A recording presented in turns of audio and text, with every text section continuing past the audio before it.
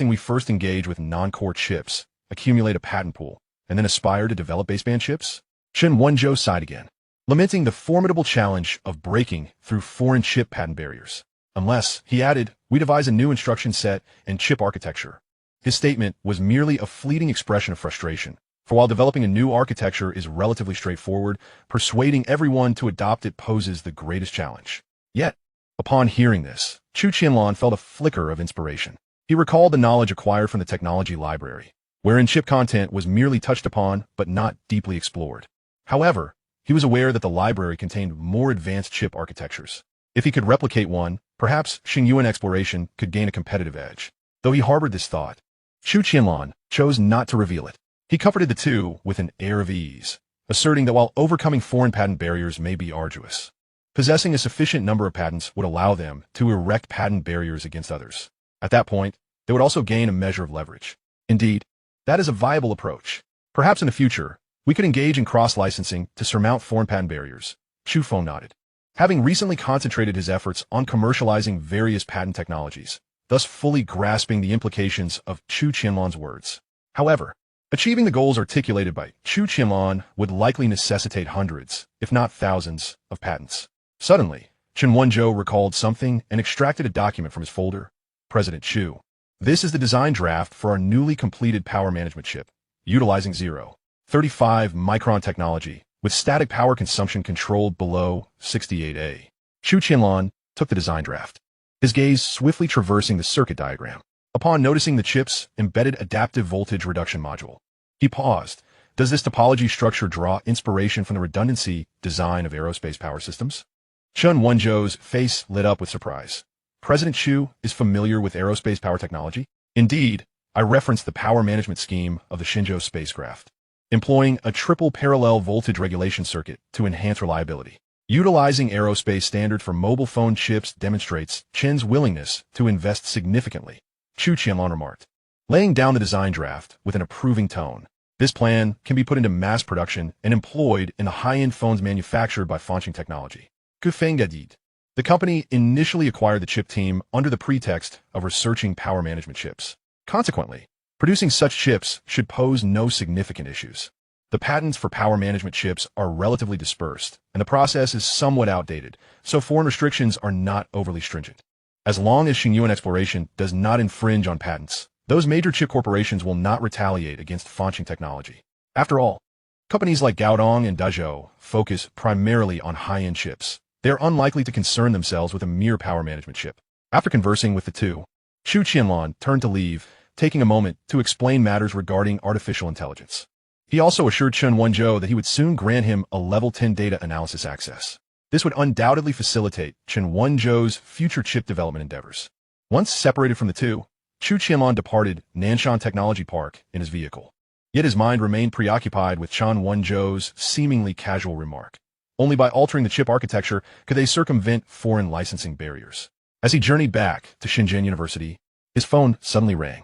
Chapter 132, Earthquake, Organizing Donations. Upon answering, his assistant Su Yezi's hurried voice came through. President Chu, the Civil Affairs Bureau, just called, requesting our company's participation in a fundraising event for post-earthquake reconstruction in Sichuan province. Just last week, a devastating earthquake had struck Sichuan.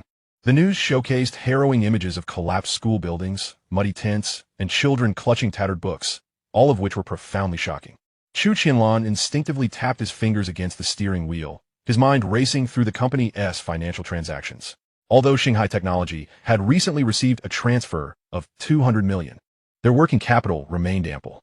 Xinghai Exploration was merely maintaining various research initiatives, with sufficient funds as well. Prise en forme du Guombe, Kufeng, and Ma Yuanlong to represent their respective companies at the donation event. What amount would be appropriate? Su Yezi pressed further.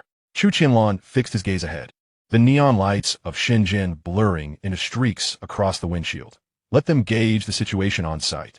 Given Xinghai Technology's prominence, our donation must be in the top tier. As for Xinghai Exploration and Fanxing Technology, they could select a figure from the second tier.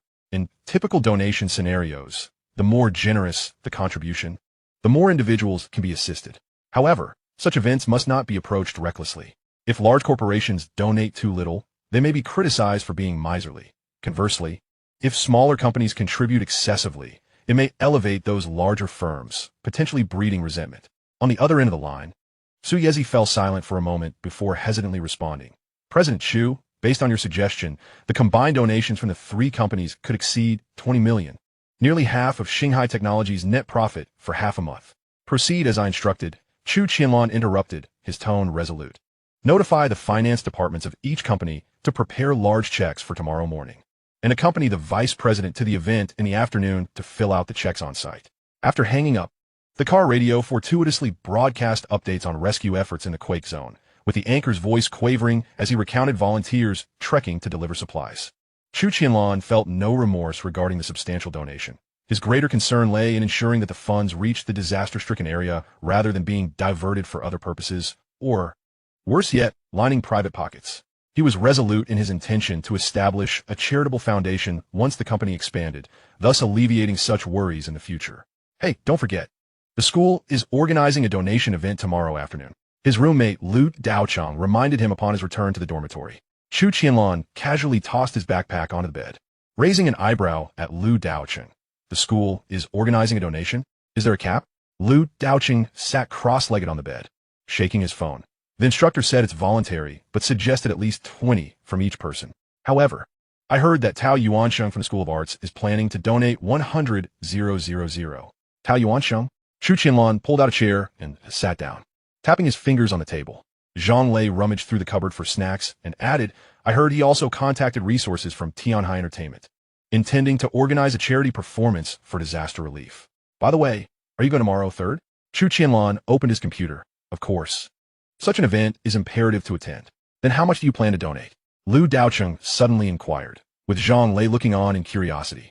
Though they were unaware of the extent of Chu Qianlan's wealth, Xinghai Technology had already established itself as a renowned internet company, with rumors circulating that its valuation reached several billion. The two had certainly heard of it. Let's see how it goes. As long as we remain in the top tier, that's sufficient. Tomorrow, please inquire about the amounts donated by those who contribute significantly. Given the controversy last year when Lin Qingxue defamed Chu Qianlan, many at the school were aware that his monthly living expenses amounted to 10,000, with some even knowing that he received dividends from Xinghai Technology, making his net worth at least a few million. If he donated a meager amount, he would undoubtedly face ridicule from classmates. Conversely, if he donated too much, he would attract the ire of those envious of wealth. Fortunately, apart from a few in the dormitory, no one knew he had ventured into entrepreneurship off campus. Otherwise, his situation would be even more challenging.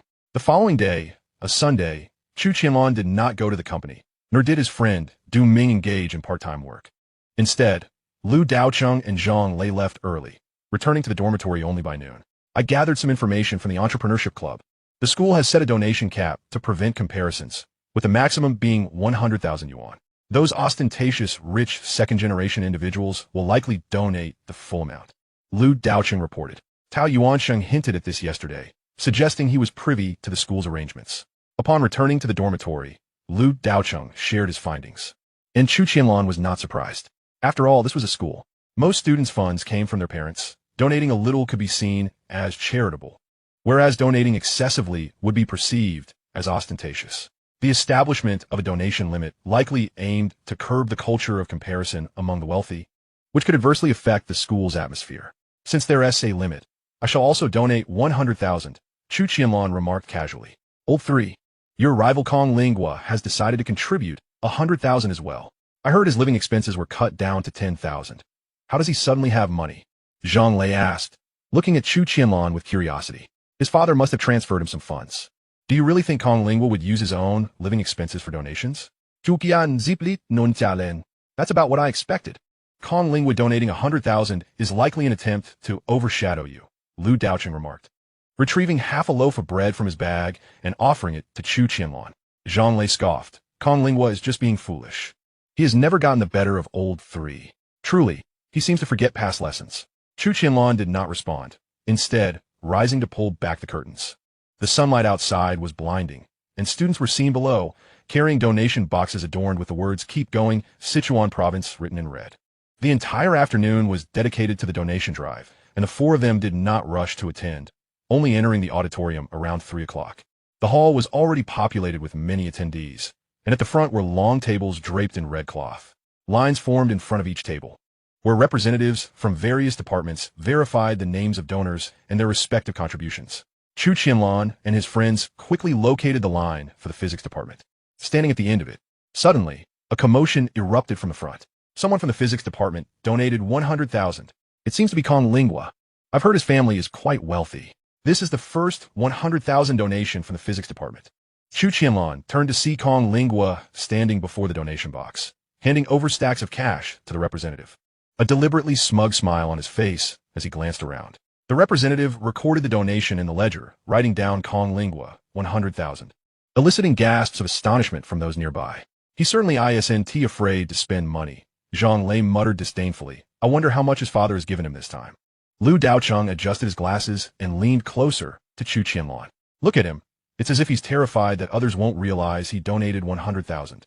Chu Qianlan merely shook his head, choosing not to comment. At that moment, a clear voice pierced the air near them. Are you Chu Qianlan? Upon hearing the voice, Chu Qianlan turned to find a young man draped in a trendy hoodie, leaning against a pillar in the auditorium, toying with a pair of sunglasses. Flanked by two blonde accomplices, a smirk played on his lips. It was Tao Yuansheng from the School of Arts. I am Chu Qianlan. What do you want? Chu Qianlan replied, his tone flat as his gaze flicked to the ostentatiously glimmering gold watch on Tao Yuansheng's wrist. Tao Yuansheng adjusted his non-existent glasses, deliberately raising his voice. I heard you're planning to donate 100,000? Chu, your family must be quite well off, with those dividends from Xinghai Technology. Students in the queue around them turned their heads, murmuring, the noise swelling. Although the scandal involving Lin Qingxue had faded, many still remembered Chu Qianlan's name. People were less concerned about the amount. After all, forcing a celebrity to apologize was a rare spectacle. Zhang Lei stepped forward, shielding Chu Qianlan. What is your point? Tao Yuansheng? Donations are acts of kindness. What does family wealth have to do with it? Tao Yuansheng scoffed, sidestepping Zhang Lei to confront Chu Qianlan directly, spinning the sunglasses on his fingertips. Kindness? Some seemed more intent on seeking the spotlight. His followers laughed, with one of the blonde boys loudly chiming in, exactly. Don't think that donating 100,000 puts you on the same level as our brother Yuansheng. He's a signed artist with Xinghai Entertainment, about to release a single. Observing Tao Yuansheng's overt bravado, Chu Qianlan found it somewhat absurd. Whether one donated much or little was an expression of intent. Unlike some, who not only made a spectacle of their donations, but also sought to publicize their connections with Xinghai Entertainment. Tao Yuansheng's smile faltered, and he glared at Chu Qianlan, his voice suddenly sharp. Well, you know, charity performances are meant to inspire others to donate, unlike certain individuals who lurk in the shadows to bask in the limelight. Raising an eyebrow, Chu Qianlan pointed to the followers behind Tao Yuansheng, who were holding up signs proclaiming their role as Xinghai Entertainment's ambassadors.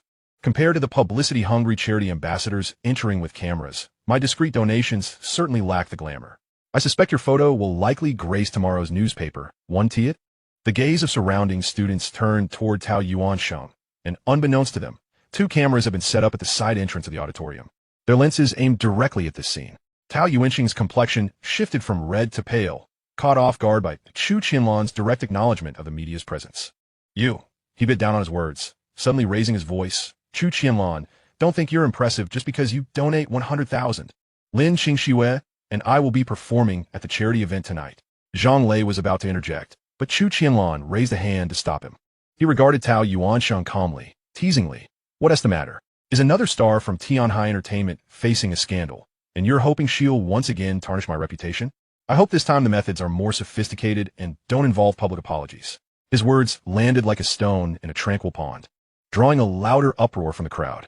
The past entanglement between Lin Qingxue and Chu Qianlan was common knowledge, and his words were akin to rubbing salt in the wounds of both Lin Qingxue and Xinghai Entertainment.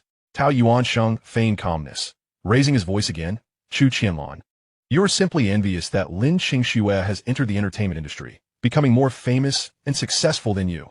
Last year's incident was undoubtedly your underhanded scheme to force Qingxue to apologize publicly. Chu Qianlan replied coolly, as a physics major. Why would I envy someone stepping into the entertainment world? Your thought process is quite peculiar. Perhaps you should visit a pet clinic. With that, he turned and followed the queue toward the donation table, with Zhang Lei and Lu Daocheng closely trailing behind, leaving Tao Yuansheng seething with rage. When it was Chu Qianlan's turn, he placed 10 stacks of 100 yuan bills on the table, allowing the instructor to verify them. The representative solemnly recorded in the ledger, Chu Qianlan, 100,000. The expressions of the surrounding students were mixed, some astonished, some admiring, and others envious. As they exited the auditorium, the setting sun stretched their shadows long. Zhang Lei couldn't help but scoff. That guy Tao Yuansheng is nothing but a clown, desperate for others to know he associates with celebrities. If he intends to navigate the entertainment industry, he certainly needs to be more ostentatious. Lu Daocheng let out a light chuckle and turned to inquire, by the way, aren't you all interested in attending tonight's charity performance? I hear it's an event organized collectively by 4 major entertainment companies, and it should be quite lively. Chu Qianlan shook his head. I have no interest in such things. You should ask them. Zhang Lei's eyes brightened. I'll go buy tickets and take Shireen with me tonight. Du Ming pondered for a moment. I'll join as well. In the blink of an eye, the 3 of them set off towards the school gate, leaving only Chu Qianlan behind. At that moment, his phone suddenly vibrated with a message from Su Yezi. Xinghai Technology has donated 10 million, while Xingyuan Exploration and Fanxing Technology each contributed 6 million. A slight smile curled at the corners of Chu Qianlan's mouth as he replied with 2 words. Very good.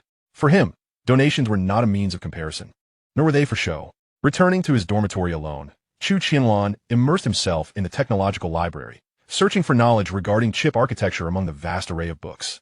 Fortunately, the technological library organized various technical books into categories, and with his control over the library's core system, he quickly located the section housing books on chip knowledge.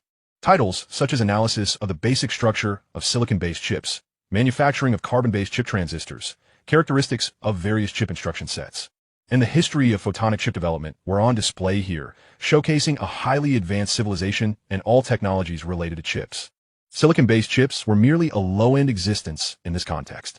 Chu Qianlan took out a book detailing various instruction sets and began to read. Instruction sets occupy a core position in chip development. They serve as the bridge connecting hardware architecture with the software ecosystem, determining the chip's functionality, performance, and compatibility. To establish a new architecture, one must naturally begin with the creation of a new instruction set. Although the library did not contain names like ARM or x86, there were similar instruction sets available. Moreover, the book described over 100 different instruction sets, far surpassing anything the Blue Star could compare to. For instance, there was the highly streamlined RI instruction set, the array instruction set suited for high-speed computation, and the modular astrological instruction set, among others.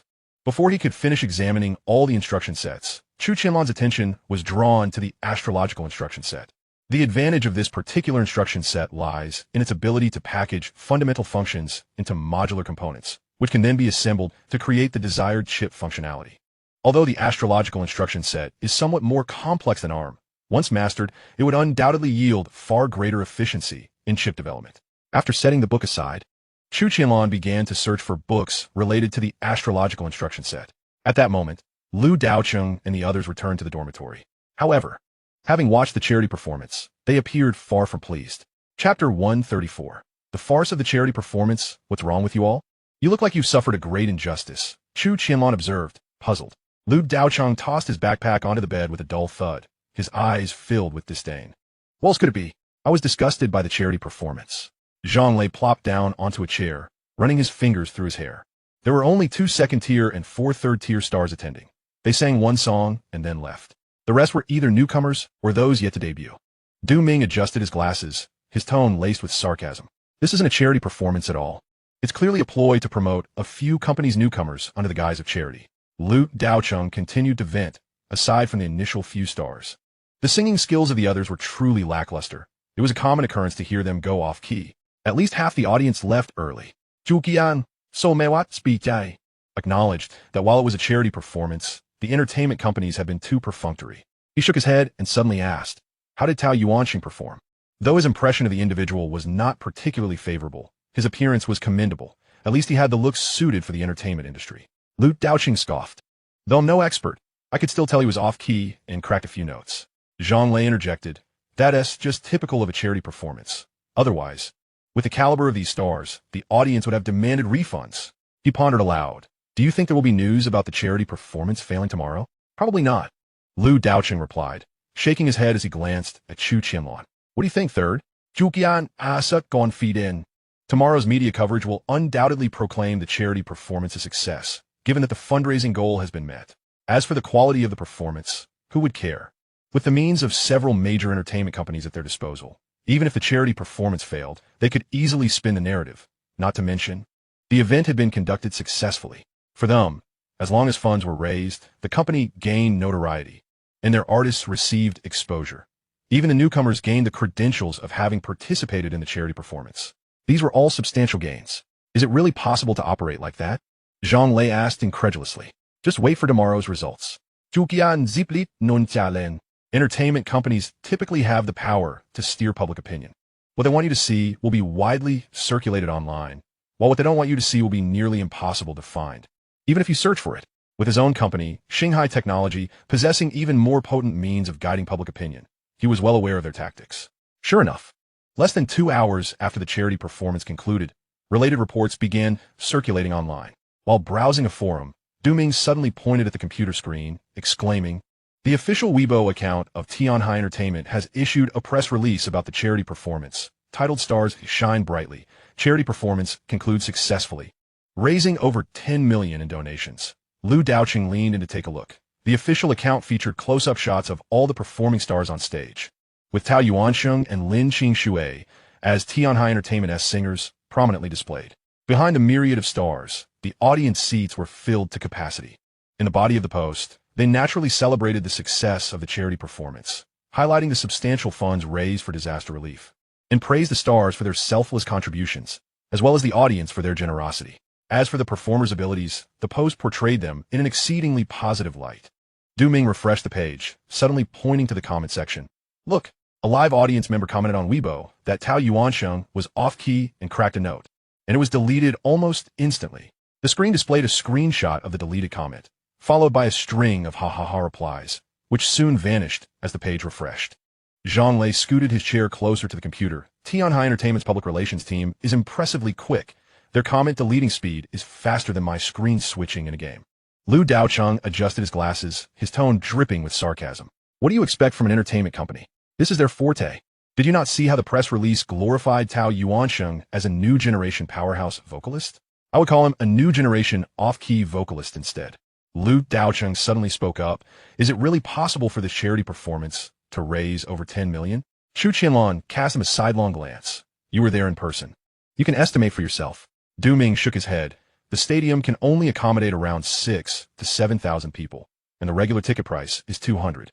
Even accounting for some higher-priced VIP tickets, total ticket revenue wouldn't exceed 2 million. Although there were plenty of donation boxes on site, the performance quality was poor, and the atmosphere for donations was weak, so the total raise should not be too high. I believe if they managed to gather 3 million, that would already be the limit." Lu Daocheng stared at the press release title proclaiming over 10 million donations, his fingers unconsciously tapping on the table. According to Duming's calculations, where did the remaining nearly 10 million come from? Did it just fall from the sky? Exaggerated publicity has always been the entertainment company's specialty in guiding public opinion. If you take such matters seriously, then you have already lost. Chu Qianlan climbed into bed and continued. "Whatever income they garnered from the charity performance, they can hand over the records to the Civil Affairs Department. As for how they choose to promote it, the receiving government will likely not care. The discrepancy of nearly 10 million in charitable donations that you mentioned simply does not exist." Lu Daocheng suddenly widened his eyes. "Are you implying that the government will only receive around 3 million from this charity event, and that the remaining amount is entirely fabricated? Do you still expect those entertainment companies to cover the nearly 10 million shortfall?" Chu Qianlan. "All right, let us get some rest. In the future, take a moment to reflect on matters." Zhang Lei stretched lazily, suddenly recalling something. "By the way, Lao San, there's a technology forum tomorrow. I heard that the technical director of Kao Tong will be giving a speech, and some say there will be unreleased chip samples on display. Are you planning to attend?" "I have classes tomorrow. I won't go." Chu Qianlan. Although Kao Tong is poised to become a titan in the mobile chip industry, an entity that virtually every mobile manufacturer depends upon, Chu Qianlan felt no curiosity towards the company. Thanks to his memories from the future, he was aware of the release dates and performance metrics of each generation of chips from this firm. For Xinghai Technology, possessing such intelligence was sufficient to secure a competitive edge. The next day, although Chu Qianlan did not attend the technology forum, Ma Yuanlong still sent a team. The chips from Kao Tong remained crucial for Starry Sky Technology, and Ma Yuanlong needed to show the necessary respect. However, on that very morning, Chu Qianlan received troubling news. Fanxing, who had leaked Starry Sky Technology's confidential information, had actually passed the interview at New Summer Mobile. Chapter 135. Exposure of Development Tools. Recently, Fanxing had interviewed at Xinghai Technology and Zhongxin Communications. Each time, Zhang Zhinshan used his connections to relay the information regarding Fanxing's leaks to those companies. Consequently, Fanxing had failed several interviews. When he went to interview at New Summer Mobile, Zhang Zhinshan again passed the word along as usual. Yet, for reasons unknown, New Summer Mobile was still prepared to hire Fanxing. Since preparing to enter the mobile industry, Chu Qianlan had begun to pay attention to updates from other mobile manufacturers. New Summer Mobile had enjoyed a vigorous sales momentum 3 to 4 years prior, but unfortunately, it had begun to decline in recent years. Rumor had it that New Summer Mobile had suffered consecutive losses for 2 years, and should the trend continue, it would face delisting. Though Chu Qianlan was watching the teacher at the podium, his mind was occupied with how to deal with Fanxing's joining of New Summer Mobile. He quickly typed out an inquiry. Manager Zhang, what's the word from New Summer Mobile? Zhu Zhong. I followed your instructions and informed the technical vice president of New Summer about Fanxing's leaks. However, they stated that the company's chairman has already passed the interview, and only the final procedures remain. The tone of Zhang Zhinshan's message conveyed a sense of helplessness. Chu Qianlan frowned. New Summer Mobile was in a state of ongoing losses and internal turmoil, and their management likely saw potential in Fanxing's marketing prowess, hoping he could help turn their fortunes around. Nevertheless, Chu Qianlan was not ready to let this matter slide. Manager Zhang, please reach out to the PR department and have them disseminate news about Starry Sky Technology developing a mobile operating system online. Additionally, under the anonymous post, where Fanxing leaked information, revealed that he was the author of that post. Due to Fanxing's actions, news of Starry Sky Technology's operating system had already spread within the mobile industry. Given this, he might as well provide the public with definitive information, effectively serving as an advertisement for Starry Sky Technology. Of course, tarnishing Fanxing's reputation was also one of his objectives. After formulating this strategy, Chu Qianlan put away his phone, glanced at the teacher at the podium, then lowered his head to study the Starry command set. Since he intended to replicate the command set on Blue Star, he needed to master it himself. Otherwise, he could not pass it on to others. Moreover, he had to prepare a series of development tools for the new command set. Fortunately, the Manhwa system was now operational, significantly reducing his future workload. Otherwise, it would have taken an eternity to gather a complete set of tools for designing the Starry architecture chips. During the lunch break, as Chu Qianlan walked into the cafeteria, a message from Zhang Zhinshan arrived. Chu Zhong, the PR department has acted as planned. Speculations regarding Fanxing's leaks have been anonymously exposed under the original post. Additionally, the press release about Starry Sky Technology developing an operating system has been reprinted by 3 tech media outlets, with headlines alluding to a breakthrough for domestic systems. Chu Qianlan merely glanced at it and chose not to follow up. The current 2G network was painfully slow, and with no wireless internet available at the school, attempting to use his smartphone for browsing was a torment. It would be better to wait until he returned to his dormitory to check the situation in detail. The anonymous post Fanxing had remained dormant for over 2 months, with few viewers each day. When Chu Qianlan clicked on it during lunch, the post still seemed quite inconspicuous. However, following the article from the 3 media outlets confirming the completion of Starry Sky Technology's Tiandao operating system, many industry insiders began to recall that post and return to review it. It was only at this point that they noticed someone had revealed that the post's author was Fanxing.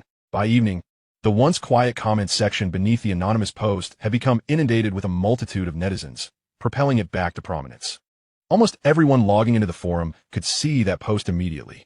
The previously tranquil comment section was once again bustling with activity. They finally understood why Fanxing had been repeatedly rejected by Meizu, Kunpeng, and Zhongxing. Who would dare to employ someone with questionable professional ethics? Who had signed a confidentiality agreement and still leaked confidential information online? Had New Summer Mobile resorted to desperate measures? Such a marketing vice president might ruin the company's reputation before even turning a profit. Starry Sky Technology's maneuvers were quite ruthless, officially announcing the success of their operating systems development, while simultaneously striking a blow against the individual who leaked company secrets. I do not care who Fanxing is. I am solely concerned with the true nature of this domestic mobile operating system. Is it merely a superficial PPT product, a basic system akin to feature phones, or something as powerful as the iPhone's operating system? What kind of company is Starry Sky Technology that they have quietly developed a mobile operating system? With an operating system in place, will there soon be phones launched that run this system? I hope Starry Sky Technology is not merely engaging in hype. From the contents of the leak, it appears that the Starry system operates smoothly and is compatible with both Symbian and iOS applications. If this can indeed be realized, it would mark a promising start. As for whether it can establish a foothold in the mobile industry, that will depend on its future ecological development. By night, as Chu Qianlan perused the various comments beneath the post, he recognized that the plan had succeeded. Fanxing, after signing a confidentiality agreement, had still leaked Starry Sky Technology's confidential information, solidifying his lack of professional integrity. Should New Summer Mobile still wish to hire Fanxing under such circumstances, Chu Qianlan would have no recourse. However, according to his memories, New Summer Mobile was already on the decline. Even if Fanxing succeeded in gaining employment, he would likely face an unfavorable future. Since the announcement of the operating system's successful development, the online discourse had become fervent, yet Starry Sky Technology had fallen silent. Ma Yuanlong was busy coordinating the procurement of various mobile components, while Lin Yu was focused on fixing bugs in the operating system and creating the first engineering prototype. Even the engineers, such as Zhou Yuan, who had been temporarily assigned, were now incredibly busy. On June 3rd, the first prototype of the Qiming mobile phone was unveiled, featuring 3 applications: contacts, calls, and an input method. These were hastily developed by engineers using semi-finished development tools as arranged by Lin Yu. Although the prototype Qiming mobile phone was rather rudimentary, it already possessed the fundamental function of making calls. 2 days later, the initial version of the development tools was completed. That evening, Zhou Yuan and others began testing using Planet One. The results were self-evident, as the Nuwa system identified nearly 300 vulnerabilities. Fortunately, there are not many high-risk vulnerabilities, and there are no significant logical errors, making the modifications relatively uncomplicated. On the morning of June 7th, Chu Qianlan drove Du Ming directly to Nanshan Technology Park. Today, they would finally witness the preliminary results of their efforts over the past year. Chapter 136, Engineering Machine Applications. Chu Qianlan's phaeton smoothly parked in the underground garage of Nanshan Technology Park, the roar of the engine gradually fading away. He opened the car door, followed closely by Du Ming, and the two swiftly made their way towards the office building of Starry Sky Technology. Qianlan, will we finally see the actual device of the Qiming phone today? Du Ming's voice brimmed with barely contained excitement. Chu Qianlan's lips curled into a slight smile. Of course. Lin Yu messaged last night, saying that the engineering machine was completed a few days ago and that its basic functions are running stably. The elevator doors chimed open, and as they stepped out, they spotted Ma Yuanlong pacing at the entrance of the R&D department, a document in hand. President Chu, you finally made it. Ma Yuanlong approached briskly, his face a mix of fatigue and exhilaration. Engineer Lin and the team have been waiting for you in the lab. The cost for the screens and processors have exceeded the budget by 12. That's quite steep, Chu Qianlan remarked, gesturing to the table of figures in the document. Ma Yuanlong offered a wry smile. I've pleaded my case thoroughly, but the folks at Xinghai insist that their production capacity for capacitive screens is limited. Unless we increase our order to over 500,000 units, there's no room for negotiation on the price. As for Kao Tong, they are adamant that the MSM 7201A is the latest model and that what they're offering us is already the lowest price available through their distributors. After a moment of contemplation, Chu Qianlan decided, then let's place an order for 500,000 units. The surplus screens can be utilized elsewhere in the future. All right, I'll discuss this further shortly. Ma Yuanlong hesitated momentarily before agreeing. The three entered the laboratory, which was bustling with activity. Lin Yu was bent over a workbench, a magnifying glass in hand as he meticulously examined a mobile phone's motherboard. Zhou Yuan stood behind a few engineers, explaining the usage of development tools. Chu Qianlan's gaze swept across the busy figures in the lab, finally resting on the workbench in front of Lin Yu. There lay 2 engineering machines, their exteriors still bearing the unique rough texture of 3D printing, with screens displaying a backdrop of a starry black sky. Engineer Lin, is this the engineering machine for the Qiang phone? Chu Qianlan approached and picked up one of the devices. The phone featured a sharply defined straight design. Its black ABS engineering plastic casing, although unpainted, had undergone secondary polishing to eliminate any sharp edges. The screen occupied 70% of the front surface, surrounded by a narrow black bezel, with the outlines of 3 touch-sensitive buttons visible at the bottom. This design was a temporary measure to accommodate traditional mobile phone user habits. The camera protruded slightly at the top of the back, and the center bore the laser-etched logo of Starry Sky Technology. The top featured a headphone jack, while the bottom housed a micro USB port and a microphone, with the sides accommodating the volume and power buttons. These were standard configurations for smartphones of later generations. The device measured approximately 13 millimeters in thickness. While the screen was slightly larger than that of an iPhone, its overall length and width were comparable. Lin looked up, his eyes sparkling with excitement. President Chu, you arrived just in time. After several days of adjustments, the system stability of the engineering machine has significantly improved. It has run continuously for 24 hours without any crashes or lags. Upon hearing this, Chu Qianlan began to operate a few existing applications, and indeed, they were remarkably smooth. However, given that these were merely simple applications occupying minimal memory, such fluidity was to be expected. The performance is commendable, even exceeding my expectations, he remarked, relishing the smooth, tactile interaction between his fingertips and the screen. This is largely thanks to the assistance of Planet One, Lin Yu expressed with gratitude. If it hadn't accurately pinpointed the locations of the vulnerabilities, we would still be grappling with these underlying bugs. He initially intended to credit the Manhwa system, but, recalling its confidentiality requirements, opted instead for Planet One. Chu Qianlan opened the contacts application, directly dialing Zhang Jinshan's number. Hello. Upon connection, Zhang Jinshan's voice came through clearly. This is Chu Qianlan. Can you hear me clearly? Chu Qianlan inquired directly. Perfectly clear, just like our previous calls, Zhang Jinshan replied, suddenly realizing, has the Qiming engineering machine been produced? Yes, it is ready and currently undergoing testing. If you have time, feel free to come down and take a look.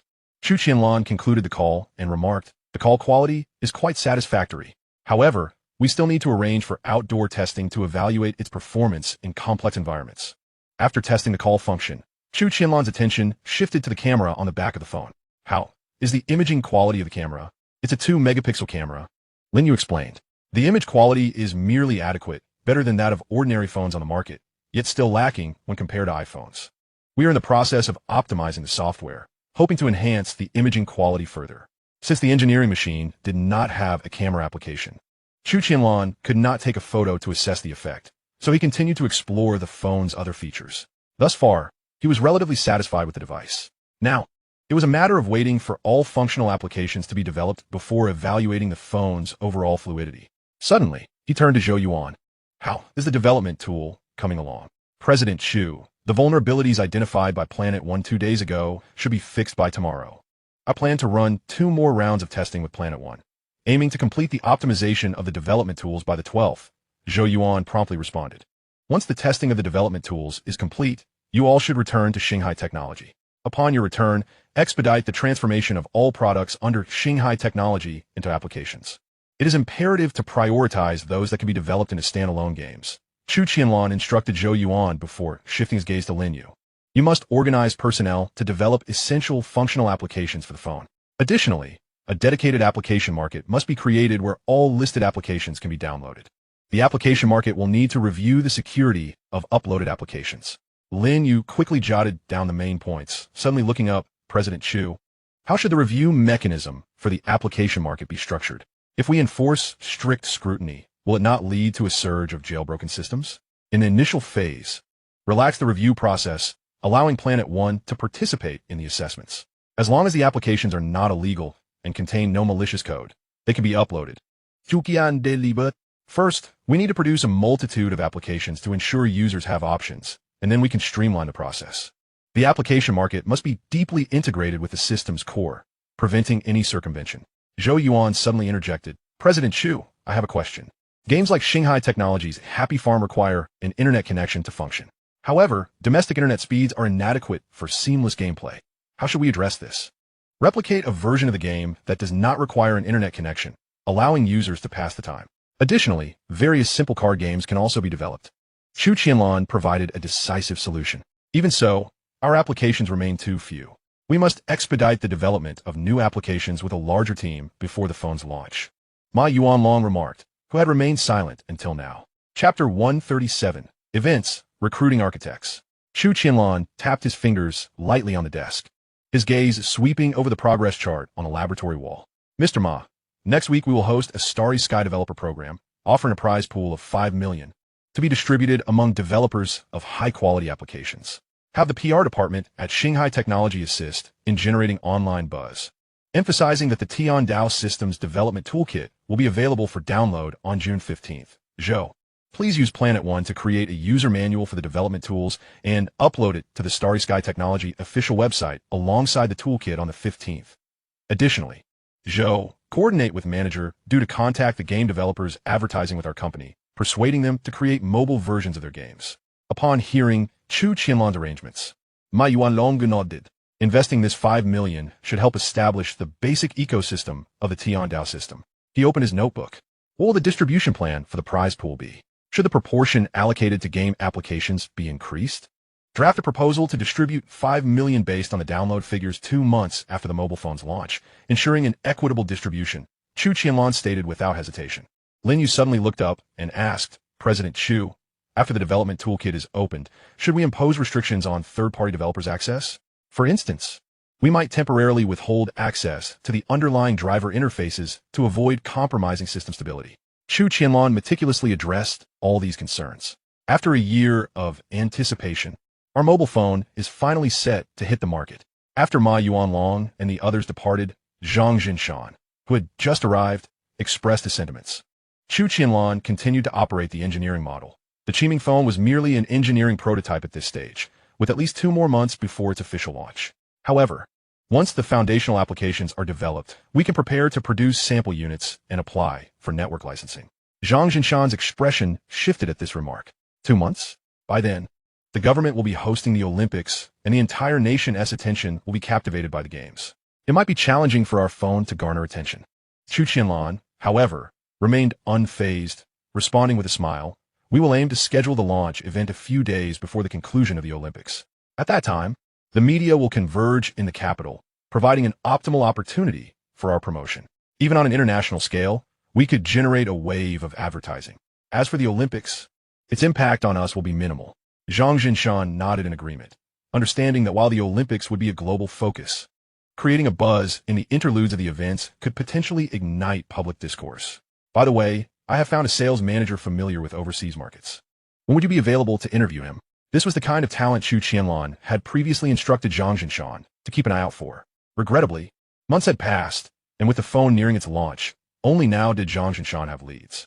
Fortunately, there was still time before the Qiming phone would expand overseas, making the current arrangements not too late. Chu Qianlan gently placed the engineering model on the workbench and looked up at Zhang Jinshan, instructing him to come for the interview next Saturday at 10 a.m. The location would be the 3rd conference room at Fanxing Technology, and he should provide the candidate with publicly available materials about the company for his perusal. Zhang Jinshan quickly jotted this down, the sound of his pens scratching against the paper echoing in the room. President Chu, this sales manager is named Zheng Anghua, and he has previously handled mobile phone promotions for Bodeo in the Asia-Pacific region. With relevant experience, he should possess numerous overseas connections. I hope he does not disappoint. After confirming the interview schedule, Chu Qianlan departed from Fanxing Technology and headed to the laboratory of Xinghai Exploration. In the lithium battery laboratory, Professor Zhang Mo and Li Yang led their team, developing electrolyte additives and lithium battery separators based on the experimental data provided by Chu Qianlan. Thus far, the laboratory had mastered most of the patents related to lithium batteries.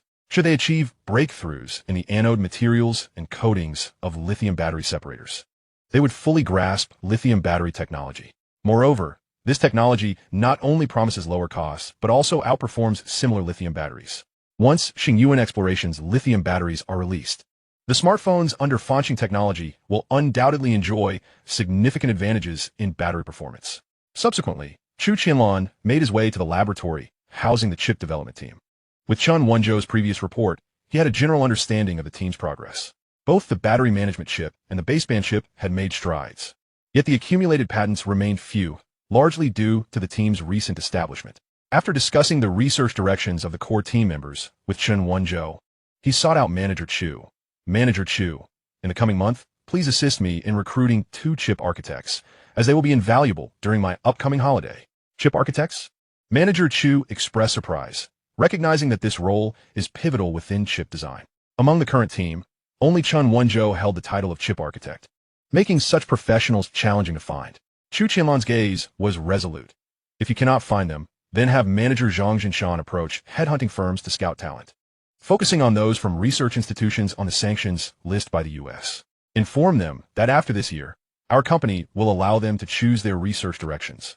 Chu Qianlan planned to develop a simplified version of the star instruction set during the summer vacation. However, given the extensive knowledge required in chip technology, he would appear exceedingly remarkable if he were to undertake this task alone. Thus, the newly recruited chip architects would serve as a shield against scrutiny.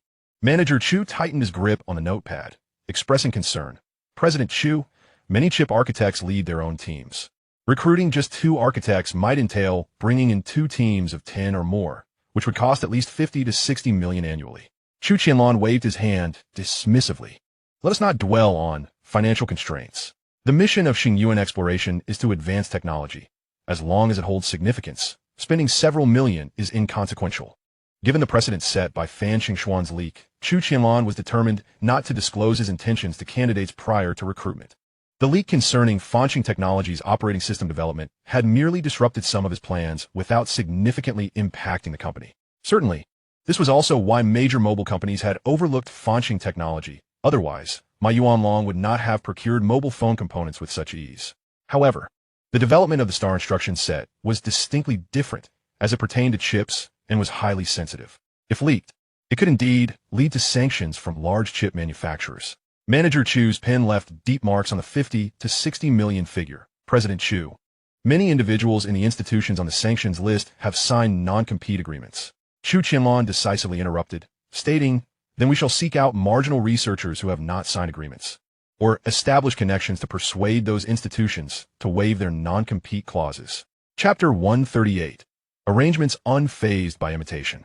After finalizing the recruitment of chip architects, Chu Qianlan left Nanshan Science and Technology Park and proceeded to Xinghai Technology. The cost of recruiting chip architects might be considerable, but he deemed it worthwhile.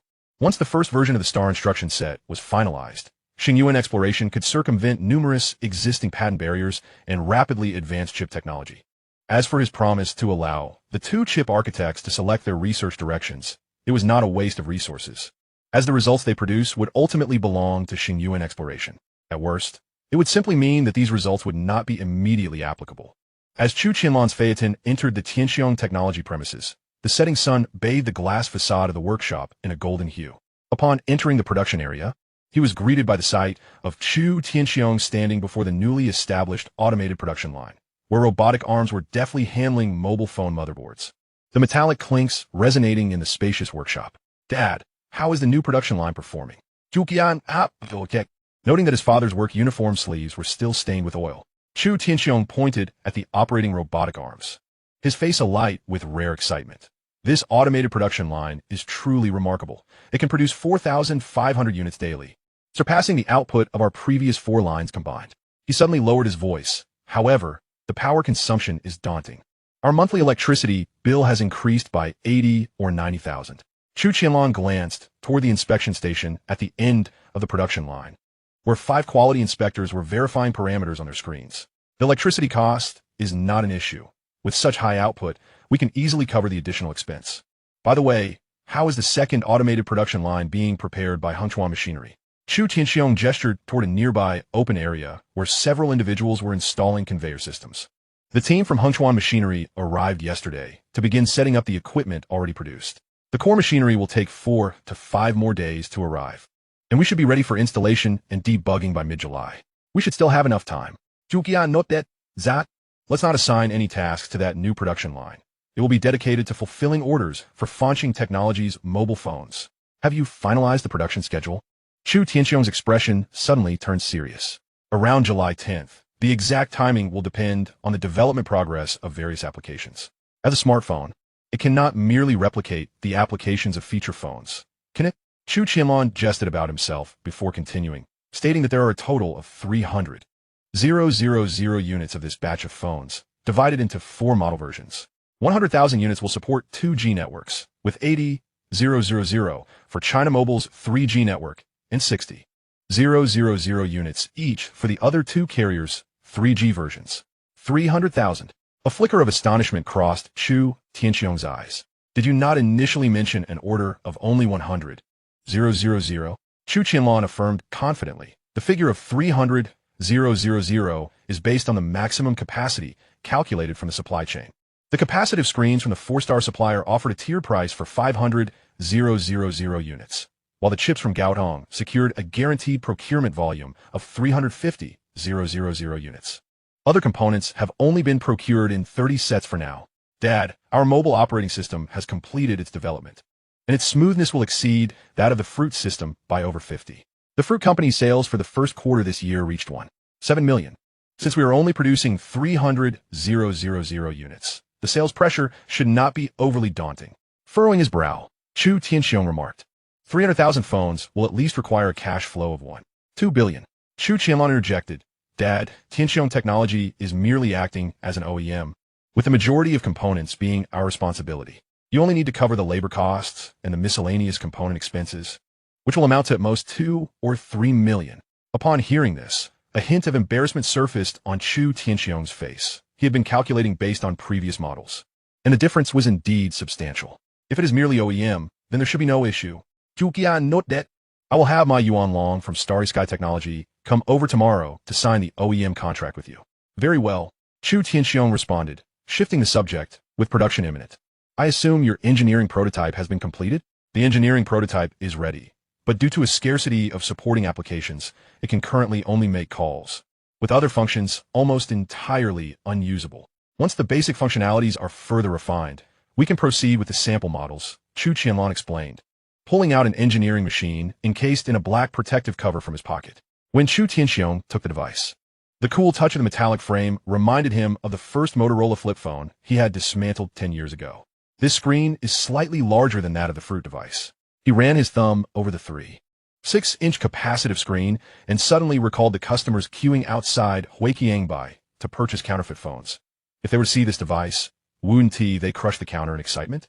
The overhead lights in the workshop reflected fragmented glimmers off the engineering machine's casing, and as Chu Qianlan focused on the protruding 2-megapixel camera on the back, a thought struck him. Xiaolan, if this phone is priced at $19.99, do you think those counterfeit manufacturers will follow suit? Let them. Chu Qianlan retorted as he reclaimed the engineering machine, his fingertips gliding smoothly across the screen. The core drive of the Tiandao system is self-developed. They may replicate the shell, but they cannot replicate the core. Although counterfeit phones may appear attractive if they were to run on the Symbian system, they would be utterly incomparable to the authentic phones produced by Xinghai Technology. Chu Qianlan exhaled in relief. That is reassuring.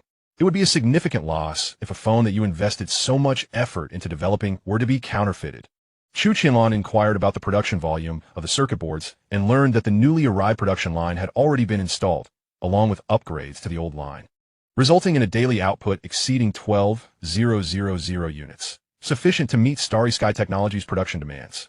Subsequently, Chu Qianlan visited Hengchuan Machinery and Dajiang Drone, both of which have now entered a stable operational phase. Notably, Hengchuan Machinery's factory space has expanded 5 to 6-fold, and the workforce has increased by over 80 individuals. According to Lu Chuan, there are still over 100 workers at the old machinery factory responsible for producing simple mechanical components. Meanwhile, the headquarters of Hengchuan Machinery primarily focuses on the research and production of high-precision core components. Following the previous exhibition, Hengchuan Machinery has garnered a degree of recognition, receiving hundreds of orders for robotic arms each month, with profits exceeding $1 million. At the machinery factory, Chu Qianlan met Lu Chuan's father, Lu Datong, for the first time. Dressed in work attire, he bore little resemblance to a factory director, appearing more like a laborer. Although Lu Datong holds shares in Hengchuan Machinery, he does not partake in management. Instead, he remains in the workshop, delving into processing techniques. It is said that when he established the old machinery factory, he was already a level 8 technician, and many skilled workers in the factory are his apprentices. On the other hand, Dajiang Drone, though already profitable, still experiences a lackluster growth rate due to market limitations. Even with a government order received last month, profits barely reached 200,000. Old 3. The singing competition organized by the literary club will be held next Saturday. Are you going to join the fun? As soon as Chu Qianlan returned to his dormitory at Shenzhen University, Lu Daocheng approached him. Hearing this news, Chu Qianlan expressed surprise. Wasn't their competition supposed to be held in May? Why has it been moved to next week? There was an earthquake in Sichuan province last month, so the school postponed their activities and organized a fundraising event instead, Zhang Lei explained. I see, Chu Qianlan acknowledged, but did not pursue the matter further. He had never been particularly interested in such activities. Had it not been for his past pursuit of Lin Qingxue, he would never have joined the literary club. Now that their relationship was over, he naturally had no interest in the singing competition. Chu Qianlan carelessly tossed his backpack onto the bed, his gaze sweeping over the promotional flyer for the competition on Lu Daoqing's desk.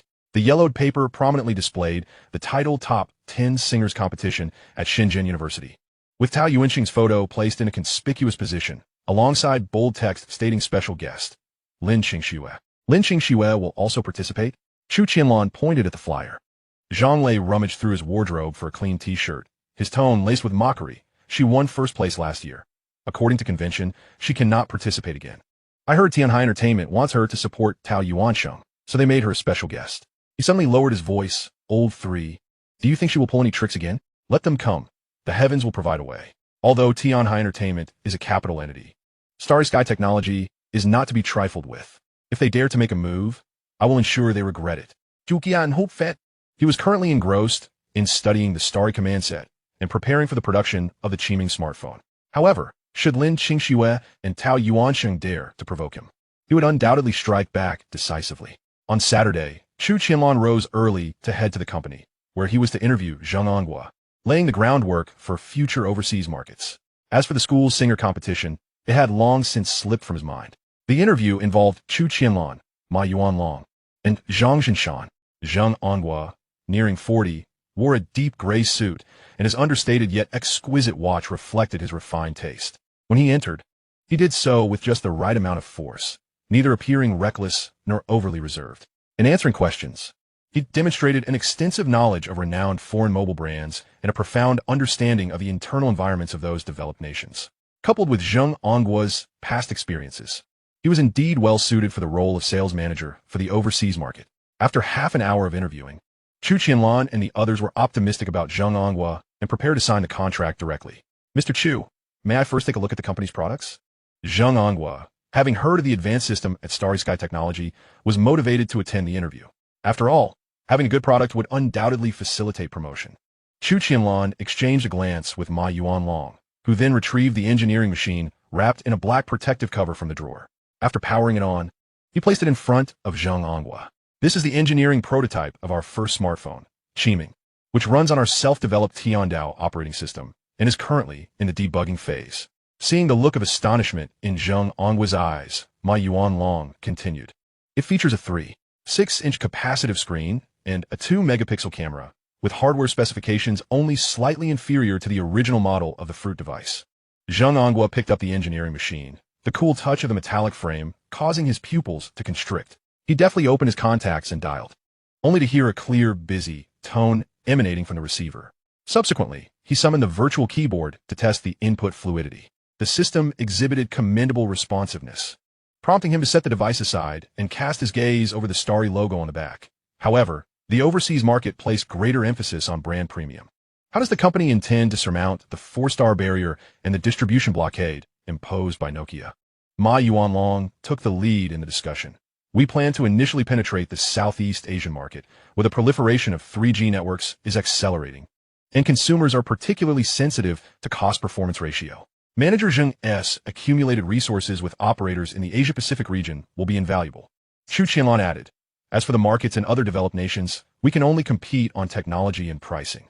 The fluidity of the Tiandao system is our core competitive edge, and a moderate price point is also advantageous. Once we can breach the doors of the international market, we will gradually increase our shipment volumes. Zheng Onghua suddenly chuckled, gently tapping the table with his fingers. President Chu, during my tenure at Bodeo, I was responsible for expanding into the Indian market, where local distributors prioritize localization. For instance, does the operating system support local language input methods, and is the camera optimized for bright light conditions? Ma Yuanlong opened his notebook. These are minor issues. As long as we report in advance, we could develop solutions swiftly. Zheng Onghua leaned forward, declaring, that's not sufficient. I need a company commitment. The system updates for the overseas version must be prioritized alongside the domestic version, and we need to open some underlying interfaces to local developers. Without this, the ecosystem cannot be established, and no amount of superior hardware would matter. Agreed, Chu Qianlan affirmed with conviction. The development tools will be localized as soon as possible. Any permissions available in the domestic version will also be present in the international version. Satisfied with the response, Zheng Onghua decisively signed a contract, becoming the sales head for the overseas market at Star Technology. After signing, he suddenly looked up and said, "President Chu, I require a localized R&D team dedicated to addressing the adaptation needs of the overseas market." Chu Qianlan pointed to Ma Yuanlong. "The R&D department at Star Technology can allocate 10 personnel for you to form an overseas task force. However, the core code must be overseen by Lin Yu's team." Ma Yuanlong added, "Regarding the budget, the initial investment will be $3 million, primarily for establishing international channels and conducting market research." As he watched Zheng Onghua depart, Ma Yuanlong murmured, "This sales manager is not young, yet he possesses remarkable vigor. He is precisely the kind of employee I seek." Chu Qianlan continuing to instruct that Lin Yu be informed about the allocation of 10 technical experts and that Zhang Zhinshan should enhance the R&D team with additional technical staff. After acknowledging, Ma Yuanlong produced a document. "President Chu, the Star Developer Program has been publicized online. This is our proposed reward plan. If you have no objections, we can announce it tomorrow." Chu Qianlan opened the document and swiftly read through it. The Star Developer Program aims to encourage individuals and companies to develop applications compatible with the Tiandao system. According to Ma Yuanlong's plan, a prize pool of 5 million will be divided into 2 parts. The first part rewards the top 100 downloads with prizes ranging from 50,000 to 1,000 yuan. The second part distributes bonuses proportionate to the number of downloads. The more downloads, the greater the rewards. Let us proceed with this rule. However, a single application downloaded multiple times on the same device will only count as 1 download. Chu Qianlan returned the document, stating, "You manage the remaining details." After concluding his instructions, he turned and descended the stairs towards the supercomputing laboratory. Just then, Zhang Lei delivered some unfortunate news. Chapter 140, Further Slander. A Lawyer's Letter. Third brother, Tao Yuanxing has won first place in the singing competition. During the award ceremony, he subtly ridiculed you. Upon seeing Zhang Lei's message, Chu Qianlan remained unfazed. This time, his opponent had learned to be discreet, avoiding direct naming. To ignore it would invite ridicule, while confronting it would only draw the mud onto himself. For such a trivial matter, Chu Qianlan had no intention of confronting Tao Yuanxing. However, mere minutes later, Zhang Lei sent another message, revealing that an anonymous article titled Lin Qingshue's Tumultuous Path to Stardom had emerged on the campus network. The protagonist of the article was naturally Lin Qingxue, while Chu Qianlan was cast as the villain, accused of obstructing her entry into the entertainment industry, dating multiple girlfriends, and coercing Lin Qingxue into publicly apologizing, among other allegations. Upon reaching the exterior of the supercomputing building, Chu Qianlan's expression darkened upon reading this news, and he promptly redirected his path away. Back in his office, Chu Qianlan quickly accessed the campus network and located the article Lin Qingshue's Tumultuous Path to Stardom. The article portrayed him as an antagonist impeding Lin Qingshue's dream, rife with distorted facts and malicious conjectures. Moreover, the article had been pinned atop the campus network. Anyone logging in would encounter it. There was undoubtedly a significant figure within the campus involved in this affair. Otherwise, the article would not have passed the campus network's review. Upon first seeing the article, Chu Qianlan immediately thought of Tao Yuansheng. After all, the content mentioned had been echoed by Tao Yuansheng before him on the day of the charity event. But soon, he dismissed this notion. Tao Yuansheng lacked the influence to have an anonymous article pinned on the campus network. After a moment of contemplation, Chu Qianlan picked up the phone, scrolled to Professor Li Sihua's name, and dialed. Professor Li's team had previously established Planet One, and their interactions had been amicable. As the head of the Computer Science and Software Academy, he would certainly have connections with the campus network's operational staff. Shortly, a calm greeting resonated through the phone. "Chu, my student? What prompted you to call today?" Chu Qianlan got straight to the point. "Professor Li, someone has pinned an article on the campus network slandering me. Could you help me inquire who is behind this? Such a thing has occurred." Professor Li sounded surprised. He understood the rules surrounding the campus network, having been involved in its creation. Realizing the gravity of the situation, he stated, "Please hold on. I will make a call to inquire." After hanging up, Chu Qianlan wasted no time, directly contacting the legal department to draft a lawyer's letter. Within 5 minutes, Professor Li called back. "Chu, I have inquired. It was a vice dean from the School of Arts who intervened, which is why the article was pinned. Do you want me to approach the university leadership to have it taken down?" "No need to disturb the university leadership, Professor Li." Chu Qianlan glanced at the preliminary draft of the lawyer's letter on his computer, his tone icy. "A vice dean from the School of Arts? It seems this individual harbors quite a deep-seated animosity towards me." Professor Li fell silent for a moment before quietly saying, "Chu, are you certain you do not require the higher-ups at the university to intervene?" Chu Qianlan chuckled lightly. by the time the university leaders convene to discuss this. That article will have already tarnished my reputation beyond repair. This matter does not require your involvement. I will let the university come to me. After terminating the call, Chu Qianlan sent a message to the head of the legal department. Directly send the lawyer's letter to the president's office of Deep City University and to all publicly accessible email addresses. Moments ago, he had utilized the Manhwa system to collect all publicly available email addresses from Deep City University, excluding those related to admissions and personal emails. He forwarded all to the legal department. The lawyer's letter was not issued under Star Technology's name, but bore the stamp of a law firm. As Chu Qianlan wished to keep his identity concealed, the letter explicitly stated that the pinned article on the campus network was defamatory, demanding the university immediately remove the content, conduct a thorough investigation into the responsible party, and restore Chu Qianlan's reputation, while reserving the right to pursue legal action. Subsequently, he dialed 110 to report the defamation incident. Upon learning that the case involved Deep City University, the operator's tone grew cautious, assuring him that the matter would be promptly forwarded to the local precinct for further action. Meanwhile, the anonymous article Lin Qingshue's tumultuous path to stardom continued to gain traction. In the comments section, students, misled by the article, began to voice their accusations against Chu Qianlan, with some even resurrecting last year's Lin Qingxue incident, portraying Chu Qianlan as a tyrant abusing his power. Others seized the opportunity to steer the conversation towards the oppression of aspiring artists by wealthy heirs, attempting to cast Chu Qianlan as a quintessential villain. However, just as the students were incensed on the campus forum, Chu Qianlan made a comment beneath the anonymous article. Spreading rumors comes with legal repercussions. Accompanying his comment was a screenshot of a lawyer's letter. This bold action resonated like thunder in the comments section of the campus forum. The previously incited public opinion began to fracture, as many students scrutinized the lawyer's letter adorned with a clear law firm seal and legal stipulations, starting to doubt the authenticity of the article's content. How audacious of Chu Qianlan to issue a lawyer's letter to the school. Did he not wish to graduate? The same situation, nearly identical outcomes. Last year, he merely reported Lin Qingxue to the authorities. This year, he bypassed the individual involved entirely and sent a lawyer's letter to the school. Remarkable. A student suing the school. Could it be that our institution is about to gain notoriety in the face of the university? The possibility of pursuing accountability for malicious defamation mentioned in the lawyer's letter might prove challenging. Yet if Chu Qianlan remained tenacious, the school would undoubtedly find itself in a precarious position. Chu Qianlan's response was remarkably swift. Less than half an hour had passed since the article's release when he dispatched the lawyer's letter within the office of the university president. The head was engrossed in reviewing documents when his assistant hurriedly knocked and entered. President, there's been an incident on the campus forum. As the assistant explained the unfolding events, he presented the printed lawyer's letter and the article before the president. Adjusting his glasses, the president carefully read the lawyer's letter, his brow gradually furrowing. The portrayal of Chu Qianlan in the tumultuous path of Lin Qingxue to stardom indeed exhibited clear bias and misrepresentation. The content of this article was either exaggerated or fabricated.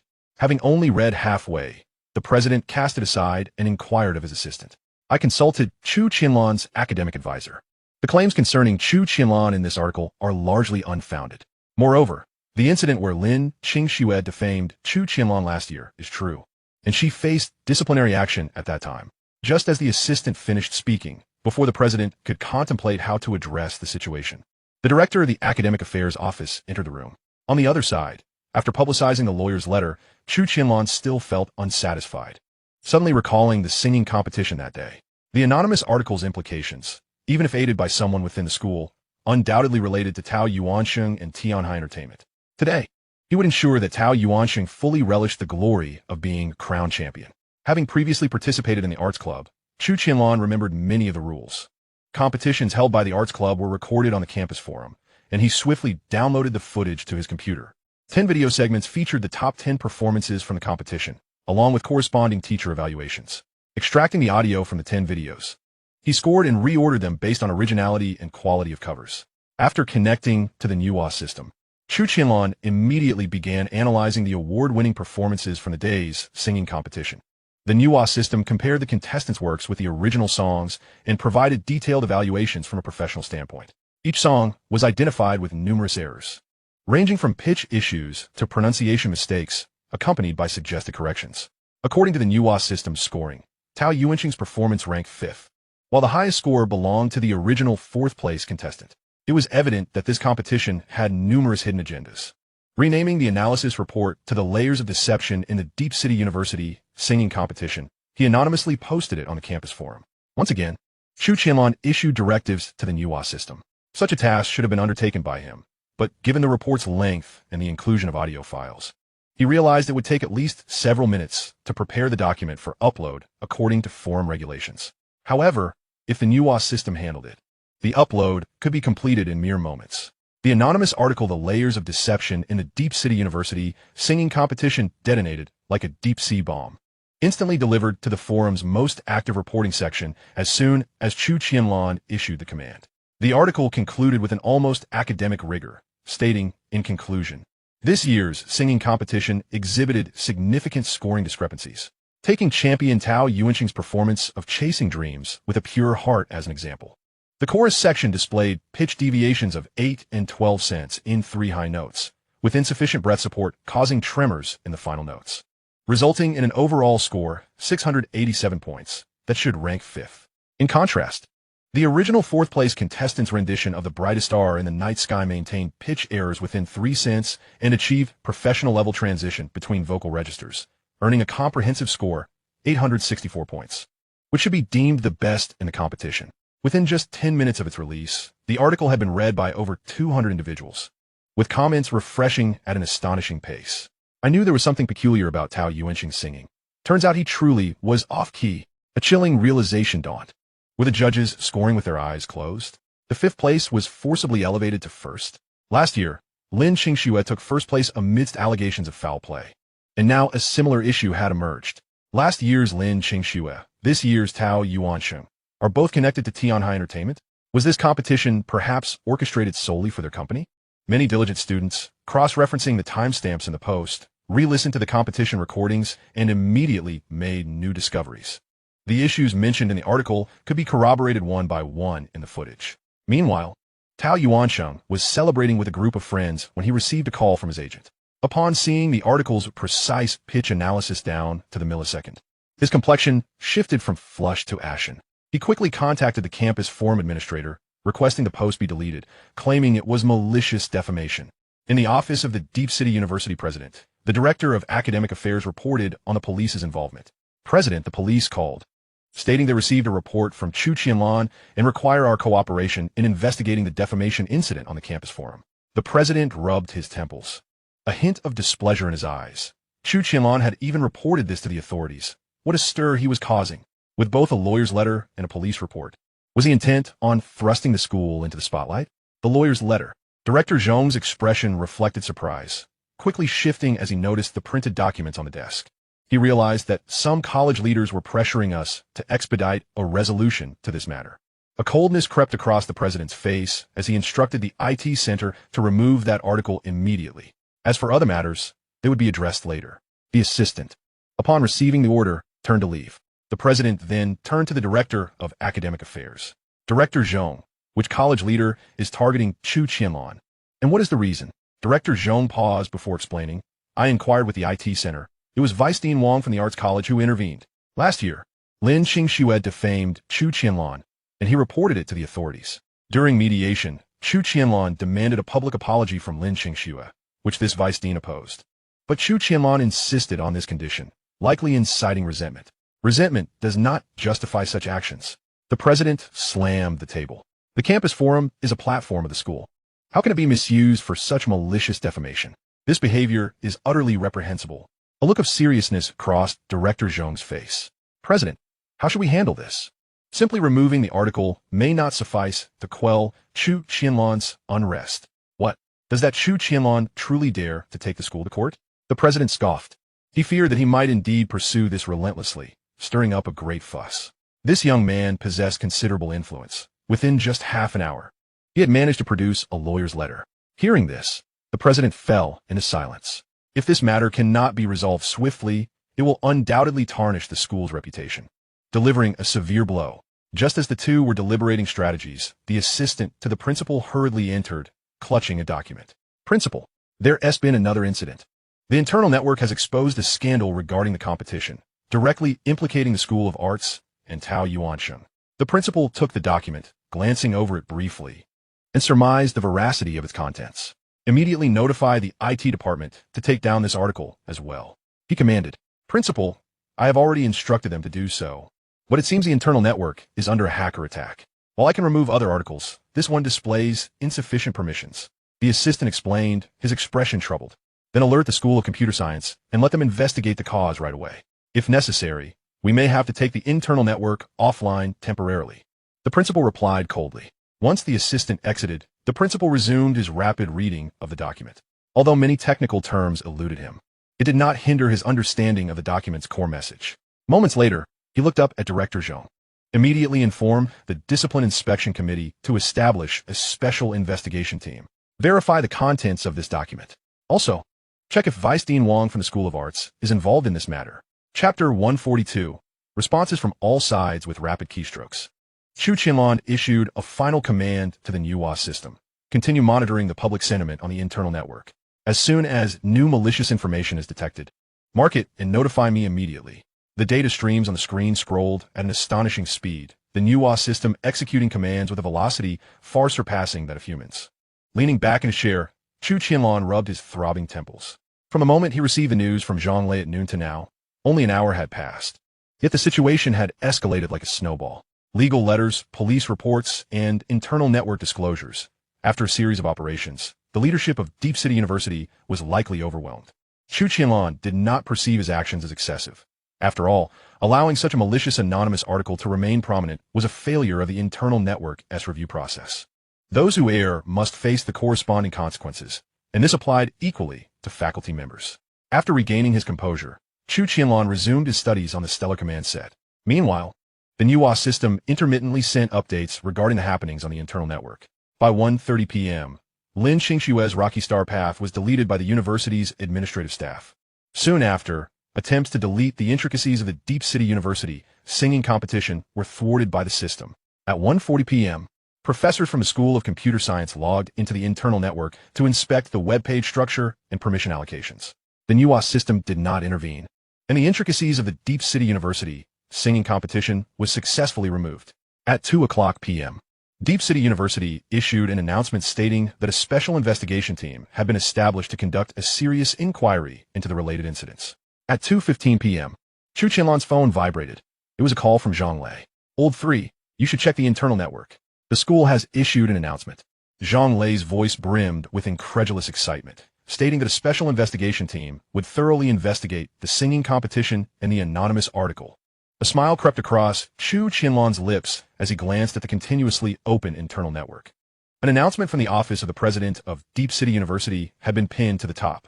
The content was succinct and clear, acknowledging the deficiencies in the management of the internal network, announcing the formation of a special investigation team led by the Discipline Inspection Committee, and pledging to investigate the fairness of the singing competition scoring and the processes for publishing anonymous articles, with a promise to disclose the results promptly. However, there were no comments beneath the announcement, clearly indicating that no students dared to voice their opinions at such a moment. I've seen it, Chu Qianlan replied calmly. It's merely standard procedure. Let us hope it doesn't lead to further complications.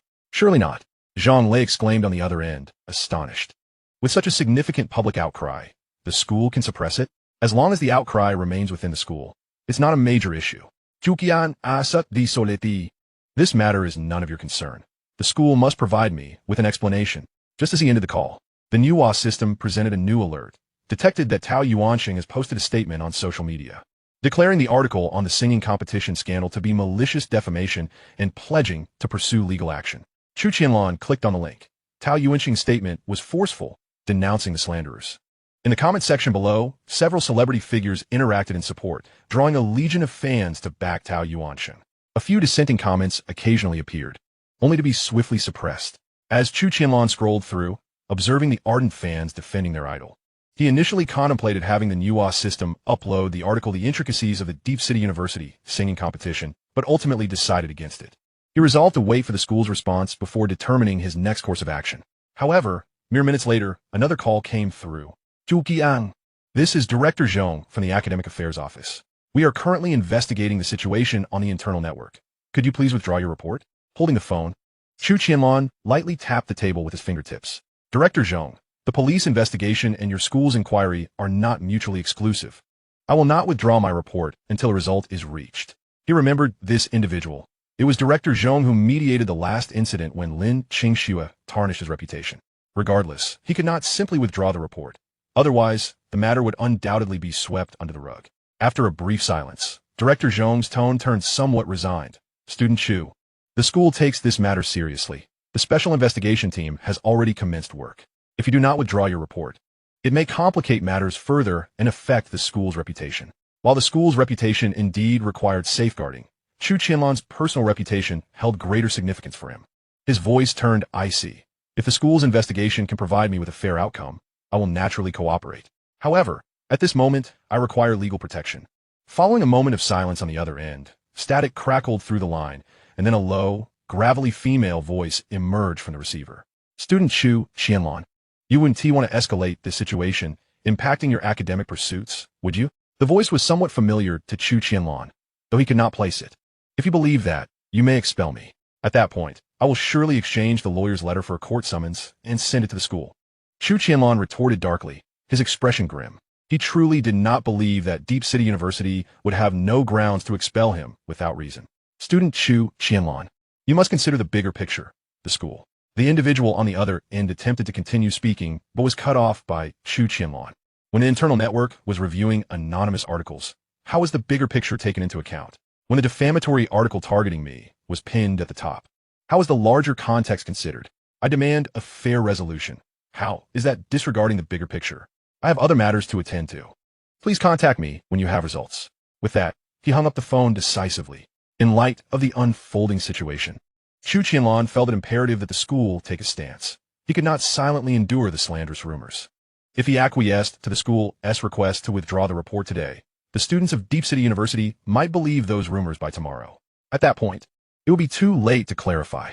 In reality, whether through police reports or legal letters, Chu Qianlan posed little threat to Deep City University. The institution could easily find any pretext to deflect the issue. They simply did not wish for the matter to become widely known, jeopardizing the school's reputation, which was why they approached Chu Qianlan. Compared to the allegations of fraud surrounding the singing competition, Chu Qianlan's situation was of little consequence.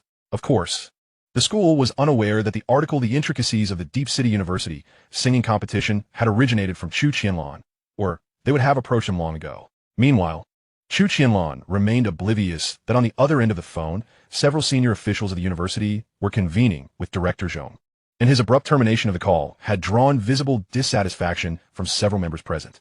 Chapter 143. The Identity of the Senior Management at Deep University within the principal's office. A haze of smoke enveloped the air. Several school leaders were seated around a long table, their expressions grave as they scrutinized screenshots from the school's internal network. Director Zhong clutched a disconnected phone, his knuckles turning white. Beside him sat a middle-aged female teacher, her countenance decidedly grim. This was Chu Qianlan, who displayed an utter disregard for authority. The middle-aged teacher slammed her hand on the table, indignantly questioning if having a modicum of wealth granted one the audacity to challenge the institution. The principal rubbed his temples, bloodshot eyes revealing his distress. Let us set aside the matter of Chu Qianlan for now. Although his actions may have been impulsive, he is, after all, a victim. We must expedite the investigation to uncover the truth and provide a satisfactory resolution for all faculty and students. Upon uttering these words, he turned his gaze to a middle-aged man clad in a Zhongshan suit, the secretary responsible for the school's disciplinary inspections. The secretary opened his notebook and reported. Preliminary investigations reveal that the IP addresses from which the two articles were published originate from off-campus. Particularly concerning is the second article, which appears to have materialized out of thin air, rendering it nearly impossible to trace. The article titled The Intricacies of the Deep University Singing Competition was pinned to the top of the internal network immediately upon publication, suggesting clear manipulation. The head of the network center informed that they acted on the directive of Vice Dean Wang from the School of Arts to elevate its prominence. As for the evaluations of the 10 contestants in the article, they were largely accurate. As he concluded his initial findings, the attendees turned their attention to the middle-aged female teacher seated beside Director Zhong, seemingly awaiting her explanation. She was none other than Vice Dean Wang. Lin Qingxue is our most outstanding student in the School of Arts. Her manager approached me, asserting that the article could enhance her public image and facilitate her future career. In a moment of folly, I acquiesced. Vice Dean Wang's forehead glistened with beads of sweat, her voice dwindling to a whisper. The principal slammed his pen onto the table. As a vice dean of a department, can you disregard even the most fundamental review processes? A defamatory article about a student is now under the watchful eyes of the entire school. How do you intend to salvage the school's reputation? Vice Dean Wang bowed her head in shame, remaining silent, while the others maintained their reticence. Most were skeptical of the rationale she had just provided. After a brief pause, the disciplinary committee secretary broke the silence. This is the sequence of events regarding the first matter. The pressing question now is how we shall proceed. Due to this incident, Chu Qianlan has reported it to the police and issued a lawyer's letter. The entire school community is observing. If we fail to handle this appropriately, it may escalate online, which would be disastrous. The principal massaged his temples, stating that they would deliberate on the handling of this issue later and suggested they focus on the allegations of misconduct in the singing competition. An elder seated next to the principal spoke up. While the issues raised in the article have been verified, the judges' scores in the competition are influenced by various factors, making it challenging to ascertain any improper conduct on their part. This man was the dean of the School of Arts and also Vice President Zhang of Deep University. Such matters of artistry are somewhat known to all. Without irrefutable evidence, it is indeed difficult to claim any wrongdoing on the part of the judges. Vice Dean Wang, your involvement in the subsequent matters is concluded. You may take your leave. After dismissing Vice Dean Wang, the principal turned to Professor Li Sihua, who was sitting at the edge. Professor Li, what issues arose with the internal network today that prevented the administrators from removing the article? Upon hearing the principal's sudden shift in inquiry towards him, Professor Li quickly rose to explain. Principal, while inspecting the back end of the internal network, we discovered that the deletion records for the intricacies of the Deep University singing competition are rather peculiar. The initial deletion attempt was rejected by the system, indicating that the operation originated from a backup account within your office. The second deletion, however, encountered no obstacles and was executed successfully. Upon this revelation, the room erupted in murmurs. The principal's head snapped up, disbelief etched on his face. Impossible. Only a select few are aware of my backup account. Professor Lee adjusted his glasses. I examined the login logs and found that the IP address used to access the account was indeed from your office. That cannot be. I was in the principal's office before the article was published, and I have not left since. No one has touched my computer, Director Zhong asserted with certainty. Another vice president speculated. Could this be the work of hackers? The emergence of this article is certainly suspicious. That is a possibility, albeit a slim one. Do not forget, the school's supercomputer has been continuously safeguarding the campus network. Even top-tier hackers would find it exceedingly challenging to breach our system. Unless, Professor Lee seemed to recall something, but refrained from elaborating. Unless what, Professor Lee? The disciplinary committee secretary pressed. Unless another powerful supercomputer was involved in the attack. Professor Lee's words were laden with hesitation, unwilling to delve deeper. Just moments ago, he had instinctively thought of Chu Qianlan. In the entire city of Deep, only he had the capacity to wield a supercomputer at will. However, having promised Chu Qianlan to keep their connection to Xinghai Technology confidential, he chose to remain silent. Enough. Professor Lee, upon your return, please bolster the defenses of the internal network to prevent a recurrence of such incidents. For now, let's discuss how to address the events that transpired today. The principal decisively cut through the chaos, refusing to linger on the matter any longer. After more than an hour of discussion, a resolution was finally reached. Once the others had departed, Professor Lee from the Software Institute was retained. The principal was uncertain about whether his computer had malfunctioned and requested that Lee check it. Principal, your computer was not logged in today, nor was there any network activity. It appears the internal network has indeed been compromised by hackers. After a while, Professor Lee concluded his examination, a hint of confusion on his face. Are hackers nowadays this formidable? Even our supercomputer couldn't fend them off. These individuals, with their skills, should be contributing to society rather than engaging in petty thievery. The principal scoffed softly. Principal, I must share something with you regarding Chu Qianlan from today. Professor Lee suddenly interjected. Chu Qianlan? You know him? The principal was taken aback. As far as he was aware, Chu Qianlan was a student in the physics department, and it seemed unlikely he would have any connection with Professor Lee. Last year, my team constructed a supercomputer for a company. You are aware of this, correct? The principal, even more puzzled, replied, Yes, I heard about this. It made headlines in Deep City. Supposedly, it was the first enterprise in Deep to possess a supercomputer. Principal, the individual who initially contacted me was none other than Chu Qianlan. That company must belong to him. Professor Li's revelation struck like a thunderbolt, rendering the previously composed principal visibly shaken. Chu Qianlan, with such significant enterprises outside the university? Chapter 144, Reactions to the Development Tools Initially. Professor Li had no intention of disclosing Chu Qianlan's identity, but he found the outcomes discussed by the school's senior management exceedingly unlikely to satisfy Chu Qianlan. Even if he begrudgingly accepted the situation, his relationship with the university would undoubtedly plummet to an all-time low. Such a scenario was not what Professor Li wished to witness. Recently, news circulated online regarding Xinghai Technology developing a mobile operating system, hinting at plans to produce phones. The mobile manufacturing industry is a colossal enterprise. Fostering a good rapport with Chu Qianlan could potentially benefit the school, or at the very least, provide his students with guaranteed employment opportunities. Before departing the principal's office, Professor Li implored the principal to keep the information about Chu Qianlan confidential. Nevertheless, after leaving, he felt compelled to call Chu Qianlan and relay the events that had just transpired.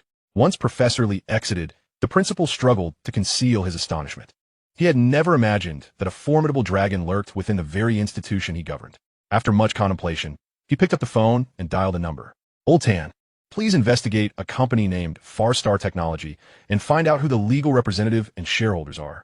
All right, understood.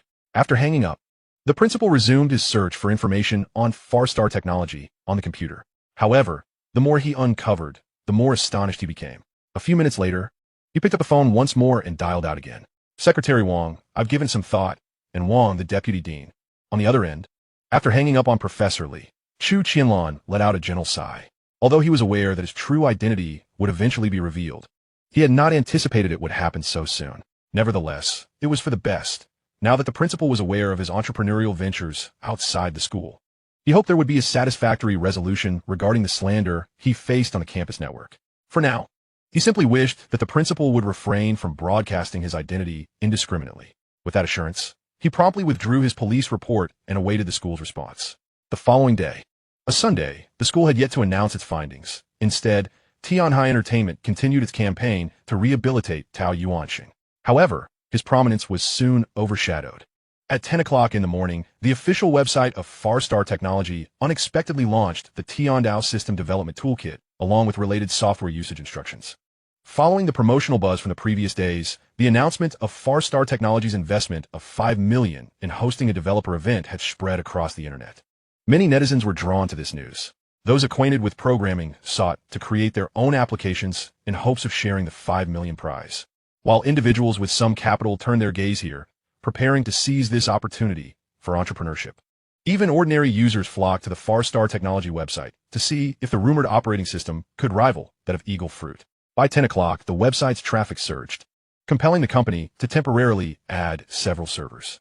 The moment the download button illuminated, the server's traffic skyrocketed exponentially, with back-end monitoring data continuously escalating. After more than half an hour, the peak of downloads had passed, with over 50,000 individuals having downloaded the development toolkit. If even 10 of them managed to create applications, the ecosystem of the Tiandao system could achieve its preliminary construction. Lin Yu, clutching a laptop, sat across from Chu Qianlan, reviewing the website's data. President Chu, we've detected a small number of download links originating from abroad. It seems there are quite a few interested in our system. Chu Qianlan was not surprised. Those were likely competitors in the mobile phone industry seeking information. If he were in their position, he too would download the development tools to understand the competition, which was hardly remarkable. In the chairman's office of Eagle Fruit Company, several engineers were incessantly testing the just-downloaded Tiandao developer tools. How do our development tools compare? Chairman Xiao Busi inquired, somewhat impatient. Chairman, the operability and functionality of the Tiandao system development tools are slightly superior to ours. The technical lead's face bore an expression of disbelief. Can we infer how advanced their operating system is? Might it surpass ours?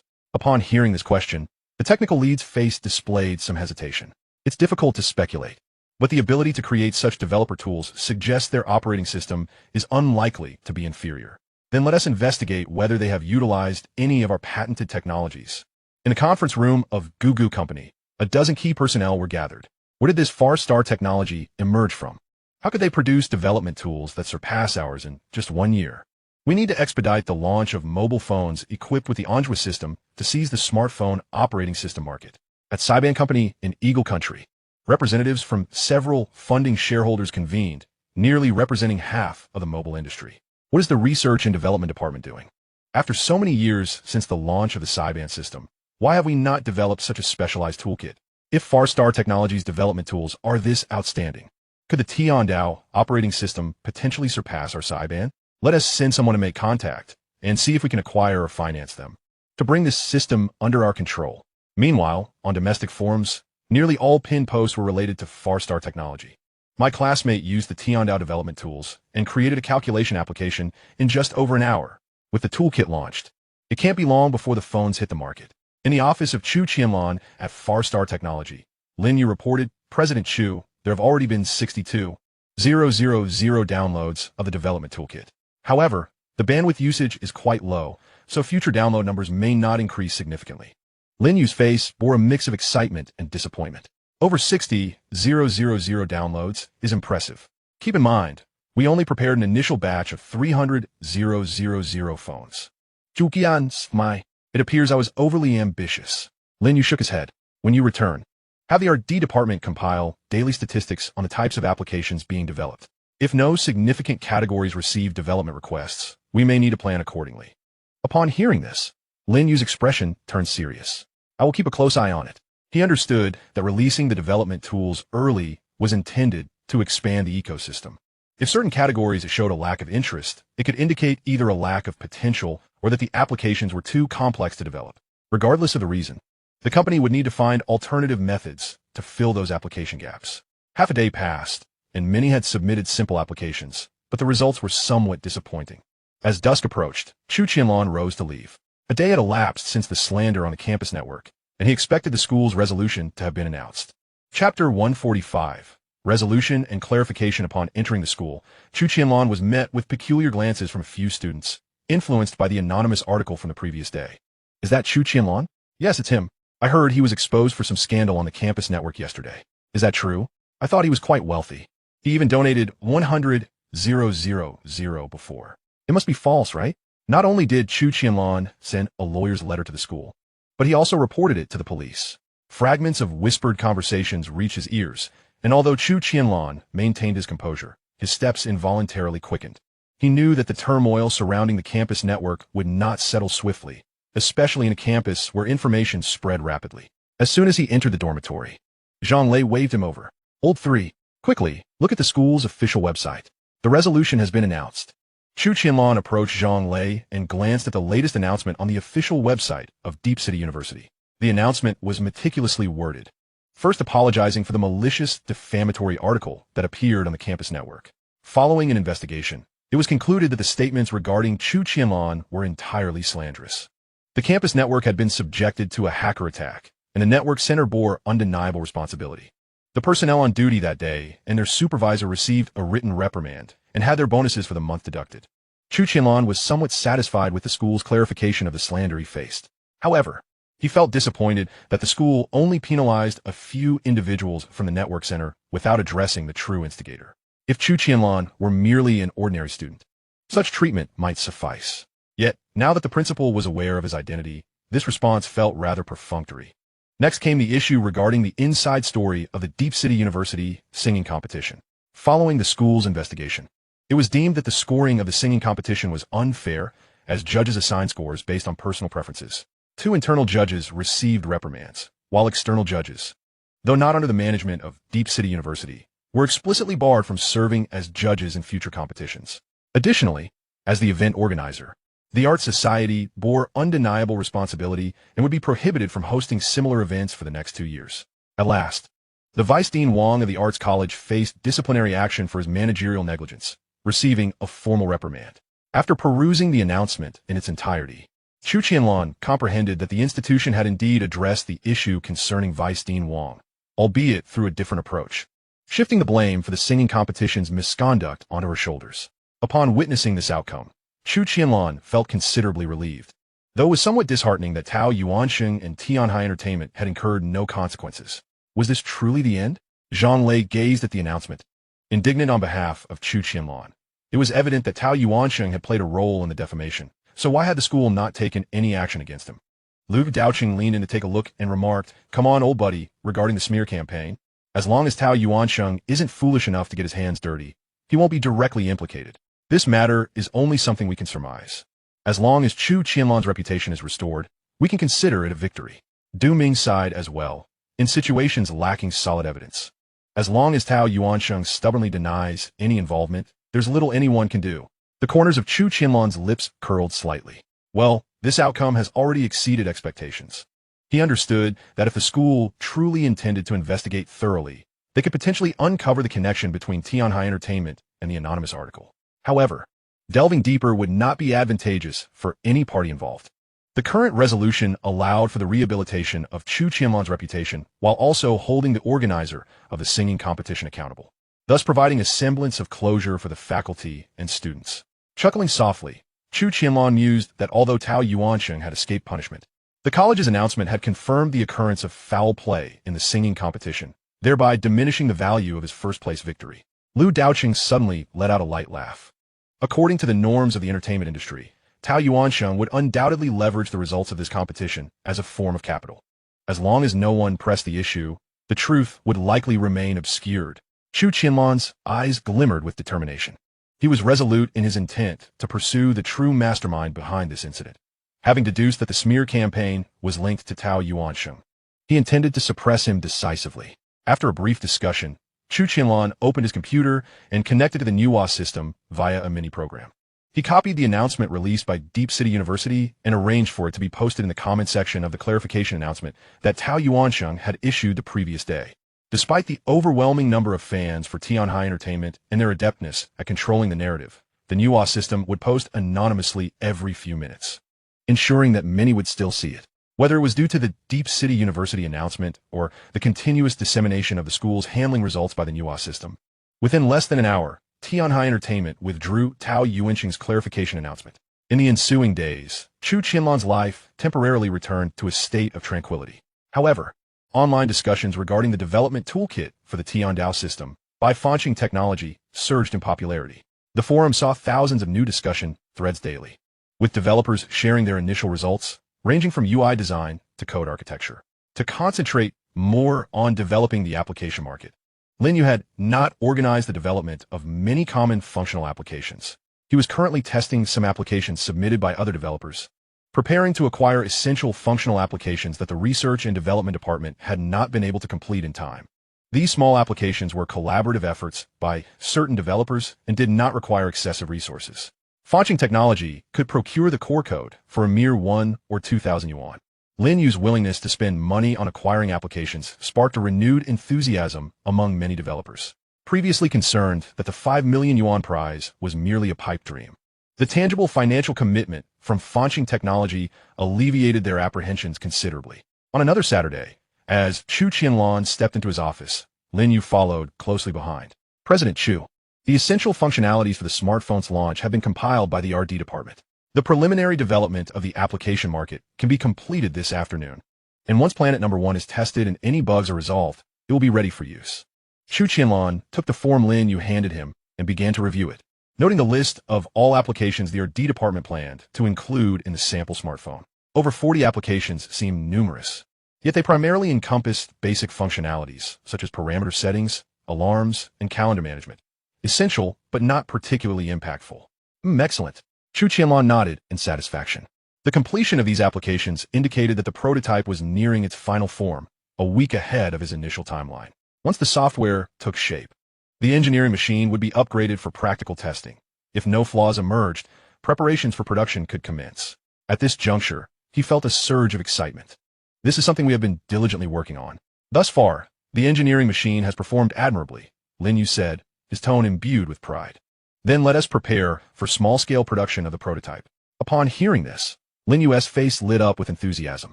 Suddenly, an idea struck him, and he handed another document to Chu Qianlan. President Chu, no one has developed a navigation application. Should we take it upon ourselves? Chapter 146, Strategy as the prototype neared completion. Chu Qianlan's gaze swept over the document, his expression growing serious. Navigation is one of the core functionalities of smartphone and must be addressed swiftly. However, Lin Yu shook his head. President Chu, navigation and mapping involve geographical data and associated engines. It's not something we can create in a short time frame. Chu Qianlan was well aware of this. Nonetheless, He recognized the critical importance of navigation for smartphones. This segment of the market could not be neglected. Assign this matter to General Manager Ma. I will have him seek a partnership with a mapping service provider to develop the application before the phone's launch. Although mapping and navigation were crucial, Chu Qianlan had no intention of undertaking the development himself. The data required from maps necessitated regular updates, and the software would require maintenance. He did not wish to divert the R&D department's focus. After bidding farewell to Lin Yu, Chu Qianlan proceeded to General Manager Ma Yuanlong's office. Upon hearing Chu Qianlan's purpose, a flicker of concern crossed Ma Yuanlong's face. This may prove challenging. Those mapping service providers charge several thousand yuan for navigation services, and creating an application from it would yield minimal returns, potentially impacting navigation sales. Chu Qianlan, however, shook his head. For ventures of little profit, stable income mapping service providers would likely be reluctant to engage. Our requirements are modest. We only need a mapping application, without the involvement of large corporations. Ma Yuanlong's eyes brightened at this suggestion. Are you implying we should collaborate with a small to medium-sized mapping service provider? A company that is too small won't suffice.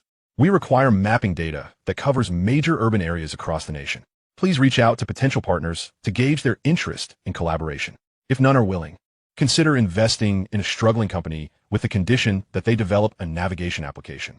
Upon hearing Chu Qianlan's decision, Ma Yuanlong understood that even if it required financial investment, this application must be available in the app market before the phone's launch. Very well, I will search for suitable manufacturers shortly. In this era, there were numerous mapping service providers, and it would not be difficult to find one willing to cooperate. Chu Qianlan nodded, then shifted the conversation. Lin Yu's application development is nearing completion. We have only a few days left before the prototype is ready. How are preparations on your end? Have all the components arrived? Rest assured, President Chu, nearly 300 sets of prototype components have already been delivered to Xinghai Technology. The 300,000 components for mass production will begin arriving at the end of the month, ensuring that production will not be delayed. Ma Yuanlong exuded confidence when discussing procurement and logistics. In that case, prepare the necessary arrangements for the phone's inspection. Ensure that it is submitted for testing in those developed countries as well. And have Zheng Onghua assist you with this task. The installation package for the application market was not large, and after scanning by the Manhwa system, only about 20 bugs were identified. Lin Yu, leading a team of engineers, managed to rectify all the bugs overnight. The next morning, Chu Qianlan beheld the latest version of the engineering machine. The exterior hardware remained unchanged, but the internal applications had significantly increased. Picking up the latest version of the engineering machine, he noticed a row of icons featuring applications for calls, messages, camera, and browser. On the main page above, there are commonly used applications such as a calendar, calculator, and application market, while those rarely utilized are neatly placed in separate frames. Only at this moment did he catch a glimpse of the shadows of future smartphones. Upon opening the application market, he found merely a dozen functional applications available. Although many have developed simple functional applications, the regulations of this Starry Developer event stipulate that each participant may only upload one application. Naturally, those simpler applications have not been uploaded to the market. The individuals who have already uploaded functional applications likely do not intend to participate in the Starry Developer event. Has the application market's review mechanism been implemented? Chu Qianlan clicked into the market interface, where the download speed stabilized at 45 kilobytes s, performing adequately under a 2G network. Lin Yu handed him a document. We employ a dual review system. Planet 1 conducts an initial screening, automatically scanning the installation package for code security. Our technical department assigns 2 personnel daily for content review. He pointed to the small text in the corner of the screen, adding that a user reporting channel had been established, with a reward of 100 points for verified reports. Points? Chu Qianlan set down his phone. What purpose do your points serve? Without visible benefits, users won't trouble themselves to report. I plan to interact with Star Chat, and the points earned can be exchanged for star coins, Lin Yu elucidated. Upon hearing this, a spark of interest flickered in Chu Qianlan's eyes. He too aspired to transform the Star Chat wallet into a third-party payment tool, using it as a hub to connect the development of his various industries. Perhaps now is the opportune moment. This is a promising idea. We should definitely explore it. Please continue to test the engineering machine. If there are no issues, I will contact Xinghai Technology to commence the production of prototypes. After departing from the R&D department, Chu Qianlan called his father to confirm the arrangements for the afternoon's prototype production. There are only 300 sets of components for the prototypes, and some have already been consumed. With such a limited quantity, a single old production line can complete the manufacturing in just a few hours. At 1 p.m., after Lin Yu confirmed that the engineering machine posed no problems, he, along with Chu Qianlan and Ma Yuanlong, arrived at Xinghai Technology. Compared to the newly installed automated production line, the old line prepared for the production of the Qiming phone was significantly outdated. Most processes still required manual operation. As the machines operated, components were continually placed onto the production line, but it took over 10 minutes for a single phone prototype to be produced. At this pace, producing nearly 300 phone prototypes would require close to 6 hours to complete. After the quality inspector finished the basic checks, Chu Qianlan took the phone and powered it on. The screen illuminated instantly. In that moment, all eyes converge upon the 36-inch capacitive display. The startup animation of the Tiandao system presented a fluid dynamic nebula, far more exquisite than the traditional feature phone interface. He swiped to unlock and enter the main page, his finger gliding across the screen without a hint of lag. The fluidity astonished Chu Qianlan. It was even smoother than the smartphones he had previously used. He opened the camera application, aimed the lens at the verdant trees outside the workshop, and upon pressing the virtual shutter, the image captured with negligible delay. When reviewing the album, the thumbnails loaded swiftly, showing noticeable pixel blur only after magnification. In terms of these few functionalities, it should be on par with the best, Chu Qianlan remarked, his face beaming with delight. The first prototype was taken by Chu Qianlan, leaving others with no room for objection, as they would have to wait for the next prototype to come off the line for further testing. Chapter 147, Prototype Distribution Pre-installed. Chu Qianlan extracted the SIM card from his smartphone and installed it in the second prototype, gently tapping the screen to open the browser. Under the 2G network, the homepage of the Shenzhen University official website took approximately 7 seconds to load, with a complete graphic layout and smooth zoom operations. He specifically opened a news article featuring a video where the buffering progressed at a rate of 42 kilobytes per second, while it could not compete with a wireless network environment. It was already among the top tier for 2G phones of that era. Ma Yuanlong picked up the third prototype, deliberately testing the call quality. He dialed the company S number, and the sound transmitted through the receiver was clear and stable, without the common interference of static noise. After hanging up, he couldn't help but exclaim, "The noise cancellation on this call is excellent, far superior to my engineering machine." Lin Yu, meanwhile, concentrated on the system's underlying performance. He opened the task manager to examine the background applications processes, noting that memory usage remained consistently stable at around 40, even with 5 applications running simultaneously, showing no significant lag. The background management mechanism is functioning, he explained while pointing at the screen. Inactive applications are automatically frozen to release memory resources. Just then, a quality inspector approached, carrying a stack of inspection reports, his tone brimming with excitement. "Mr. Chu, the basic tests for the first batch of 50 prototypes have all passed. Core indicators such as screen touch accuracy, battery life, and button feedback have all met the design standards. Only 2 units exhibited slight deviations in camera focus, which have been marked for rework." Chu Qianlan set down the prototype in his hands and looked at Chu Qianlan. "Xiaolan, the performance of this prototype has exceeded my expectations. What will the retail price be? From what I just saw, the cost must be considerable." Chu Qianlan wiped the fingerprints off the prototype screen. The 2G version will be priced at $19.99 and the 3G version at $24.99. Less than $3,000. Chu Qianlan was somewhat taken aback. At this price point, many will surely be inclined to purchase.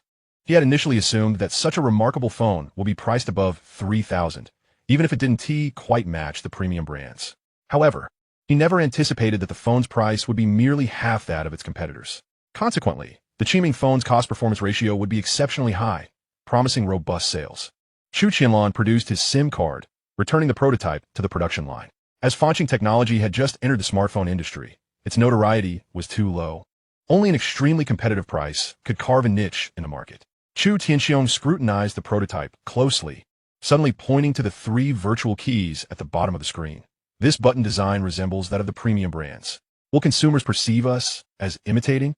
"Imitation is inevitable," Chu Qianlan replied with composure. "In the future, the appearance of 90 of smartphones will likely follow this trend. Consumers will adapt in due course." He paused, casting his gaze over the busy workers in the workshop. "Mr. Chu, how is the new production line from Hengchuan Machinery coming along? Will it be ready for testing on time?" The production of prototypes can be handled with any old production line. However, once formal production commences, a more efficient automated production line will be required. If Hengchuan Machinery cannot complete the new line's testing, Xinghai Technology would be ill-equipped to suddenly accommodate the additional order of 300,000 phones. Chu Qianlan glanced at the non-operational production line not far away, recalling the plans sent over by Xinghai Machinery, which indicated they could complete basic testing in no more than 10 days, ensuring no delays to the production schedule. After a lengthy wait of 6 hours, nearly 300 sample phones were finally produced and packaged. As the production line ceased operations, the line's supervisor approached. Mr. Chu, the components have been fully consumed, resulting in a total of 278 sample phones. 7 units have defects and require rework. Package all the phones. Turning to Chu Qianlan. Do you have any arrangements in mind? I'll take 3 units. The remainder can be distributed by Mr. Ma. Chu Qianlan responded. Keeping 3 units was his provision for himself and his parents. As for the number of phones required for inspection in each country, Ma Yuanlong would naturally handle the allocation. We'll need to send over 200 phones for inspection to all our target countries. How shall we distribute the remaining units? Ma Yuanlong inquired again, looking at Chu Qianlan. Send 2 units to the Star C Technical Department and a portion to Engineer Lin for further testing. The rest can be used to generate buzz online. While speaking, Chu Qianlan had already picked up 3 packaged phones from the production line. He casually handed 2 phones to Chu Tianxiong, saying, "One of these is for my mother."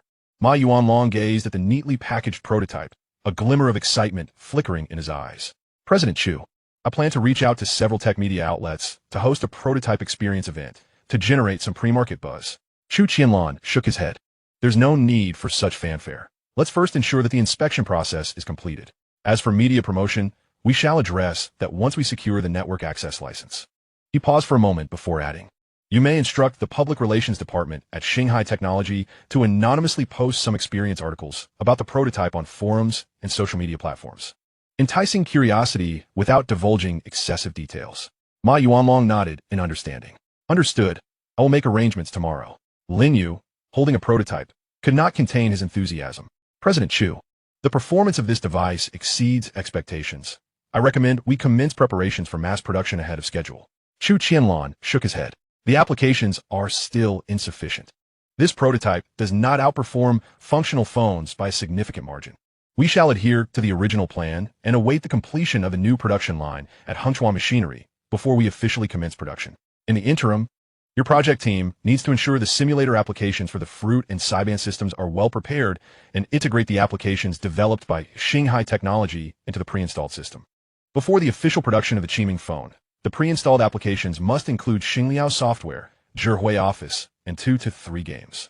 Zhihui Office is an office software developed by Xinghai Technology this year, typically used in conjunction with the Kao Tong video conferencing software, and has a low market share. By requiring the pre-installation of Zhihui Office on the Qiming phone, Chu Qianlan aims to broaden its user base while providing Qiming phone users easy access to their office documents, enhancing convenience.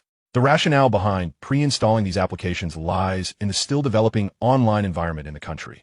If users were to download these applications themselves, it would consume considerable time and data. Most crucially, some users with 2G network phones might struggle to find a means to download the applications. Upon returning to the dormitory at Xinda, it was already past 8 o'clock, and the other 3 occupants were still awake. Third brother, I heard from Du Ming that the prototype from Fanxing Technology has been released. Did you manage to bring one back? As soon as he entered the room, Zhang Gulai eagerly inquired. Here it is. Chu Qianlan placed the phone on the table. You only brought one back. You should have brought several. Zhang Gulai exclaimed, snatching the phone and beginning to operate it. Chu Qianlan cast a sidelong glance at him. With this phone in your hands, it won't take 3 days for it to spread throughout the entire school. I prefer to keep a low profile. Although his words were somewhat exaggerated, they contained a kernel of truth.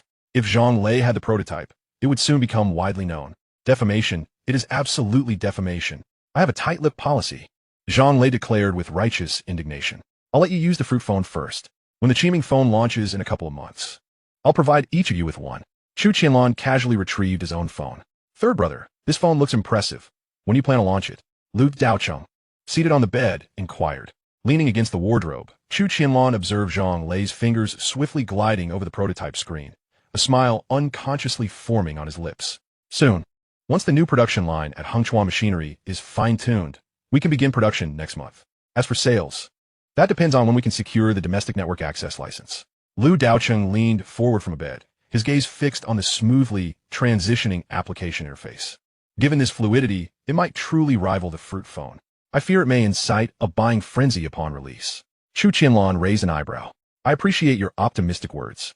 The first batch will consist of 300,000 units.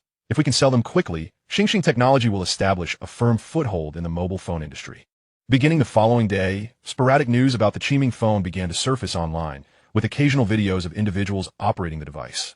When the first blurry video of the Qiming phone appeared on the Digital Home Forum, it initially failed to generate significant waves. However, as more detailed images were released by anonymous users, showcasing the exquisite display of the 36-inch capacitive screen, the smooth feedback of the virtual keys, and the unprecedented Tiandao system desktop, the volume of replies to the post began to surge exponentially. This UI design is quite intriguing. It outshines the sideband system. Loading a web page in just 7 seconds on a 2G network? That is an acceleration. ISNT it? My Nokia takes at least half a minute. How is it possible that the background management can handle 5 applications simultaneously without lag? Doubt and curiosity intertwined, swiftly propelling the Qiming phone to the forefront of trending topics. The Public Relations Department of Xinghai Technology adeptly entered the fray, anonymously publishing comparative evaluations across multiple technical forums. They created charts comparing the web page loading speeds and multitasking capabilities of the Qiming phone against contemporaneous mainstream models, substantiating the prototype's performance advantages with data. Simultaneously, Ma Yuanlong, following Chu Qianlan's directives, dispatched over 200 prototypes to testing institutions in major developed countries worldwide. Zheng Ongua's overseas team made its debut, engaging with local testing agencies. While the Qiming phone's aesthetics and the Tiandao operating system represent the core technologies of Xinghai Technology, all other components were procured from various suppliers.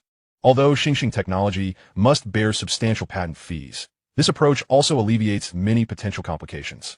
The inspection process for the phones proceeded smoothly. After all, many testing standards were established by these large corporations.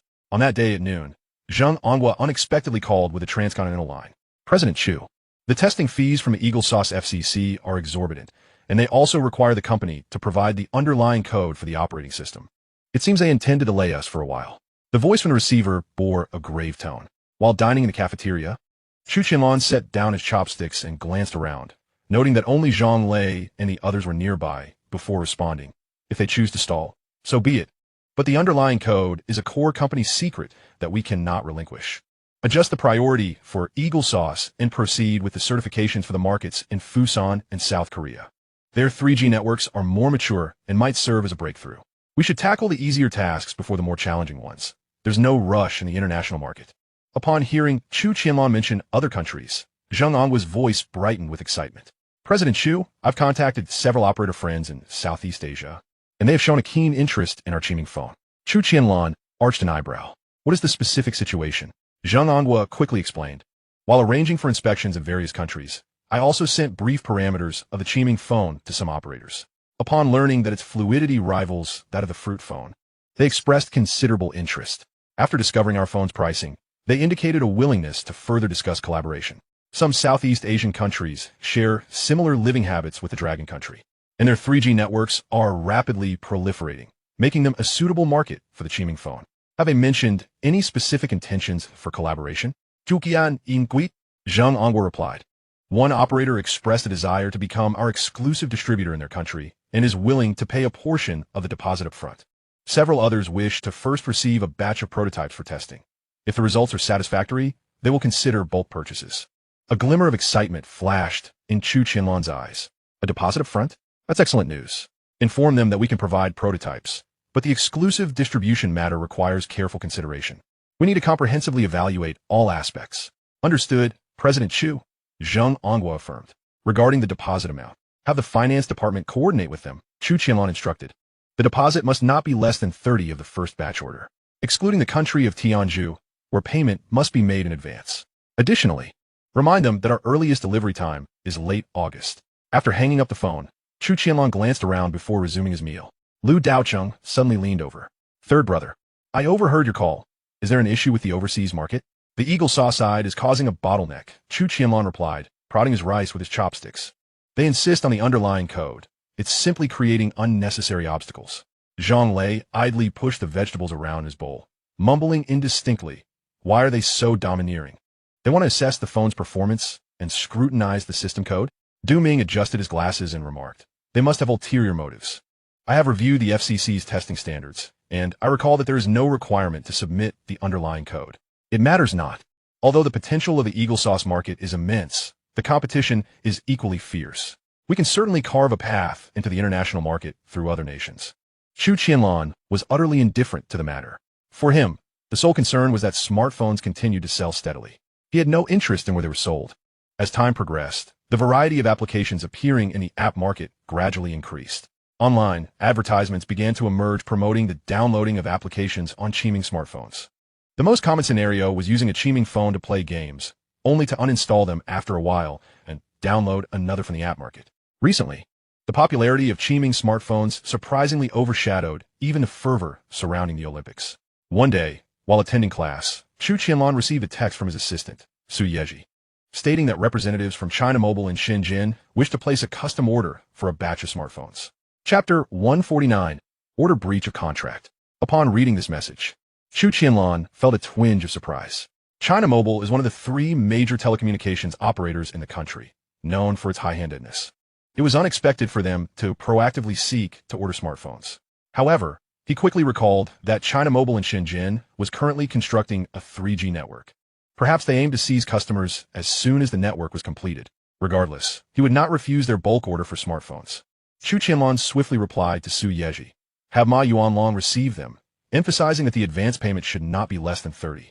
And the customized smartphones can only be delivered after the network access license approval. The sales timeline cannot precede ours. If China Mobile requests pre-installed proprietary applications, they must not significantly impair the system's smoothness. After putting down his phone, he unconsciously tapped his fingers on the table. The custom demand from China Mobile arrived at an opportune moment. The commercial rollout of the 3G network was imminent, and operators urgently needed terminal devices to seize market share. This would not only absorb the initial production capacity, but also enable rapid brand expansion through China Mobile channels. That student, please answer this question. The voice of the physics professor resonated from the podium. Clearly, Chu Qianlan's fidgeting had caught the teacher's attention, and he had no choice but to stand and respond. Fortunately, Chu Qianlan had already mastered the knowledge in the textbook, and the question on the blackboard posed no challenge to him. As dusk approached, just as Chu Qianlan exited the classroom, a call from Ma Yuanlong came through. President Chu, China Mobile has proposed a custom order for 20,000 units of the 3G mobile version of Qiming smartphones, requesting the inclusion of Fanxing, email, and Manhwa applications. And they hope to change the startup screen to the G3 logo. I've quoted a price of 150 yuan with a 50 advance payment. And we can assign an engineer to assist with the integration of the pre-installed applications. However, while they're satisfied with the Qiming smartphones, they lack the authority to make decisions on pricing and will return for further discussions. The retail price for the 3G smartphones was 499 yuan, while the cost was less than 500 yuan, making Ma Yuanlong's quoted price already quite competitive. As for sending an engineer, that posed no significant issue. Chu Qianlan briskly walked toward his dormitory, noting that the order for only 20,000 smartphones likely originated from China Mobile's local Shenzhen branch, and instructed, "You handle it as you see fit." Ma Yuanlong paused for a moment before continuing, "There's another matter. SoftBank Ventures contacted me yesterday, expressing a willingness to invest in Xinghai Technology at a valuation of 15 billion, acquiring a 10 stake. SoftBank Ventures. An expression of astonishment flickered across Chu Qianlan's face. This investment firm held great prestige, having previously invested in Alibaba. He had not anticipated that he would attract the interest of SoftBank Ventures. After the initial surprise, a look of determination appeared on Chu Qianlan's face as he declared, Xinghai Technology does not accept any financing. Although Xinghai Technology was not yet profitable, it was well supported financially by Xinghai Technology and Xingyuan Exploration, rendering external financing unnecessary. Moreover, the numerous technologies he planned to extract from the technology library would need to be monetized through Xinghai Technology, making it more convenient for him to maintain sole control over the company. The following afternoon, Su Yeji sent another message stating that China Mobile had agreed to Ma Yuanlong's terms and was in the process of signing the contract. This also meant that 20,000 units of Qiming smartphones had been sold even before production had commenced. By the time Chu Qianlan arrived at the company on July 5th, he received yet another piece of good news. The new production line at Hengchuan Machinery had completed its debugging and was ready to commence production. The new production line featured improved processes, allowing for a maximum daily output of 5 smartphones. Even accounting for the time lost during shift changes, the daily output would exceed 800 units. However, the gaming and intelligent office applications from Xinghai Technology had been completed, while the Xingliao software application still required a bit more time, with the earliest completion expected in a couple of days. Chu Qianlan felt a sense of helplessness. The Xingliao software was intended to be pre-installed on the smartphones, and without its completion, official production could not commence. President Chu. Ma Yuanlong suddenly entered the office holding a document. President Chu, 2U Electronics has failed to deliver the 3.5mm headphone jack components to Xinghai Technology, and we are currently unable to contact them. Chu Qianlan was taken aback. Although the headphone jack components were inexpensive and inconspicuous, the absence of such a component would halt production altogether. According to the contract, when were they supposed to deliver? Ma Yuanlong answered without hesitation. As per the contract stipulations, they were due to arrive at Xinghai Technology's warehouse on the 3rd. The other party claimed they would arrive last night, so I did not pursue it further. I never expected the goods would not arrive, and now we can't even reach the responsible party. Chu Qianlan tapped his fingers urgently on the table, his gaze sweeping over the procurement contract that Ma Yuanlong had handed him. Have you investigated 2U Electronics thoroughly? Chu Qianlan's voice sank. The sudden disappearance of such a basic component supplier was far from ordinary. 2U Electronics was a company specializing in the production of headphone jacks, servicing several major clients, including Nokia and Foxconn. Though small, the headphone jack is a crucial interface for mobile audio output. Switching suppliers at the last minute could not only delay the production schedule, but also potentially affect the overall compatibility due to specification discrepancies. Chu Qianlan's expression darkened slightly. Do we have any alternative suppliers? I have just contacted 3. Ma Yuanlong flipped through his contacts. Xinghai Electronics quoted 30 higher than 2U, but they can produce stock within 48 hours. Huaxing Technology has a moderate price, but their capacity is booked until half a month later. There is a Hong Kong-funded factory in the Pearl River Delta, but bulk production would take a week. Immediately contact Xinghai Electronics for samples. As long as they are compatible with our smartphones, place the order right away. I want results today. Chu Qianlan decisively issued the command. The cost of a headphone jack is merely a few dimes. Adding 30 is not a significant burden. At this juncture, if production plans were delayed over such a trivial cost, the losses would be substantial. Ma Yuanlong promptly pulled out his phone to contact Xinghai Electronics, while also instructing the legal department to prepare to sue 2U Electronics for breach of contract.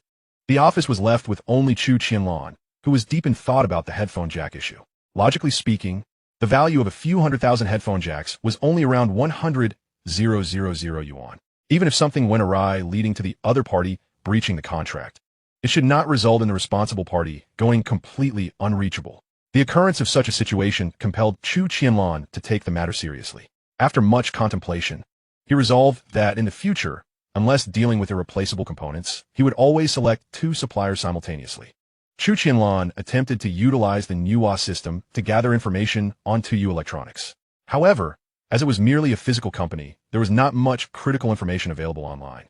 For such a matter, it hardly warranted resorting to illegal means to infiltrate the other company's computer systems.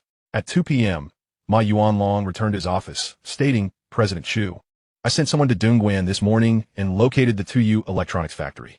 They are operating normally, and there have been no unexpected incidents.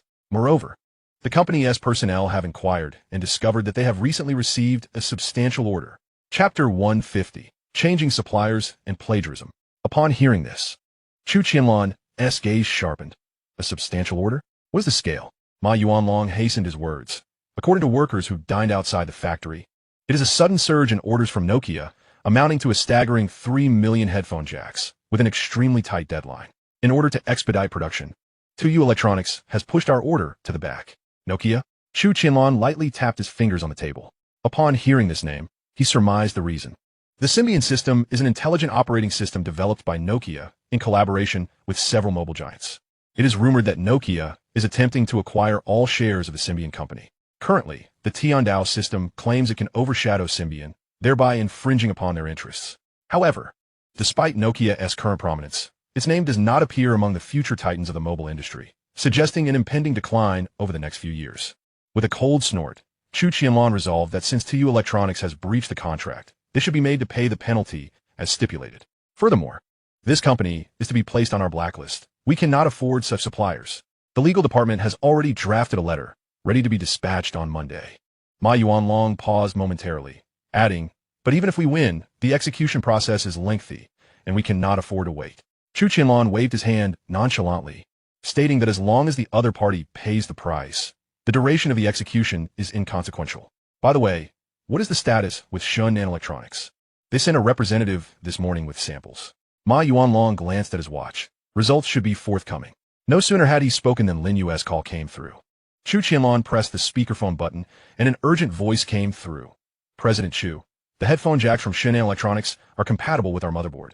However, the aperture tolerance is 0.03 millimeters larger than 2S, necessitating minor adjustments to the mold. How long will this take?" "At most 2 days. We have already expedited the mold factory." Chu Qianlan breathed a sigh of relief. Turning to Ma Yuanlong, "Immediately place an order with Xinghai Electronics and ensure they expedite production, with a batch of goods delivered by July 9th. "I will arrange that at once." Ma Yuanlong hurriedly exited the office, while Chu Qianlan leaned back in his chair, rubbing his temples. Although the turmoil over the headphone jacks had temporarily subsided, it served as a stark reminder of the fragility of the supply chain. He opened his computer and called up the list of suppliers from Xinghai Technology. Have a Manhwa system conduct a thorough investigation to confirm that Xinghai Technology does not share any common suppliers with Nokia for other ordinary components before he could relax. Although Nokia is formidable, it can only exert its influence over smaller companies. Larger corporations like Kao Tong would not heed Nokia's commands. As evening approached, the Manhwa system unexpectedly sent a network link accompanied by a screenshot. The screenshot displayed a post titled, "Is the mysterious domestic system suspected of plagiarizing Symbian? Industry insiders expose shocking inside story." Chu Qianlan's pupils constricted as he hastily clicked on the link, which contained dozens of screenshots of internal chat records, asserting that the Tiandao system had acquired Symbian's underlying code through unscrupulous means. The comment section had already erupted. Some uninformed netizens were following the trend to cast aspersions, while certain tech bloggers began to question the research and development capabilities of Xinghai Technology. Chu Qianlan scoffed. These clumsy slanders were transparent to any discerning observer, indicating that someone was orchestrating events from behind the scenes. Connecting this to Chu Electronics' unusual behavior, he was nearly certain that this series of actions was inextricably linked to Nokia. "President Chu, have you seen the link sent by the Manhwa system? This is clearly an orchestrated smear against us." Moments later, Ma Yuanlong re-entered Chu Qianlan's office, devoid of any anger over the slander. Instead, he bore an air of excitement. "Yes, I saw it. It appears to be a coordinated attack against us. Contact the Public Relations Department of Xinghai Technology and have them assist in countering this public opinion." Chu Qianlan noted that such attacks on public opinion are not unfamiliar to Xinghai Technology, having encountered them frequently during their confrontations with Goose Factory, and should not pose a significant problem. "President Chu, I suggest we allow the public opinion to fester for a while longer, then use facts to demonstrate the capabilities of the Tiandao operating system. This will not only refute that post, but also promote our Qiming phone." Upon hearing Ma Yuanlong's idea, Chu Qianlan became intrigued. "How do you intend to proceed?" Ma Yuanlong excitedly replied, "It's quite simple. We will compare our Qiming phone with a high-end phone running the Symbian system. Both will open the same application to compare fluidity. If the Qiming phone performs well, we won't need to explain anything further." Although the idea was commendable, Chu Qianlan furrowed his brow. Using the same application may not be realistic. We have too few applications. While Ma Yuanlong's proposal was sound, the Qiming phone's application market only contained over 40 non-functional applications, and it was unlikely any could be found in the Symbian system. "President Chu, the game Plants vs. Zombies from Xinghai Technology was developed as a Symbian application earlier this year and has just landed in our application market. It would be perfect for testing and also promote this game for our brother unit." Upon hearing this, Chu Qianlan's eyes lit up. "Plants vs. Zombies? That's a splendid idea. Which high-end model from the Symbian system do you plan to select?" This game was originally proposed by him, but he had not participated in its later development. Since the Symbian system has this game, the situation becomes straightforward. Ma Yuanlong pondered briefly. "Let us go with the Nokia N95. It is the flagship model of the Symbian system, equipped with an ARM11 processor and 128 megabytes of RAM. Its specifications are quite comparable to the Qiming phone, but the Tiandao system boasts a more advanced memory management mechanism, theoretically allowing for a loading speed improvement of over 50. He paused, adding, "The testing process will be recorded in its entirety, focusing on comparing the game loading times, the smoothness of level transitions, and any lag during multitasking in the background." Chu Qianlan nodded, emphasizing that the test video must be uninterrupted and the data should be objective. No false acceleration should be employed. He understood that in a war of public opinion, even the slightest exaggeration could provide the enemy with a point of counterattack. Only by using authentic data to counter the claims could the rumors of plagiarism be thoroughly dispelled. Ma Yuanlong accepted the task and hurriedly coordinated the technical teams of Xinghai Technology and Starry Sky Technology to prepare for the comparative video. Meanwhile, the online discourse, fueled by certain individuals, grew increasingly exaggerated. By 8 o'clock that evening, some smaller media outlets had begun reporting on the plagiarism incident involving Starry Sky Technology, lacking crucial evidence. These outlets maintained a relatively cautious tone, merely analyzing the situation from the perspective of netizens without definitively labeling Starry Sky Technology. Consequently, more netizens became convinced that the Tiandao system was undoubtedly of dubious origin, and Starry Sky Technology's so-called research and development was rife with inconsistencies. Even China Mobile, which had already signed a procurement contract with Starry Sky Technology, made a special call to inquire. Chapter 151, Comparative Video and Additional Orders. As the night wore on, public sentiment intensified, with more media outlets joining the fray to condemn Starry Sky Technology for plagiarism. Nevertheless, Starry Sky Technology remained utterly unperturbed, offering no explanations whatsoever. It wasn't until 10 o'clock in the morning that a recorded video appeared on Starry Sky Technology's official website. At precisely 10 o'clock, the homepage of Starry Sky Technology's official website was suddenly replaced with a pinned video bearing the concise and impactful title, Tiandao vs. Symbian, side-by-side testing of plants versus zombies. The video's thumbnail featured a side-by-side image of two phones.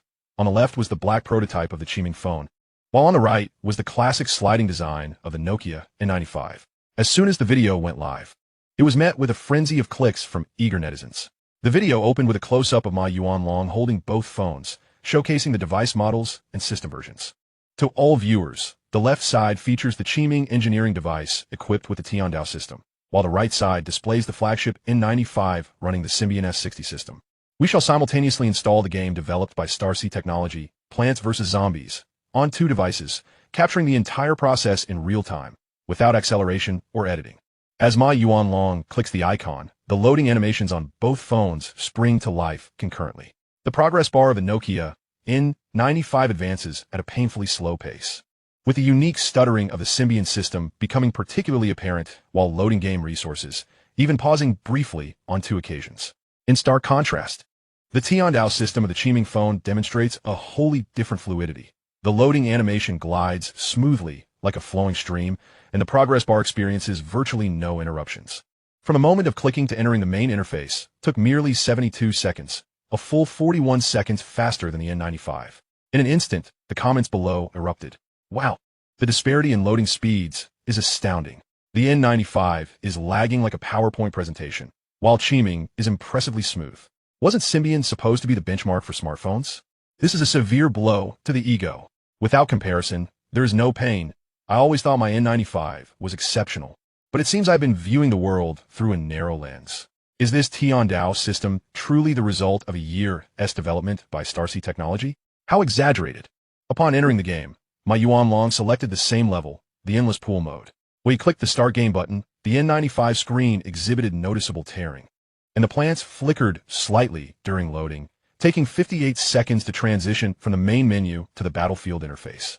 Conversely, the Qiming phone experienced almost no delay during the switch. The plant models rendered instantaneously, taking merely 31 seconds, with the visuals remaining stable throughout without any stuttering. The impact of the multitasking test was even more pronounced.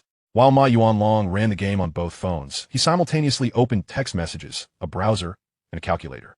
The N95 displayed a black screen for a full 2 seconds when switching back to the game, nearly causing the game to crash, while the Qiming phone transitioned seamlessly, with the gameplay continuing without a single dropped frame. At the conclusion of the video, background monitoring data was revealed. The N95's memory usage consistently hovered above 85, frequently triggering garbage collection mechanisms. In contrast, the Qiming phone maintained a stable memory usage around 60, thanks to the Tiandao system's memory compression technology, which ensured that background applications had minimal impact on the foreground game. The visuals depicted noticeable frame drops on the N95 during zombie onslaughts, while the Qiming phone maintained a steady 30 frames per second throughout.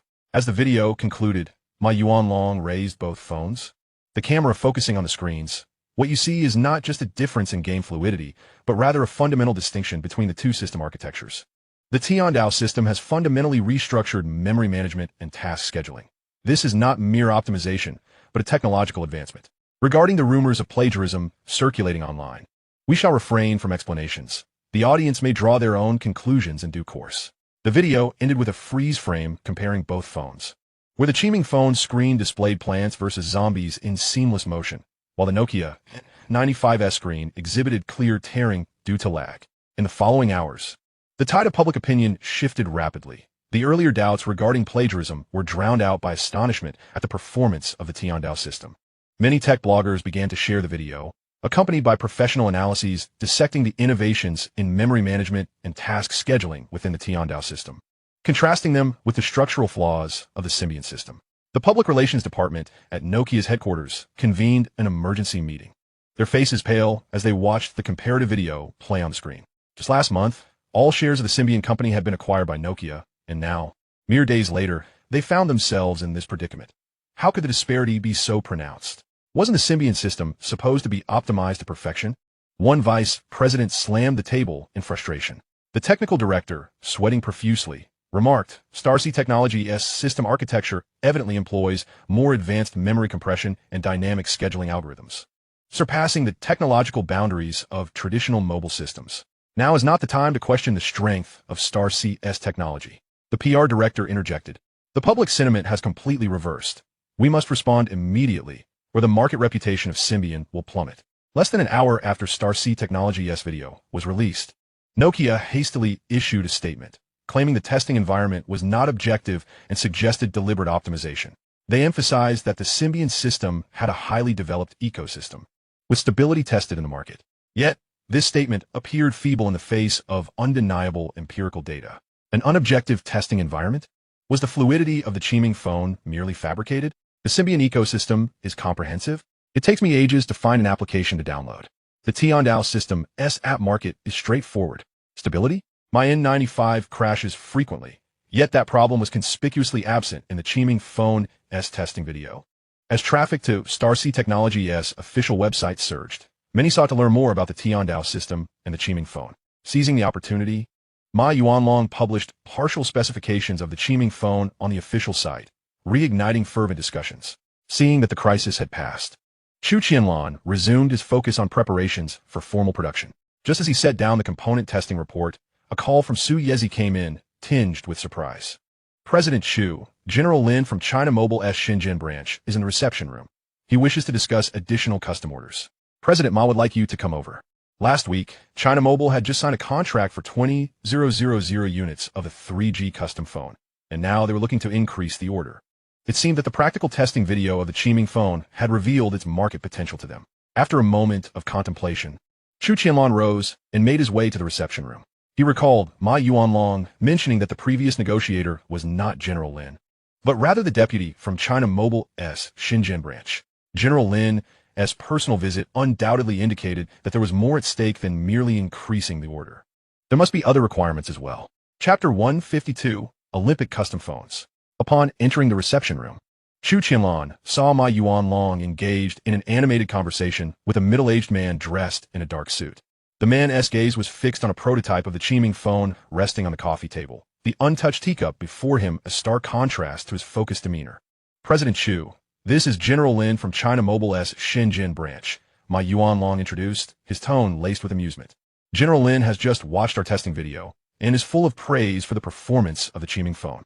General Lin turned at the sound, rising to extend a hand with keen eyes. President Chu, you are indeed impressive. It is remarkable that Xinghai Technology achieved such a revolutionary system in just 1 year. His tone shifted slightly as he directly stated his purpose. Our Shenzhen branch signed a contract for 20,000 custom phones last week, and we have just received orders from the headquarters to add another 20,000 units. As Chu Qianlan shook his hand, he felt the thin calluses on General Lin's palm, a clear sign of years spent writing or handling equipment. General Lin, you flatter us. This additional order is indeed a recognition of our efforts. He gestured for Ma Yuanlong to sit, his attention drawn to the documents General Lin pushed forward. The order totaled 40,000 units, and if there were no significant changes in functionality, we could still guarantee delivery by the end of August. As long as the custom applications developed by China Mobile were completed, producing 40,000 phones would only take about 8 to 9 days. This was not an insurmountable challenge. However, General Lin shook his head in response. To be frank, President Chu, the previous batch of phones is not urgent. Delivery by December would suffice. But the newly ordered batch is intended as gifts for the Olympic Committee. According to the directives from headquarters, we need the delivery by August. Upon hearing the delivery timeline, Ma Yuanlong frowned and looked at Chu Qianlan. According to current laws and regulations in Manhwa, phones without a network access license are not permitted for sale.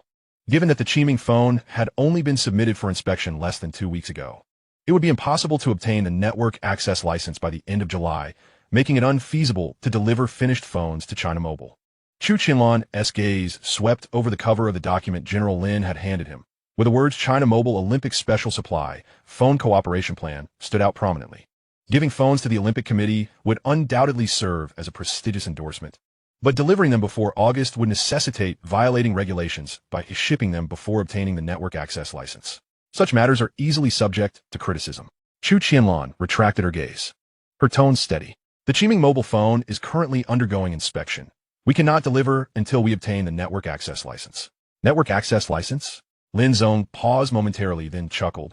Rest assured, General Manager Chu, we will assist you in resolving the matter of the license. We certainly will not let your esteemed company face any difficulties. As a member of the management team at China Mobile, he is well acquainted with the various procedures involved in mobile phone network access. With the support of the Olympic Committee, even if we cannot immediately acquire the network access license for the Qiming phone, securing a temporary license should pose no challenge. Chu Qianlan's tone remained calm. It concealed an underlying boundary. If Lin Zong can resolve the issue of the network access license, we will be able to deliver on schedule. Given the production capacity of Xinghai Technology's new production line, fulfilling these orders for China Mobile should be quite manageable. A glimmer of admiration flickered in Lin Zong's eyes as he lightly tapped the table with his fingertips. Indeed, General Manager Chu is forthright. To be candid, the Olympic Committee hopes that this batch of phones can come pre-installed with a customized Olympic app to provide real-time updates on events and medal standings. He withdrew a demand document from his briefcase. The development difficulty is not great, but it requires your company to open certain system interfaces. As Chu Qianlan perused the document, she noted that the app feature list comprised primarily of basic informational functionalities, which would not be cumbersome to produce. Ma Yuanlong added, the testing cycle for the customized app is approximately 3 to 5 days. Can Lin Zong coordinate with the Olympic Committee for testing equipment? That is a trivial matter. Lin Zong replied, lifting the Qiming prototype for assessment. If your company can deliver the first batch of 5,000 phones by July 25th, China Mobile can offer an additional expedited fee. He suddenly lowered his voice. General Manager Chu, are you aware that 4-Star is also vying for this order? However, your company's operating system is domestically produced and exceptionally smooth, which is why they have chosen you. Chu Qianlan exchanged glances with Ma Yuanlong, who promptly interjected, Lin Zong, the expedited fee is unnecessary, as long as the Olympic Committee is willing to indicate the official recommended terminal in the authorization document. We are even willing to absorb the costs. In truth, once the mobile phones are endorsed by the Olympic Committee, it would be more persuasive than any advertisement. After Lin Zong departed, Ma Yuanlong rubbed his hands in excitement. General Manager Chu, this order for Olympic customized phones is truly a fortuitous opportunity.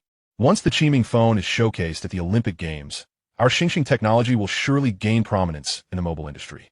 Chu Qianlan nodded slightly. Tapping her fingertips on the table, have the R&D department allocate personnel tonight to initiate the development of the Olympic app, ensuring that testing is completed by next week. You will check the preparations for production later. Once the R&D department integrates the Xingliao software into the pre-installed system, organize Xinghai Technology for production. Begin with the 2G phones, and as soon as the R&D department completes the integration of the Olympic app, we will immediately produce this batch of customized phones for China Mobile. Suddenly, Ma Yuanlong raised his head to inquire, General Manager, do the customized phones for the Olympic Committee need to have the Xingliao application installed? In reality, the pre-installation of Xingliao and applications like Plants vs. Zombies serves not only the phone's requirements, but also promotes the Xingliao software. Chu Qianlan lightly tapped the table, her gaze calm. Xingliao must be installed, but the games can be removed. The members of the Olympic Committee hail from all corners of the globe. This is an excellent opportunity for Xingliao to gain international exposure. Ma Yuanlong quickly recorded the key points, suddenly recalling, General Manager, should we consider a special design for the appearance of the Olympic Committee's customized phones? For instance, printing the Olympic rings logo on the back shell? That is permissible, but we must be cautious of copyright issues. Chu Qianlan rose and approached the floor-to-ceiling window, suggesting that a rendering be created and sent to Lin's Zone for review, ensuring that no taboos are violated. A moment later, Ma Yuanlong went to arrange matters regarding the Olympic customized phones, leaving only Chu Qianlan in the reception room. However, before she could catch her breath, Su Yezi entered, her high heels clicking on the floor. General Manager, the supervisor from the operations department at Goose Factory, has sent a letter wishing to visit tomorrow. Hearing this news, Chu Qianlan was somewhat taken aback. Since last October, when Xinghai Technology and Goose Factory accepted mediation from the Communications Administration, although both sides continued their online skirmishes, their tactics had become considerably more discreet. It was also around this time that Chu Qianlan gradually withdrew from the management of Xinghai Technology, and news from Goose Factory had become scarce. Which company are they visiting, Xinghai or Xingxing? Have they indicated their intentions? Upon hearing Chu Qianlan's inquiry, Su Yezi opened her notebook. According to the information in Goose Factory's letter, they wished to visit Xinghai Technology. As she spoke, she handed over a letter of visit. Chapter 153. Pre-installed PP? A reunion. Chu Qianlan took the letter and focused on its main content. The language was quite courteous, expressing a desire to discuss the related matters of pre-installing the PP software application on phones under Xinghai Technology. Undoubtedly, Goose Factory seeks to leverage the Qiming phone to expand the PP software into the mobile domain. It appears that Goose Factory is still unaware of the relationship between Xinghai Technology and Xinghai Technology. Otherwise, they would not so naively assume that Xinghai Technology would agree to pre-install the PP software on their phones. A subtle smile graced the corners of Chu Qianlan's lips. Let Manager Ma handle this matter. On the surface, we must treat all applications we launch equally. Although she stated this, the reality was quite different. The PP software could only invoke conventional permissions, whereas her competitor, Xingliao, could mobilize far more resources. After all, Xingliao is their own product, which will also serve as the wallet for their future products, certainly unmatched by any other group software. Externally, the two applications would be presented on the same phone, with Xingliao operating more smoothly, achieving faster speeds and lower latency than Pages. These advantages would gradually lead users to prefer the Xingliao software on their phones. For the following week, Chu Qianlan needed to concentrate on her final exams at school and could not witness the formal production of the Qiming phones. Fortunately, everything had been prepared, and with Ma Yuanlong overseeing the situation, there would be no issues in phone production. In the evening, as Chu Qianlan prepared to leave the company, she sought out Ma Yuanlong once more. Manager Ma, have you found a manufacturer for the map navigation application? Upon hearing her purpose for seeking him out, Ma Yuanlong promptly opened his notebook and replied, the small map service providers on the market have inadequate coverage, so I selected Kaidili from 7 major service providers. They have agreed to develop the map navigation application, but they require us to promote their application alongside the phone. Chu Qianlan did not hesitate, agreed to their terms. Navigation is one of the core functions of smartphones, and it will certainly be included when promoting the Qiming phone. This map navigation feature will enable those who struggle with directions to accurately find their destinations. And in the future, customers will purchase the Qiming phone specifically for this function. After all, a phone costs around 2,000, while a mid-range car navigation system also demands a similar price. The cost-effectiveness of the phone is undeniable. With confirmation that the map navigation application was being developed, Chu Qianlan felt reassured and returned to Shenzhen University. The following morning, in the reception room of Xinghai Technology, Li Chong, the operations department supervisor from Goose Factory, entered with 2 assistants, his gaze swiftly scanning the system architecture chart on the wall, revealing a hint of surprise. Ma Yuanlong stood to shake hands, his tone polite yet distant. Supervisor Li, it's a long journey. Thank you for your efforts. Once seated, Li Chong got straight to the point. Manager Ma, we are here to discuss the cooperation regarding the pre-installation of the PP software on the Qiming phone. PP has a vast user base on the PC side, and expanding into mobile is a win-win for both parties. We can provide technical support and cover part of the pre-installation costs, provided your company gives PP a fixed icon position on the system desktop. In return, we can promote the Qiming phone within Goose Factory's product line. As he spoke, one of his assistants pushed a collaboration proposal forward. Ma Yuanlong skimmed through the proposal, a faint smile tugging at his lips. We appreciate Supervisor Li's sincerity, but Xinghai Technology adheres to a unified review standard for all pre-installed applications. He pointed to the clause regarding the fixed icon position in the proposal. The desktop layout must prioritize user experience and cannot be an exception for a single application. However, PP can be listed on the application market, and once approved, users may download it at their discretion. Li Chang's expression shifted subtly. According to Ma Yuanlong, PP receives no preferential treatment whatsoever. Mr. Ma, this deviates significantly from our expectations. As a nationally recognized social platform, pre-installing PP on mobile devices would undoubtedly enhance user engagement and benefit your company's phone sales. Ma Yuanlong pushed the proposal back, leading Li's supervisor to misinterpret the situation, believing that Xinghai Technology valued the consistency of user experience above all else. If every partner demanded special treatment, the system's ecosystem would descend into chaos. As for promotion, we have our own channel strategies, so there is no need for the Goose Factory to concern itself. The conversation reached an impasse, and Li Chang scrutinized Ma Yuanlong, attempting to discern any signs of concession on his face. Yet, Ma Yuanlong maintained a steadfast smile, his demeanor resolute. Ultimately, Li Chang had no choice but to retract the proposal, his tone stiff. In that case, we shall reconvene for further discussions. At Deep City University, Chu Qianlan and his 3 companions were exiting a large classroom. Old 3, how many points do you think you'll score in this subject? Lu Daoqing inquired with a relaxed expression, presumably having performed well in the exam. This semester, he and Zhang Lei had studied diligently. While securing a scholarship might be challenging, avoiding failure seemed quite feasible. A solid 80 points, at least. Chu Qianlan. For him, these examinations were merely formalities, devoid of any difficulty. You academic prodigy. You leave no room for us. Zhang Lei sighed nearby, feeling that he had performed reasonably well, yet still falling short in comparison to Chu Qianlan. Old 2, if you compete with him, you'll undoubtedly feel superior. Du Ming suddenly cast a glance at a figure in the distance. Following his gaze, the group spotted Kong Lingua trudging toward the cafeteria, his countenance revealing yet another disappointing exam outcome. He fails every year. It's old news. I can't compete with that. Zhang Lei remarked sarcastically. His words were overheard by Kong Lingua, who merely shot them an angry glare before quickening his pace to leave. As the 4 entered the cafeteria and settled down after collecting their meals, Zhang Lei pointed to a corner. Look, isn't that Tao Yuansheng? And sitting next to him is Lin Qingxue. Chu Qianlan followed the direction of his gaze and saw Tao Yuansheng animatedly conversing with Lin Qingxue. Dressed in a white dress with an exquisite makeup, she occasionally nodded in response, clearly uninterested in Tao Yuansheng's boastful chatter, likely about his accolade as a top 10 singer. Lu Daocheng snickered softly. Despite the school's handling of the matter, Tao Yuansheng continued to parade his title as the champion of the singing competition, while Zheng Qingtao from the physics department remained far more low-key. Although Zheng Qingtao hailed from the physics department, he had secured 4th place in the singing competition organized by the Arts Club. Had it not been for the competition's underhanded dealings, he should have rightfully claimed the championship according to the results provided by the Manhwa system. Suddenly, Zhang Lei chuckled. Haven't you seen the campus network? Someone edited a video of Tao Yuansheng off-key during the competition, and it has garnered quite a viewership. As the group continued their light-hearted banter, Tao Yuansheng seemed to sense something amiss and abruptly looked up in their direction.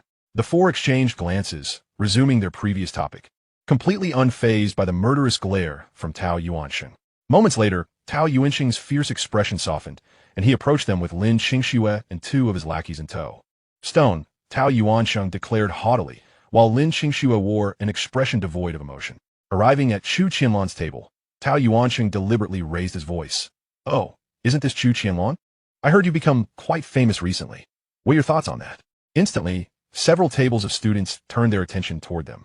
Before Chu Qianlan could respond, one of Tao Yuansheng's lackeys interjected loudly. Not only is Chu a rich heir, but he is now renowned throughout Deep City University. I too am curious. Just how many girlfriends does Chu have? It was evident that their intent was to embarrass him. Chu Qianlan scoffed. Tao Yuansheng, with all your time spent worrying about me, perhaps you should focus on shedding that title of predestined champion instead. Ever since the school cleared Chu Qianlan's name and addressed the relevant parties, he had shifted his focus to Tao Yuansheng. Regardless of whether it was Xinghai Entertainment, Tao Yuansheng, or his manager, any promotional material that featured Tao Yuansheng would inevitably attract comments alleging that he had obtained his championship through unscrupulous means. Moreover, these comments re-emerged periodically, and deleting them proved futile. Consequently, many netizens referred to Tao Yuansheng as the predestined champion. Even when Xinghai Entertainment published articles or announcements, they hesitated to mention his name. Of course, this was merely Chu Qianlan's revenge for the anonymous smear campaign he had endured orchestrated by the Manhwa system. Tao Yuanqing's face flushed with anger, akin to a cat whose tail had been stepped on. Don't slander me. The results of the competition were determined by the judges. If you have the ability, go compete yourself. Chu Qianlan casually replied. This matter was announced on the school's official website. If you claim it's false, then perhaps you should ask the school to retract their announcement. Tao Yuanqing was left speechless, trembling with rage as he pointed at Chu Qianlan. You are twisting the facts. The school's official announcement is in black and white. Does it not hold more weight than your baseless defense? Chu Qianlan, his gaze flickering toward the visibly agitated Tao Yuanqing as he continued. It seems some can only flaunt achievements like this predetermined championship title.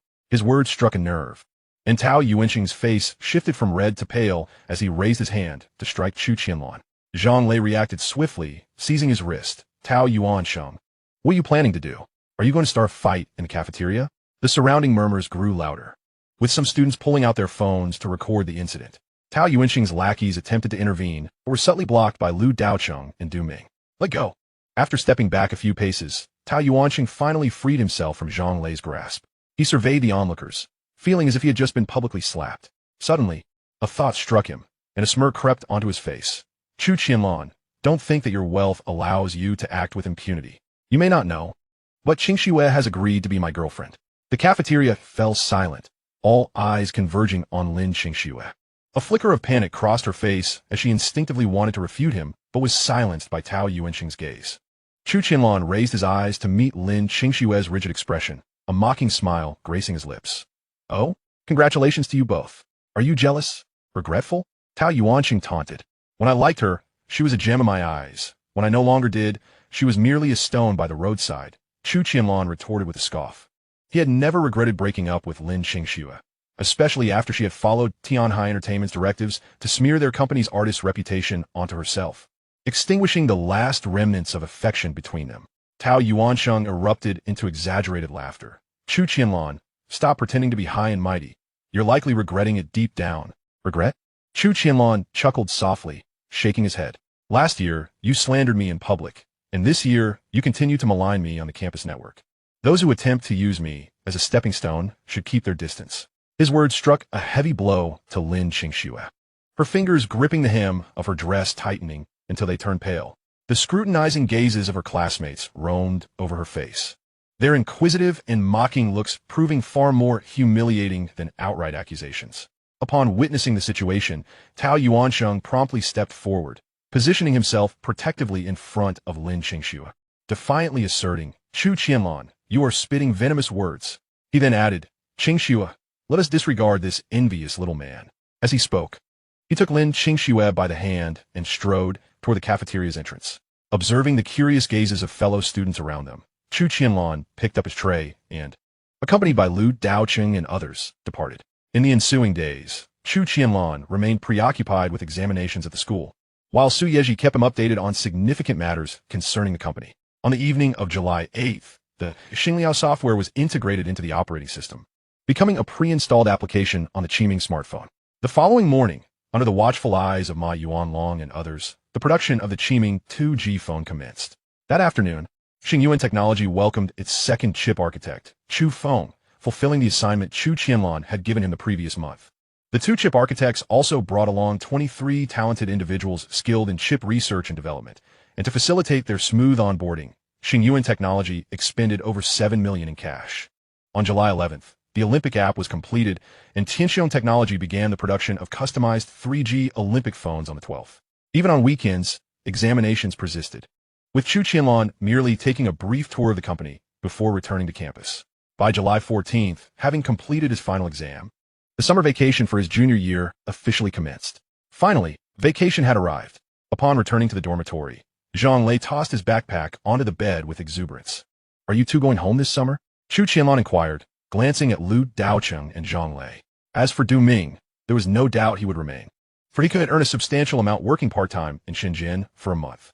I've discussed it with the boss. We've decided to take on part-time work in Shenzhen over the summer, and 1T be returning home.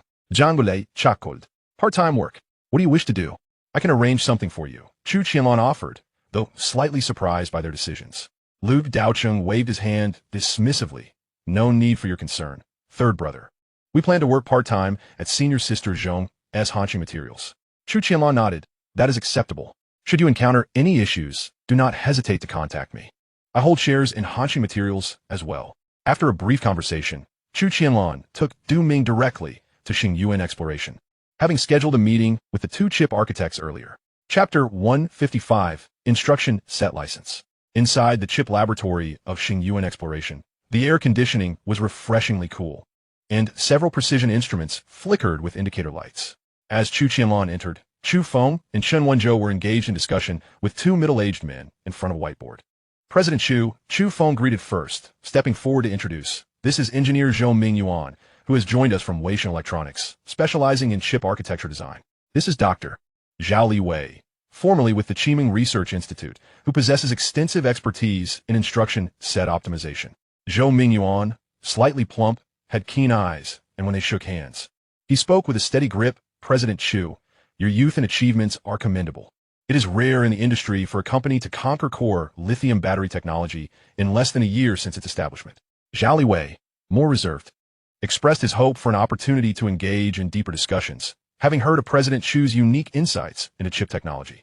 Chu Qianlan gestured for everyone to take a seat, his gaze sweeping over the chip design blueprints laid out on the table. It is an honor for our company to have both of you join Xinghai Exploration. We are dedicated to the advancement of various high-tech innovations, and chip technology is undoubtedly a crucial component. I intend to develop an entirely new chip instruction set architecture to break free from existing patent barriers. Zhou Mingyuan raised an eyebrow at his words. A completely new architecture? This is no trivial matter. ARM and x86 have monopolized the market for years. The ecological barriers are likely insurmountable. Zhao Liwei, however, appeared contemplative, recognizing that while creating a new instruction set is not particularly difficult, the challenge lies in adapting it to various design software and promoting its adoption. Typically, the birth of a new instruction set requires adaptation by chip design software vendors before it can be officially utilized. Even if a chip is designed using a new instruction set, promoting its widespread use remains an arduous task, as different architectures render software and operating systems incompatible. These concerns need not trouble you. I merely require your cooperation in developing the new instruction set. I shall address the subsequent challenges in due time. In technology, smooth sailing is a rarity. Only through trial can we discern the viability of our path, Chu Qianlan asserted with unwavering determination. Zhou Mingyuan and Zhao Liwei exchanged glances, surprise evident in their eyes. Though Chu Qianlan's words seemed casually spoken, they carried an undeniable resolve. The development of a new instruction set is akin to starting anew in the chip domain, where risk and opportunity coexist. President Chu, should we aim for the instruction set to reach the level of processor development, the timeline may extend over several years, requiring substantial financial investment, with significant risks involved. Zhou Mingyuan cautioned, adjusting his glasses. Chu Qianlan, however, shook his head. Funding is not an issue. Xinghai Exploration's research budget this year could be directed toward the chip department. As for the timeline, there is no need for you to worry. In a few days, you will reassess that. Although Zhou Mingyuan remained curious, he refrained from further inquiries. Recognizing President Chu's conviction and affirming their commitment to full cooperation, the compatibility and computational efficiency of the new instruction set will require extensive validation. I recommend starting with the basic instruction set and gradually expanding to more complex computational modules, Zhao Liwei suggested.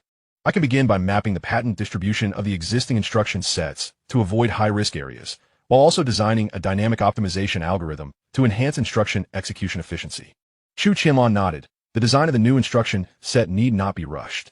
I require you to gather the relevant materials regarding the existing instruction sets within 2 days and compile them into an electronic format.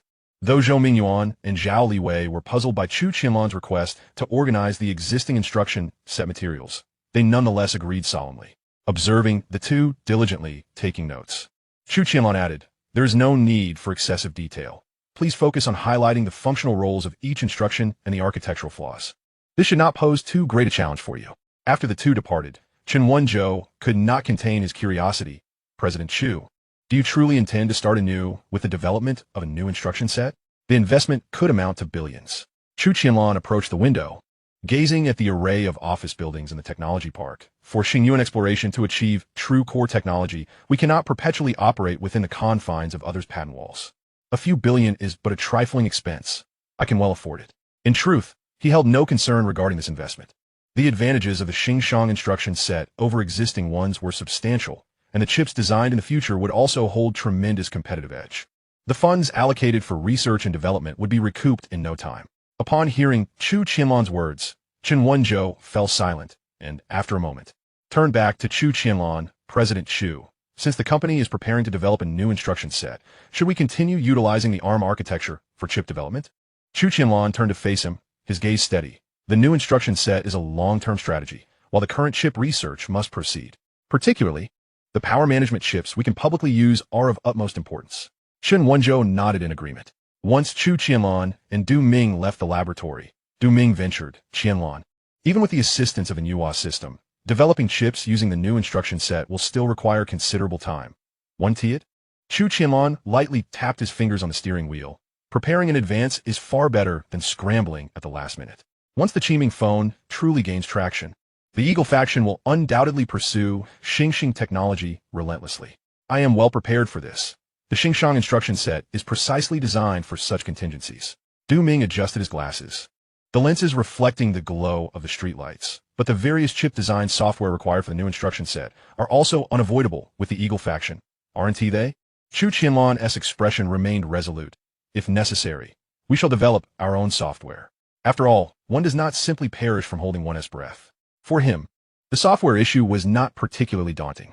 The simplest approach would be to forcibly crack an existing software and then modify the parameters to make it compatible with the Xinghai instruction set. However, such an approach is fraught with potential pitfalls, given the multitude of users that the software will attract, inevitably leading to leaks. It is said that the process of chip development necessitates the utilization of a dozen different software programs. Even if fully decomposed, it would require 100 individuals working for several months, no doubt. Du Ming exclaimed in astonishment. Upon hearing this, Chu Qianlan felt a spark of inspiration. Decomposing the software and enlisting a multitude of programmers to develop it for him might indeed be a brilliant idea. Nonetheless, the implementation of such a plan would require meticulous strategizing. As the two entered Starry Technology, they encountered Ma Yuanlong, who was preparing to leave. President Chu, we have produced 10,000 units of the Olympic customized mobile phone, and representatives from China Mobile's headquarters are very satisfied with the quality. They are ready to order an additional 30,000 units for sale in various service centers. Chu Qianlan said, a glimmer of satisfaction flashing in his eyes. China Mobile is more agreeable than I anticipated. Let us proceed with the production. However, I must reiterate, without the network access license, we cannot dispatch any shipments. Upon hearing this, a flicker of excitement returned to Ma Yuanlong's face. President Chu, China Mobile has already brought the temporary network access license. According to them, the formal license will be issued before the Olympics. Chapter 156. Additional orders with the network access license in hand. It signifies that Qiming mobile phones can legally circulate in the domestic market. The efficiency of China Mobile has surpassed expectations, prompting Xinghai Technology to prioritize the delivery of the Olympic customized devices. Chu Qianlan shifted the conversation, inquiring, by the way, how many orders do we have overseas? Zheng Anhua has been traveling abroad, primarily tasked with delivering sample units. Yet he is also connected with numerous clients. However, due to Starry Technology's relatively modest reputation, many companies harbor reservations, with orders typically ranging from 3 to 5,000, seldom exceeding 10,000. Ma Yuanlong flipped through his notebook, revealing a tally of 41,000 units. Thus, it appears that out of our 300,000 mobile phones, 110,000 have already been pre-sold. Please contact our suppliers and instruct them to continue stockpiling. We shall increase production by 200,000 units. After a moment of contemplation, Chu Qianlan made the decision to ramp up production. President Chu, we can increase orders, but Xinghai Technology's production capacity may struggle to keep pace, Ma Yuanlong expressed, displaying a hint of concern. As Chu Tianxiong is Chu Qianlan's father, many matters must be negotiated with him, as he cannot impose demands like other suppliers. Simply inform my father. He will find a way to enhance production capacity. Chu Qianlan to accommodate unexpected situations. Xinghai Technology typically maintains a certain surplus in production capacity. Increasing capacity by a couple of thousand units daily is feasible. Furthermore, with Hengchuan machinery involved, they can add an automated production line within a month, which will bolster monthly output by over 100,000 units, sufficient to meet Starry Technology's orders. Ma Yuanlong nodded in agreement. Understood, President Chu, I will contact Xinghai Technology immediately. By the way, do we need to adjust the configuration for the additional 200,000 mobile phones? Chu Qianlan pondered. Let us produce all of them as 3G versions, and you can allocate the specific mode of 3G according to the orders. Entering the office, Chu Qianlan opened his computer and asked, Old 4, what are your plans for this summer? Are you still in the R&D department of Xinghai Technology? Du Ming adjusted his glasses, his tone turning earnest. Well, Engineer Lin wants me to continue optimizing the operating system during the summer. However, I am somewhat inclined to follow you and observe the development of the new instruction set. Chu Qianlan looked at Du Ming in surprise. What? Are you interested in chip design? Du Ming's cheeks flushed slightly, feeling somewhat bashful. It's not so much interest, but I find that the instruction set resembles building blocks, piecing together disparate functional modules into a complete structure, akin to programming.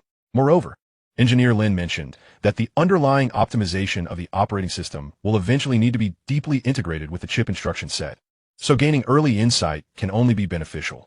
Chu Qianlan raised an eyebrow and chuckled. If you wish to learn, that's fine. But chip design is considerably more tedious than coding. How about this? This semester, you will go to Xinghai Exploration and join the new instruction set project team. He paused for a moment, adding, however, there's one condition. The matters regarding the instruction set and product development must remain strictly confidential, even from the first and second leaders. Du Ming nodded earnestly. Rest assured, I understand the rules. As evening approached, Chu Qianlan's phone vibrated in his pocket. It was a call from his father, Chu Tianxiong. Xiaolan, did Mom mention increasing production by 200,000 units? The voice on the other end conveyed a hint of helplessness. Currently, all production lines have tasks assigned, and it will be difficult to enhance capacity in the short term. Dad, have Hengchuan Machinery produce the third automated production line? My current capacity is not overly urgent. We can increase it if possible, but if not, we'll wait until the third production line is calibrated before augmenting. Chu Tianxiong remained silent for a moment. All right, I'll have the workshop director arrange it. By the way, have you started your summer vacation? Your mother wants you to come home for dinner. She said she made soup for you. Okay, I'll head back shortly. Chu Qianlan hung up the phone and settled into his car. Starting the next day, Chu Qianlan embarked on an inspection tour of his companies. Hengchuan Machinery was already producing the new mobile phone assembly line, and according to Lu Chuan's estimates, the third production line for Xinghai Technology would be fully calibrated and operational within 30 days. After several months of research and development, Hengchuan Machinery's technology has once again been upgraded, with the new production line achieving a precision of 0.08 millimeters, surpassing the stability of the previous two lines. Moreover, the new line's daily output nears 6,000 units, and when both automated production lines operate for Xinghai Technology, daily output could reach 10,000 units, ample to fulfill the current orders. At Dajiang UAV, the situation remains unchanged. On average, the monthly revenue after expenses barely exceeds 100,000, merely maintaining the status quo. With the advent of the smartphone era, the drone industry is poised for rapid advancement. Wang Tao is currently developing the Dajiang app, aiming to control drones via mobile phones. Should his idea succeed, it would undoubtedly propel the expansion of the drone market. Next, he visited the lithium battery laboratory at Xinghai Exploration. At this juncture, the 6-story laboratory has transformed, with the top floor serving as the office for Xinghai Exploration, while the remaining 5 floors have become laboratories for testing lithium batteries. Originally, the experimental team comprised only a few members, but has now expanded to over 60. The lithium battery data that Chu Qianlan provided has largely been comprehended by the laboratory. Only the anode materials and membrane technology remain to be validated with data. Aside from the electrolyte, some catalysts and cathode materials have been broken down into lower-tier technologies for external authorization. As for the exceptionally high-value technologies, they will be retained for the time being to be unveiled as a trump card during fierce competition in the mobile phone industry. According to Chu Feng's report, Hantian Materials has prepared for several months, and the first carbon fiber production line is now ready for production. The first batch of products meets performance standards, with tensile strength reaching 250 MPa, slightly exceeding expectations. Since finished products are now available, Xinghai Exploration will proceed, according to the original plan, to assist them in finding resources and authorizing the formula. The funds acquired through technology output will support subsequent research and development. Chu Qianlan Institute, I have already begun contacting relevant enterprises. Specific outcomes will require some time. Chu Feng nodded in agreement. Has Hantian Materials received any orders? Not yet any substantial orders. Chu Feng flipped through his notebook. Two automotive companies have expressed interest and took some samples for testing. However, Hantian Materials' production capacity is limited, so they are unlikely to secure orders from the automotive sector. After a moment of contemplation, Chu Qianlan suggested, introduce Wang Tao to Zhong Wushuang. He should be interested in carbon fiber. Hantian Materials is a research-oriented enterprise, and production capacity does not need to be overly prioritized. Income will rely on external technology output. During this tour of his enterprises, Chu Qianlan felt relatively satisfied with the developmental progress of each company. However, his capital remains somewhat insufficient. Otherwise, he would certainly expand the R&D scope of Xinghai exploration to replicate more technologies from the Library of Science and Technology. Fortunately, artificial intelligence has already been replicated, and the constellation instruction set is progressing swiftly. Once the Qiming smartphone is widely sold, financial issues will also be resolved.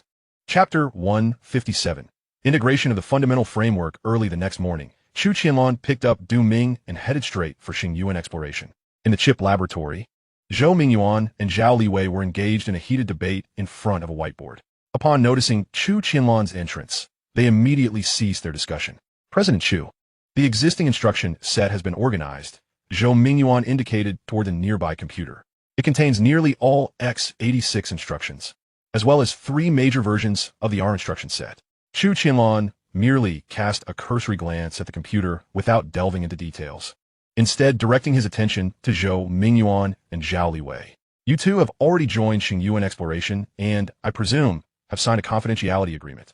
The development of this new instruction set will involve the company's highest level secrets, so I implore you to maintain discretion. Even your subordinates should only be informed if they are core members. While Chu Qianlan spoke, Du Ming had already activated the LED screen in the laboratory. This device had been installed by Chu Feng at Chu Qianlan's request 2 weeks prior, specifically for this moment. Upon hearing Chu Qianlan's words, a flicker of curiosity crossed Zhou Mingyuan and Zhao Liwei's faces. What could possess Chu Qianlan with such confidence that a brand new operational instruction set could be rapidly developed? Zhou Mingyuan adjusted his glasses. Rest assured, President Chu, we do uphold professional ethics. However, the development cycle for a mature instruction set typically spans years. Can we truly achieve results in such a short time? Zhao Liwei echoed in agreement. The validation of instruction, encoding, and operational logic requires iterative refinement. Chu Qianlan did not respond to their concerns, but instead focused on the LED screen, which had just connected to the computer. At that moment, Du Ming had successfully accessed the Manhwa system with the permissions granted by Chu Qianlan. On the LED screen, a virtual brain composed of blue code gradually materialized, representing the core interface of the Manhwa system. Chu Qianlan gestured toward the screen. This is the Manhwa system, an artificial intelligence platform under another one of my companies. Its data analysis and organization capabilities are exceptionally robust, significantly alleviating the challenges of development. Zhou Mingyuan and Zhao Liwei gazed at the slowly rotating virtual brain on the screen, their pupils dilating in astonishment. Although they had heard of the concept of artificial intelligence, they had never before encountered such a tangible system. Is this weak artificial intelligence? Zhao Liwei instinctively took a half-step back, as if what lay before him was not merely a program, but a sentient entity. Chu Qianlan. It should be classified as medium strength, I suppose. I have granted you both access. Henceforth, when conducting research and development, you may enlist the assistance of the Manhwa system. Observing the astonished expressions on their faces, Chu Qianlan paid them no mind. He activated the microphone on the table and issued commands to Manhwa. Analyze the x86 and ARM instruction sets, deconstruct them, and ascertain the functionality of each instruction. The virtual brain on the LED screen suddenly accelerated its rotation, with streams of blue data cascading down like a waterfall. Simultaneously, the Planet No. 2 supercomputer in the computing room began to operate at high speed, causing the cooling system of the entire facility to gradually increase its efficiency. On the LED screen, the intricate architecture of an x86 instruction set unfolded first, with over 1,000 instructions categorized by functionality into 3 major modules: computation, storage, and control. Next to each instruction, the execution cycle and resource utilization rate were annotated. The redundancy of the x86 instruction set is 37. The electronic voice of the Manhwa system announced, with 142 instructions eligible for merging, and 68 being legacy instructions that have been superseded by new ones. Zhou Mingyuan leaned closer to the screen, pointing at a string of red-marked instructions. These indeed are very old instructions, now virtually obsolete, I didn't expect the system to identify them automatically. Soon after, the deconstruction results of the ARM instruction set appeared. In contrast to the complexity of x86, the ARM architecture was more streamlined, yet the Manhwa system still identified 23 logical conflicts. We spent half a year identifying 2 logical conflicts. Zhao Liwei exclaimed in awe. For the Manhwa system to find 23 in such a short time is truly astonishing. Chu Qianlan elucidated, there are certain matters where humans cannot compete with machines. At this moment, the LED screen had already listed all the functions, roles, and pros and cons of the instructions. However, Chu Qianlan was not entirely satisfied. He continued to issue commands, instructing Manhwa to search for other types of instruction sets online and conduct similar analyses. The virtual brain of the Manhwa system accelerated once more, with the data streams on the screen becoming increasingly dense. After a few minutes, the deconstruction results of multiple instruction sets, including MIPS and RISC, were successively presented, with each instruction meticulously annotated for functionality, execution efficiency, and compatibility issues. The optimization potential for the floating point operation module of the MIPS instruction set is 21. The electronic voice reported mechanically, while the modular design of the RISC architecture exhibits interface redundancy, which can enhance the execution speed of 15 instructions when integrated. Zhou Mingyuan adjusted his glasses, marveling. The precision of these analyses far surpasses that of industry reports. Zhao Liwei stared at the comparative charts of ARM and RISC-V. The Manhwa system can automatically identify the underlying logical commonalities across different architectures, providing insights into how the new instruction set can be compatible across multiple platforms. Chu Qianlan did not pause, continuously issuing commands. Group the instructions based on their functions and analyze the importance of each functional group. Parse all the instructions within the computational groups and enumerate all functionalities. Restructure the computational group functionalities to be as concise and comprehensive as possible. Apply the same methodology to the storage group. As Chu Qianlan continued to issue directives, the data streams on the LED screen surged like a tide, with the functional modules of the instruction set being incessantly deconstructed, reassembled, and optimized. The number of open documents grew exponentially, nearly covering the entire screen. Finally, all documents were closed, leaving only a single document organized by the Manhwa system. Chu Qianlan took a brief glance and recognized that the content was akin to what he had envisioned. A month prior, he had begun drafting portions of the Constellation instruction set and transmitting them to the Manhwa system. His goal was to have the results generated by the Manhwa system resemble the Constellation instruction set. At this moment, his objective had been accomplished. Chu Qianlan pointed at the document on the screen, addressing Zhou Mingyuan and Zhao Liwei. This is the foundational framework of the new instruction set, as summarized by artificial intelligence. I will send it to your emails shortly. Let us study it today and reconvene tomorrow to discuss areas for improvement. Zhou Mingyuan and Zhao Liwei appeared oblivious to Chu Qianlan's words, leaning in closer to the screen to rapidly absorb the document's contents. The more they read, the deeper their expressions of astonishment grew. This framework is simply exquisite.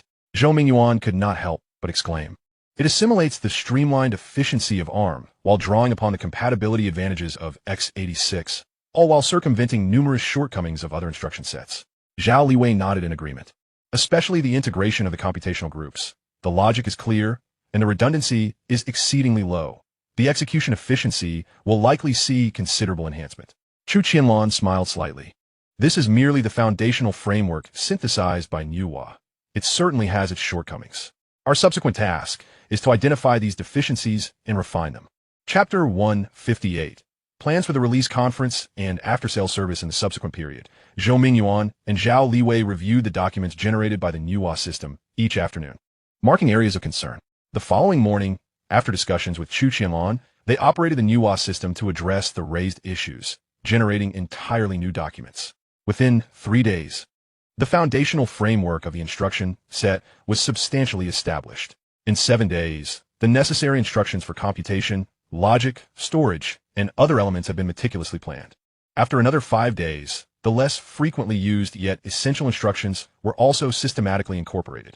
By this time, the new instruction set proposed by Chu Qianlan had reached a stage of near perfection. Were there an instruction mapping table, it could theoretically be employed for the actual design of chips, though this remained a theoretical consideration. The exploration of the star source has yet to develop an EDA software for the astronomical instruction set, rendering it unfit for immediate application. Moreover, this rudimentary instruction set is far from what Chu Qianlan desires. he envisions a more comprehensive collection, necessitating the addition of new commands.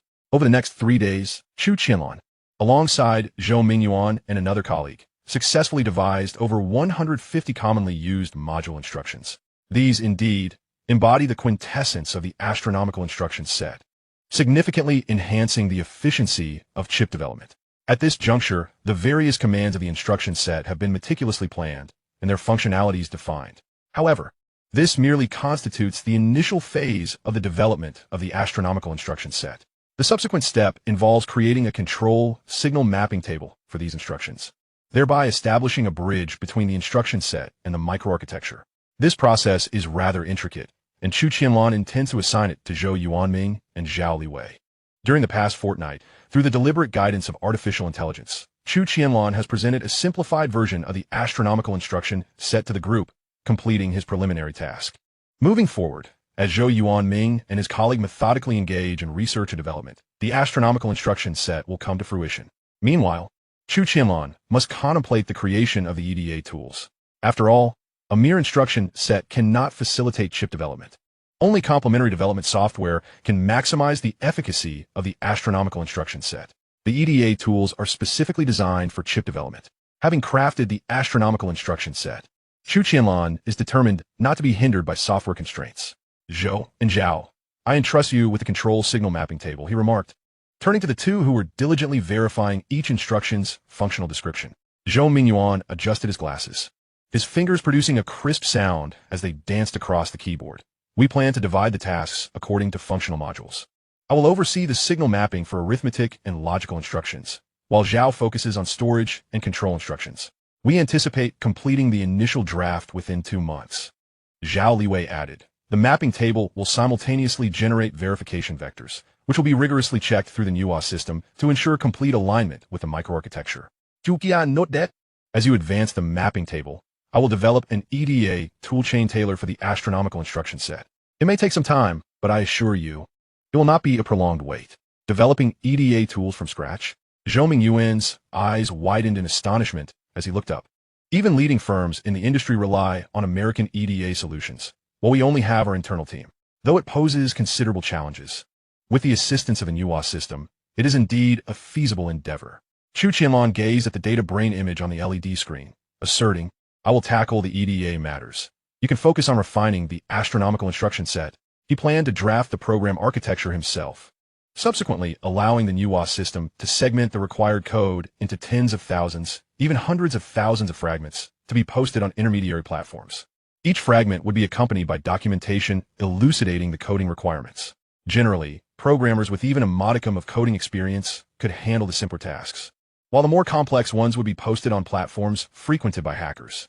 Even if the remuneration is modest, attracting a few hackers would suffice to produce the necessary code.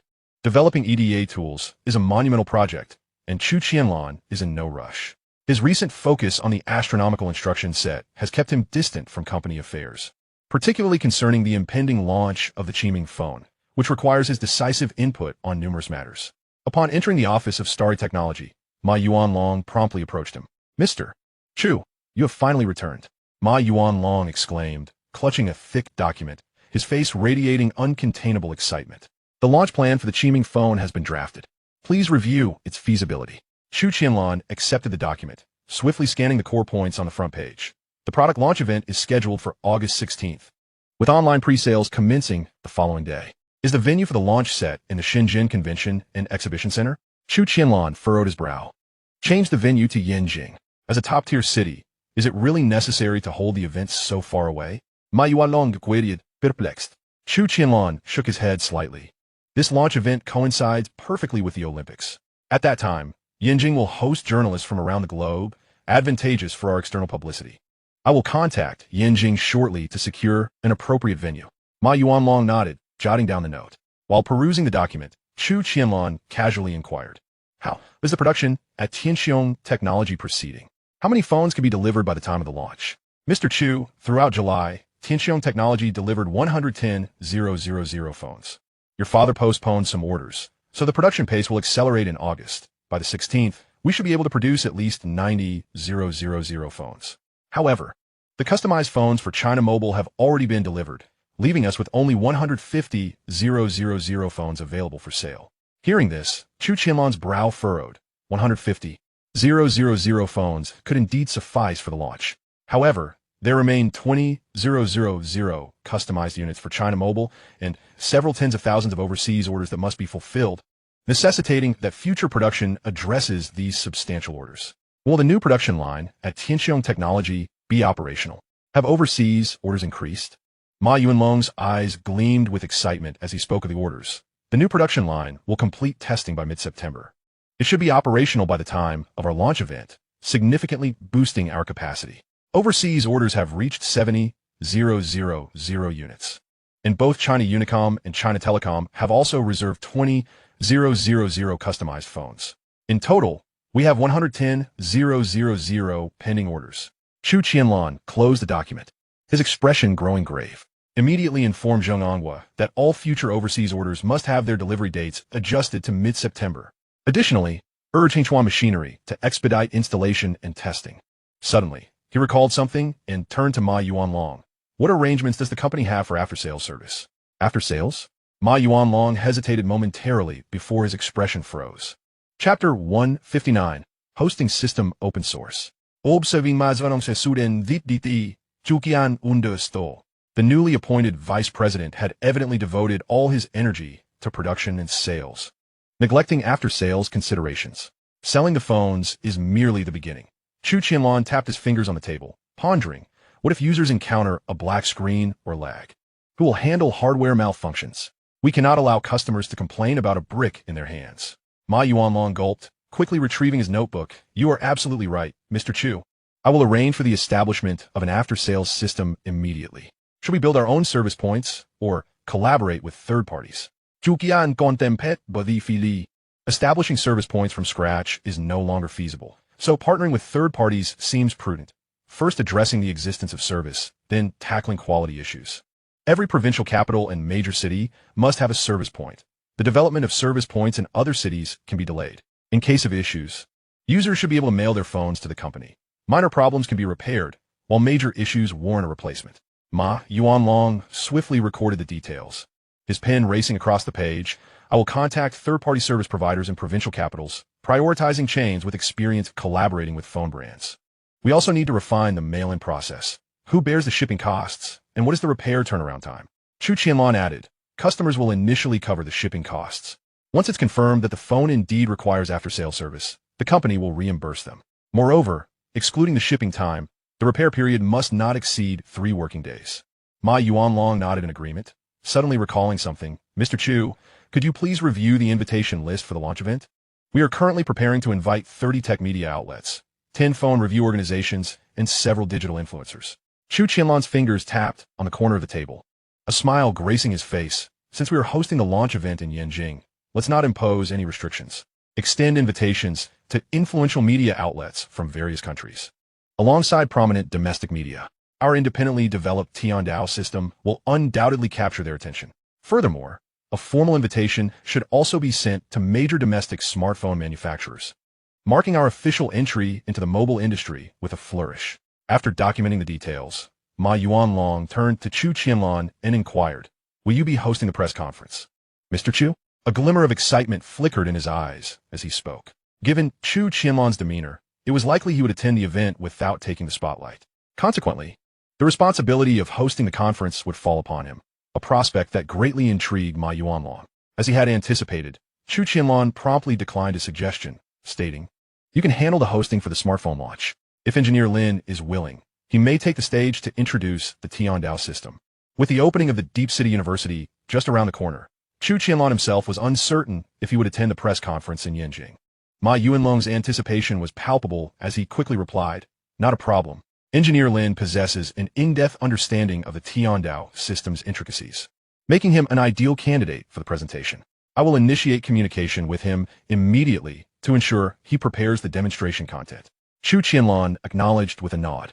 Tapping his fingertips on the table, we must clearly showcase the distinctions between the Tiandao system and others, ensuring everyone comprehends that our Tiandao system is independently developed, not a mere imitation. Ma Yuanlong jotted down this crucial point when a thought struck him. By the way, Mr. Chu, the representatives from Island Mobile, through manager Zhang Jinshan, have inquired whether we would consider licensing the Tiandao system for their use in the future. Upon hearing this, Chu Qianlan paused momentarily, a hint of amusement glimmering in his eyes. Milan? They are quite well informed. Ma Yuanlong elaborated, due to the shrinking MP3 and MP4 markets. Milan is preparing to venture into the smartphone industry. Manager Zhang mentioned that they expressed a willingness to pay a premium for the licensing through one of his former colleagues. A light chuckle escaped Chu Qianlan's lips as he replied, "There is no need for them to pay a premium.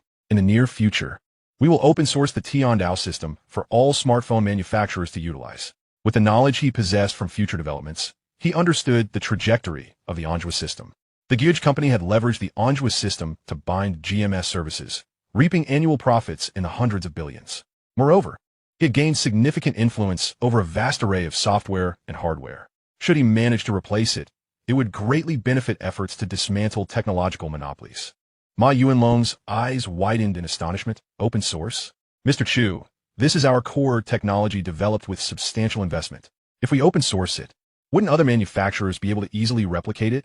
Chu Qianlan waved his hand dismissively, his gaze fixed on the skyline of the tech park outside. Open sourcing does not imply that we are relinquishing our advanced technology.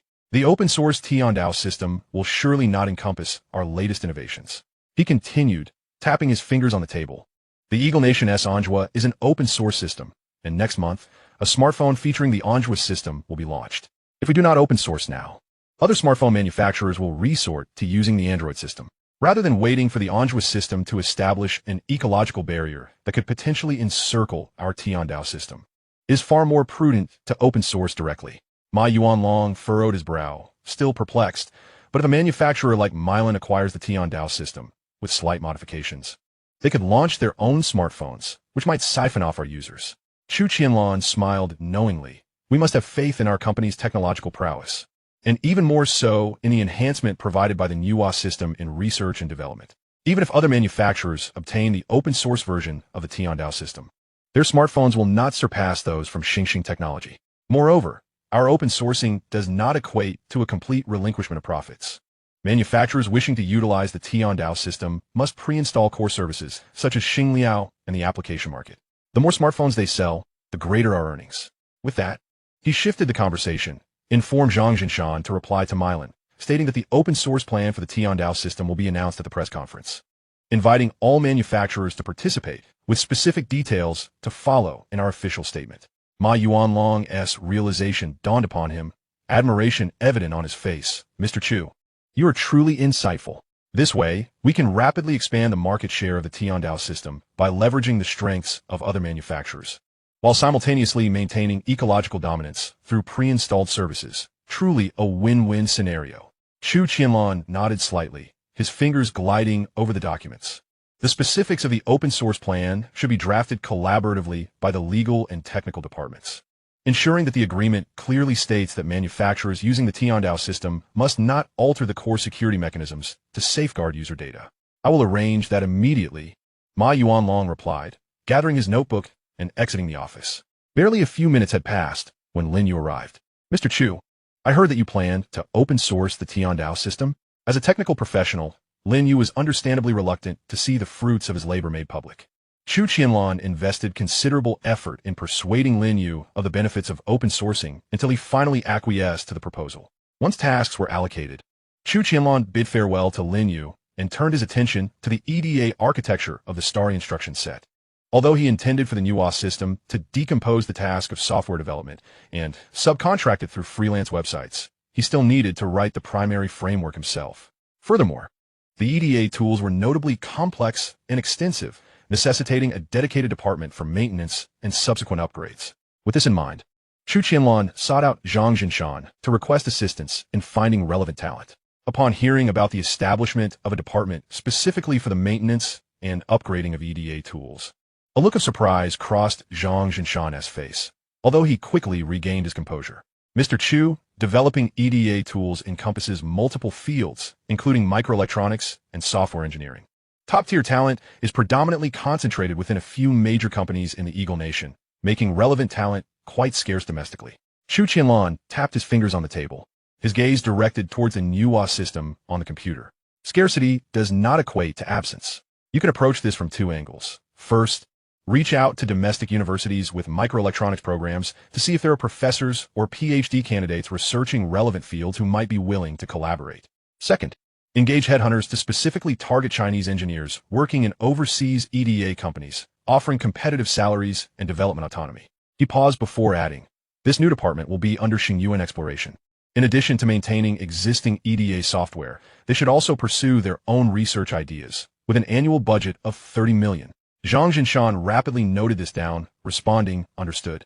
I will prioritize contacting the teams at Shuimu University and the Longhua Research Institute, as they have substantial experience in microelectronics. For the headhunters, I will focus on engineers with hands-on development experience. Even bringing a team over would be worthwhile. Chu Qianlan noted that the ideal head of this new department should be a composite talent who is proficient in both chip design and software development. Please pay special attention to this detail while screening resumes, and I will personally conduct interviews once candidates are shortlisted. Additionally, do not disclose our development of the instruction set and EDA tools prior to their hiring. He was determined to learn from the lesson of Fan Xingshuan's disclosure of company secrets. After sending Zhang Jinshan on his way, Chu Qianlan pondered the creation of the EDA tool architecture. Since the technology library housed the starry instruction set, it was reasonable to assume that relevant EDA tools were also included. However, even the basic installation package was a hefty 20 gigabytes. Even with the assistance of the Manhwa system, replicating it would demand a significant investment of time. Yet, upon seeing that the existing EDA tool package from the Eagle Nation was at least 16 gigabytes, he abandoned the idea of developing EDA tools independently. While recreating the EDA architecture would certainly consume a considerable amount of time, it was far more efficient than spearheading the development of numerous large-scale software applications. After a moment of contemplation, Chu Qianlan issued a command to the Manhwa system to decompose 3 popular EDA tools from the Eagle Nation and extract their software architectures. The virtual brain of the Manhwa system whirred into action, swiftly presenting 3 architectural breakdown diagrams of EDA tools on the screen. Red data streams delineated the core modules, while blue lines sketched the data interaction pathways, rendering the intricate web of architecture distinctly comprehensible through the lens of artificial intelligence. Chu Qianlan leaned closer to the screen, simultaneously retrieving a book and projecting the EDA architectural diagram from the technology library. Through multifaceted comparisons, he discerned numerous similarities among the various architectures. A thought sparked in his mind, leading him to conceive a more expedient method for drafting EDA architectures. Manhwa, open the schematic design software architecture. The Manhwa system's virtual brain complied, instantly magnifying the 3 architectural diagrams.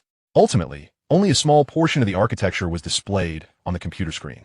This was precisely the schematic design software architecture that Chu Qianlan required. The 3 diagrams bore a remarkable resemblance, with about 50 to 60% similarity. And even when compared to the schematic design software within the technology library, they exhibited over 40% similarity. If the architectures of the 3 software were synthesized, the similarity could reach 60 to 70%. Manhwa, create a new document, capture and save this portion of the architectural diagram, and delete the rest. Chu Qianlan meticulously extracted all the similar architectures from the computer, cross-referencing them with the schematic design software architecture from the technology library. Following his directives, the Manhwa system accurately isolated segments from the 3 EDA tools that bore similarity to the target architecture and placed them into the newly created document. After selecting the analogous architectures of the schematic design software, Chu Qianlan proceeded to open the circuit simulation software architecture, replicating the process. It was not until nightfall that he completed the selection of all architectures similar to those of the EDA software in the technology library. With these comparable architectural fragments, the task of replicating the EDA architecture from the technology library would be considerably easier, reducing the time required by a third. Although sourced from the technology library, the Manhwa system lacked relevant information on EDA tools. Consequently, for the subsequent tasks, the Manhwa system could offer no further assistance. Chu Qianlan had no choice but to undertake the task of drafting the architecture of the EDA tools himself. Since the software development work was intended to be outsourced to the Manhwa system, the architecture he was drafting was exceptionally detailed. It was not until the afternoon of the 3rd day that Chu Qianlan completed the writing of the schematic design software architecture. And this was merely one of the 13 software pieces within the EDA tools. Rubbing his aching temples, he saved the graphical and textual symbols displayed on the screen. Finally, he had managed to conquer this section. Just one down, he murmured, raising the now lukewarm coffee from the table and gulping it down. 13 software pieces, and he had only completed the first, a head-lace circuit simulation, layout routing, and timing analysis, each a formidable challenge. Just as he was preparing to rise, there was a gentle knock on the office door. "President Chu, you haven't left yet?" Zhang Jinshan peered in, holding a stack of resumes. "Here are the profiles of several engineers sent over by the headhunter. 2 of them have previously worked at Synopsys in the United States as core developers. Would you like to take a look?" Chu Qianlan accepted the resumes and quickly scanned their contents. The first candidate graduated from a prestigious overseas institution, specializing in chip physical verification tools. His resume was impressive, yet lacking in team management experience. The second was a PhD from the University of California, who had led the development of an open-source EDA project and had attempted to start a business upon returning to the country 3 years ago, only to fail due to a broken funding chain. This Wang Yunting is worth following up on. Chu Qianlan's finger tapped the second resume, with experience in EDA development. He should be of significant assistance in our own EDA development. Zhang Jinshan quickly noted this down. "In that case, I'll have the headhunter contact Wang Yunting tomorrow. What about Zhong Changfeng? Should he come in for a look?" Chapter 161, Olympic Ticket. The so-called Zhong Changfeng was another talent recommended by the headhunter. Pausing for a moment over Zhong Changfeng's resume, Chu Qianlan frowned slightly. Zhong Changfeng has a solid technical background, but lacks team management experience. For now, let's keep him on a short list. Once we have some leads on Wang Yunting, we can consider involving him. He paused to add, after all, this new department has just been established, and the comprehensive abilities of the leader are crucial. Wang Yunting has experience with open-source projects and practical entrepreneurial experience, making him more suitable for managing a department. Zhang Jinshan nodded in understanding, putting away the resumes. "Got it. I'll arrange for the headhunter to connect with Wang Yunting first thing tomorrow, aiming for a video interview within 3 days."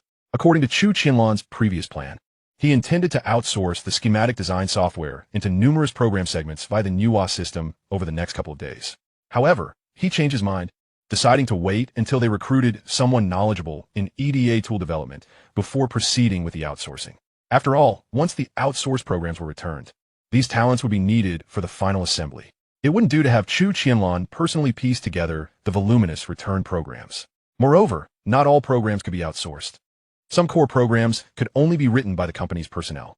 The following morning, as soon as Chu Qianlan stepped into the office, he encountered Ma Yuanlong, who had come to report on work progress.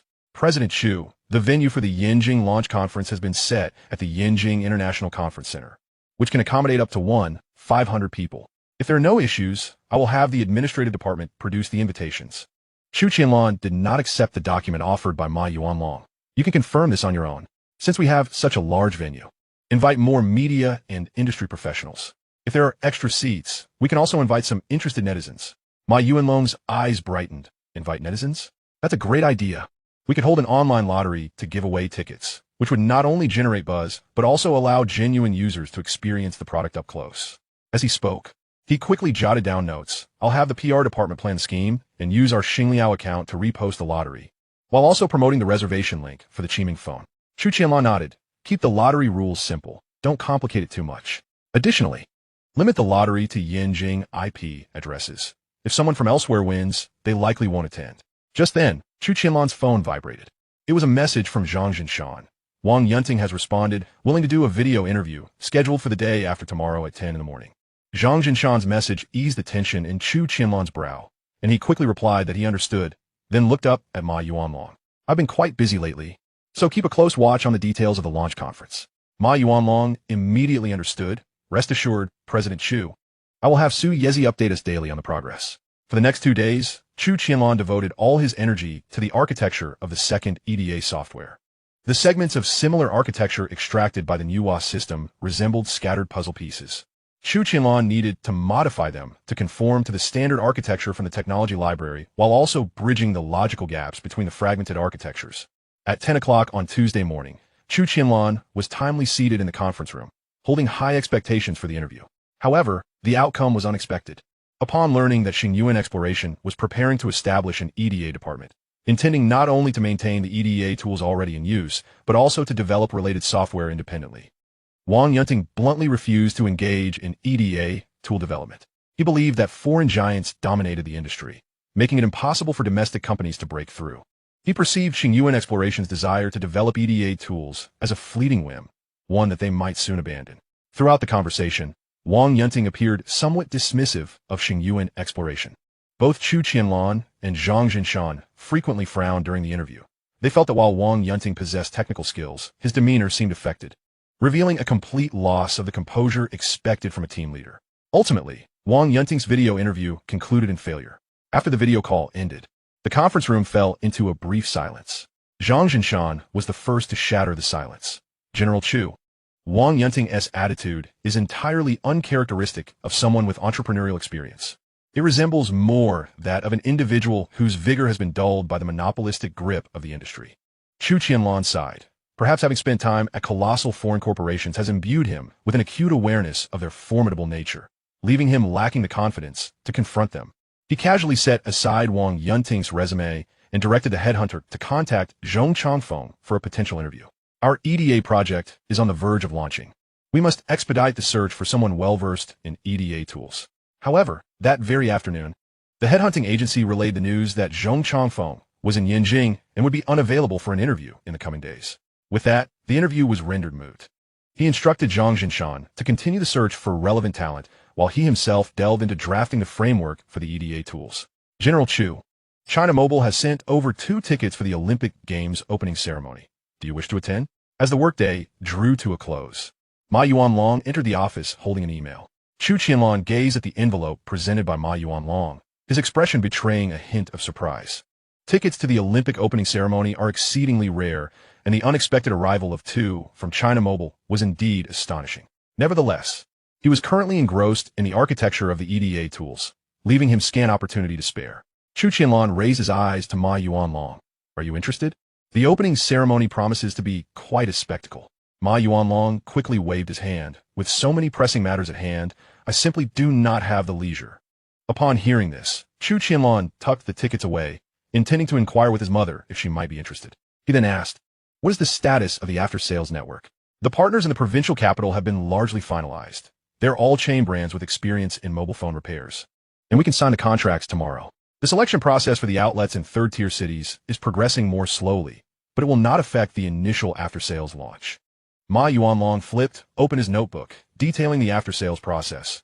Once users send back their phones, we will provide a diagnostic report within 24 hours, with the repair cycle strictly controlled within 3 days.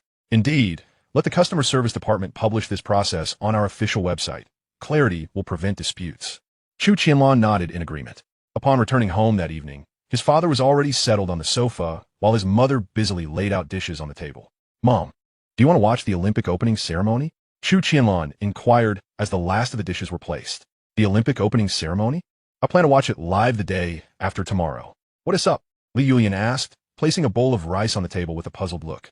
China Mobile gifted us 2 tickets to the Olympic opening ceremony. Would you like to attend in person? Li Yulian glanced back, her eyes brightening momentarily before she shook her head. Your father has been preoccupied with matters of the factory. It wouldn't be enjoyable for me to go alone. You should take a classmate instead. I don't have time either. I'm quite busy lately, Chu Qianlan replied, shaking his head as well.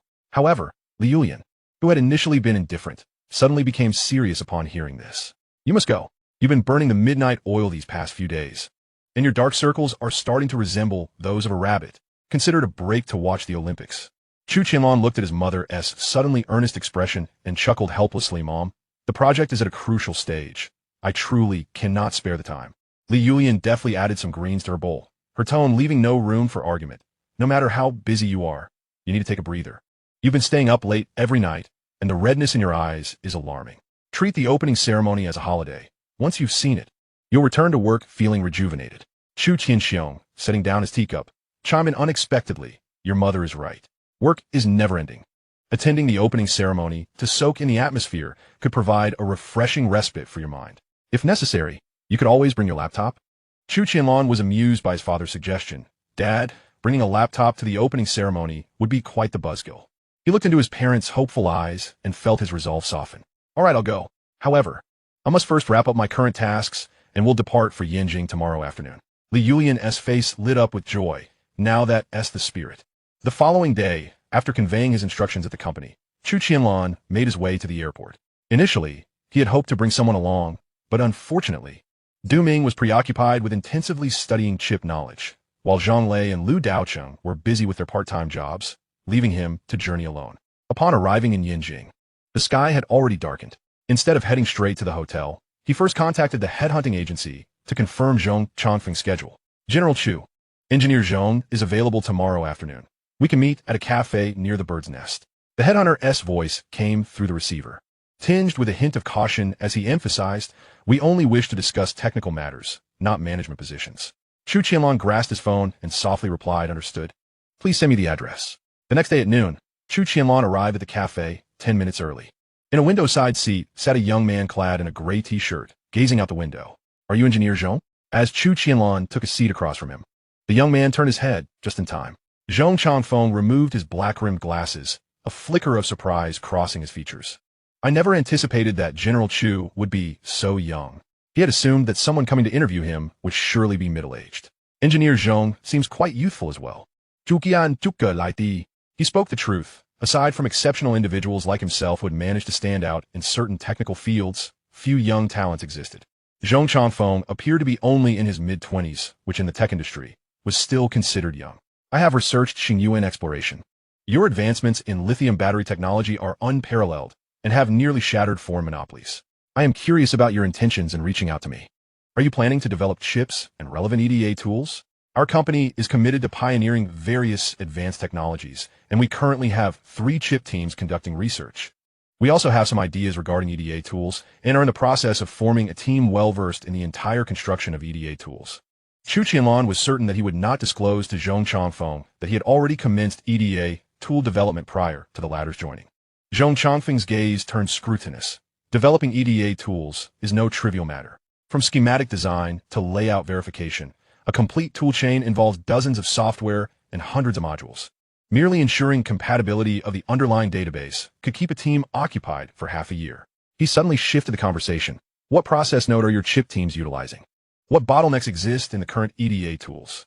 Chu Qianlan refrained from providing a direct answer, continuing instead, "Xinghai exploration is solely owned by me, and the establishment of the EDA department arises from my desire to validate a few concepts, which will take approximately 6 months.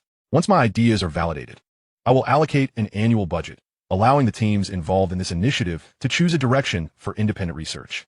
Zhong Changfeng's fingers tightened slightly around his coffee cup, a glimmer of intrigue flashing in his eyes. The prospect of independent research was irresistibly appealing to highly skilled professionals, especially in China, where most laboratories operate under the directives of their superiors. If it merely required a commitment of 6 months, followed by access to funding for pursuing one's interests, many technical personnel would undoubtedly be eager to join Xinghai exploration. "May I inquire about the research budget you mentioned, General Chu?" Zhong Changfeng asked with keen interest. "The budget for next year will be no less than 30 million, and it will not fall below this figure in the future." After a moment's contemplation, Chu Qianlan provided a figure. He discerned that Zhong Changfeng appeared less interested in the earlier proposals and was instead captivated by the prospect of discretionary funding. A distinct look of surprise flashed in Zhong Changfeng's eyes. An annual research budget of 30 million allocated to a newly established department was undoubtedly a significant sum. Even among the EDA giants in the Eagle Country, securing 30 million in research funding was not something a small team could easily acquire. President Chu is indeed willing to invest. He set down his coffee, a newfound seriousness glimmering in his eyes. "However, if I may be frank, the development cycle for EDA tools typically spans several years. A mere 6 months may scarcely suffice to validate even a fundamental module."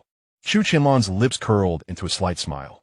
"Zhong Gong, since I've gone to such lengths to establish the EDA department, I certainly have my reasons. If you are curious, you are welcome to join us." Zhong Changfeng did not respond immediately, instead continuing to engage with Chu Qianlan on EDA-related technologies. After a few minutes, Zhong Changfeng glanced at his phone. It was only then that Chu Qianlan noticed that he was using a Qiming phone produced by Xinghai Technology. So far, Xinghai Technology had only delivered 50,000 Olympic customized phones to China Mobile. However, only 20,000 of these devices have been disseminated. The remaining 30,000 would only be available for sale after the company's launch event concluded. "Are you a volunteer for the Olympics?" Upon hearing Chu Qianlan's inquiry, Zhong Changfeng chuckled wryly. "I recently left the research institute, and my family asked me to come help out." From Zhong Changfeng's nonchalant demeanor, Chu Qianlan surmised that he was likely more than just a researcher returning from abroad. He probably had a substantial background in Yanjing. What do you think of the Qiming phone? Chu Qianlan asked, gesturing towards the device emblazoned with the Olympic rings on the table. Well, although its design may be reminiscent of a certain fruit brand, it operates quite smoothly. Zhong Changfeng paused, astonished. It's hard to believe that such a phone could actually be produced domestically. If you're interested in the Qiming phone, you might consider joining Xinghai Exploration. Our relationship with Starry Sky Technology is quite close, and we often collaborate on research and development. As he spoke, Chu Qianlan produced his own Qiming phone and placed it on the table. Zhong Changfeng's gaze shifted to Chu Qianlan's device, and he exclaimed, "Oh, you have a Qiming phone too? I thought the Olympic Committee only distributed phones to volunteers. Wait, your phone is different from mine." Chapter 163, Conditions for Joining. A fortuitous encounter. At this point, the Qiming phone had not yet been launched or made available for sale. The ones circulating in the market were all customized versions donated by China Mobile to the Olympic Committee. The appearance of a distinctly styled Qiming phone naturally took Zhong Changfeng by surprise. Chu Qianlan picked up his phone and lightly swiped his finger across the screen, causing a dynamic wallpaper of flowing data against a backdrop of a black starry sky to illuminate. This is an engineering prototype. The system kernel includes several debugging modules not found in the mass-produced version. He flipped the phone over, revealing a back devoid of the Olympic rings, featuring only the laser-etched name of Starry Sky Technology, glimmering under the sunlight. The customized device from China Mobile had been stripped of certain fundamental functionalities to accommodate their 3G network. As Zhong Changfeng leaned in for a closer look, he confirmed that the two phones were indeed different. "President Chu, you even have access to engineering prototypes. It appears your company maintains a significant relationship with Starry Sky Technology." Chu Qianlan chuckled lightly, knowing he would not divulge that both companies belonged to him. Currently, they were merely collaborating on research and development. But Xinghai Exploration had already accumulated several technologies intended for future high-end phones from Starry Sky Technology. During the R&D process, Xinghai Exploration would not only utilize Starry Sky Technology as supercomputer, but also allow core technical personnel to borrow other technologies, simplifying the development process. Zhong Changfeng understood that. Until he joined, many inquiries would yield no responses. Chu Qianlan's willingness to share so much was merely an invitation for him to become part of Xinghai Exploration. Nevertheless, he could not resist asking about a question that had already been posed. Does Starry Sky Technology have a supercomputer? Having lived in Yanjing, his impression of Starry Sky Technology was limited to the Tiandao system and the Qiming phone. He was unaware of the existence of Planet One. "We have a supercomputer with a peak computing capacity of 50 trillion operations, built with assistance from the School of Computer Science at Shenzhen University. We at Xinghai Exploration frequently utilize this supercomputer," Chu Qianlan explained. The possession of a supercomputer is a rarity, even among enterprises in the Eagle Country. And Starry Sky Technology's progress was not without reason. After a brief sigh, Zhong Changfeng shifted the conversation back to EDA-related technologies. Half an hour later, Zhong Changfeng's expression suddenly turned grave. "I can join Xinghai Exploration, but I have several conditions." He set down his coffee, his tone earnest. "First, within the next 6 months, I can devote myself entirely to helping you realize your vision, but I cannot guarantee its success. Second, I need you to clearly stipulate in the contract of freedom for research and development after 6 months, along with an annual funding of no less than 30 million. Third, while the core code's intellectual property rights belong to the company, I retain the right to be credited. Fourth, should the company breach the contract or face other issues, I reserve the right to independently establish a startup with core team members, without the company seeking recompense." Chu Qianlan hesitated. "Not at all. The first 3 conditions are acceptable. The fourth will depend on the actual circumstances. If you depart to start your own venture, you must either accept company investment or refrain from engaging in similar field for 3 years." After a moment of contemplation, Zhong Changfeng extended his hand. "Agreed." Chu Qianlan grasped Zhong Changfeng's hand, feeling the warmth of his palm. "I look forward to our collaboration. You may set your own start date. The laboratories at Xinghai Exploration are always open to you." As Zhong Changfeng withdrew his hand, the scrutiny in his eyes transformed into calm acceptance. "I am currently volunteering at the Olympics and will not be able to leave until tomorrow. Additionally, I will need 3 or 4 days to handle matters here in Yanjing. If all goes well, I will report to Shenzhen by Wednesday or Thursday." "That is perfectly fine. Chu Qianlan, note that our general manager Chu will liaise with you regarding the onboarding process, and the compensation will be at the industry's top standard. If you have a team, you may bring them along. If not, you can recruit immediately upon joining." Hearing this, Zhong Changfeng's eyes flickered with surprise. followed by a relieved smile. I led a small team of 3 during my time at the Research Institute. They have experience with EDA tools. I will ask if they are willing to join me in Shenzhen. Chu Qianlan raised his teacup in acknowledgement. We welcome all researchers at Xinghai Exploration. After discussing some technical details, Zhong Changfeng finally rose to take his leave. I must return to the Olympic venue. I have to continue volunteering this afternoon. Watching Zhong Changfeng depart the cafe, Chu Qianlan took out his phone to message Chu Feng. I have just recruited a new head of EDA named Zhong Changfeng, who will start next week. Prepare top-tier compensation and laboratory access. He may bring 3 core members with him. Please arrange accordingly.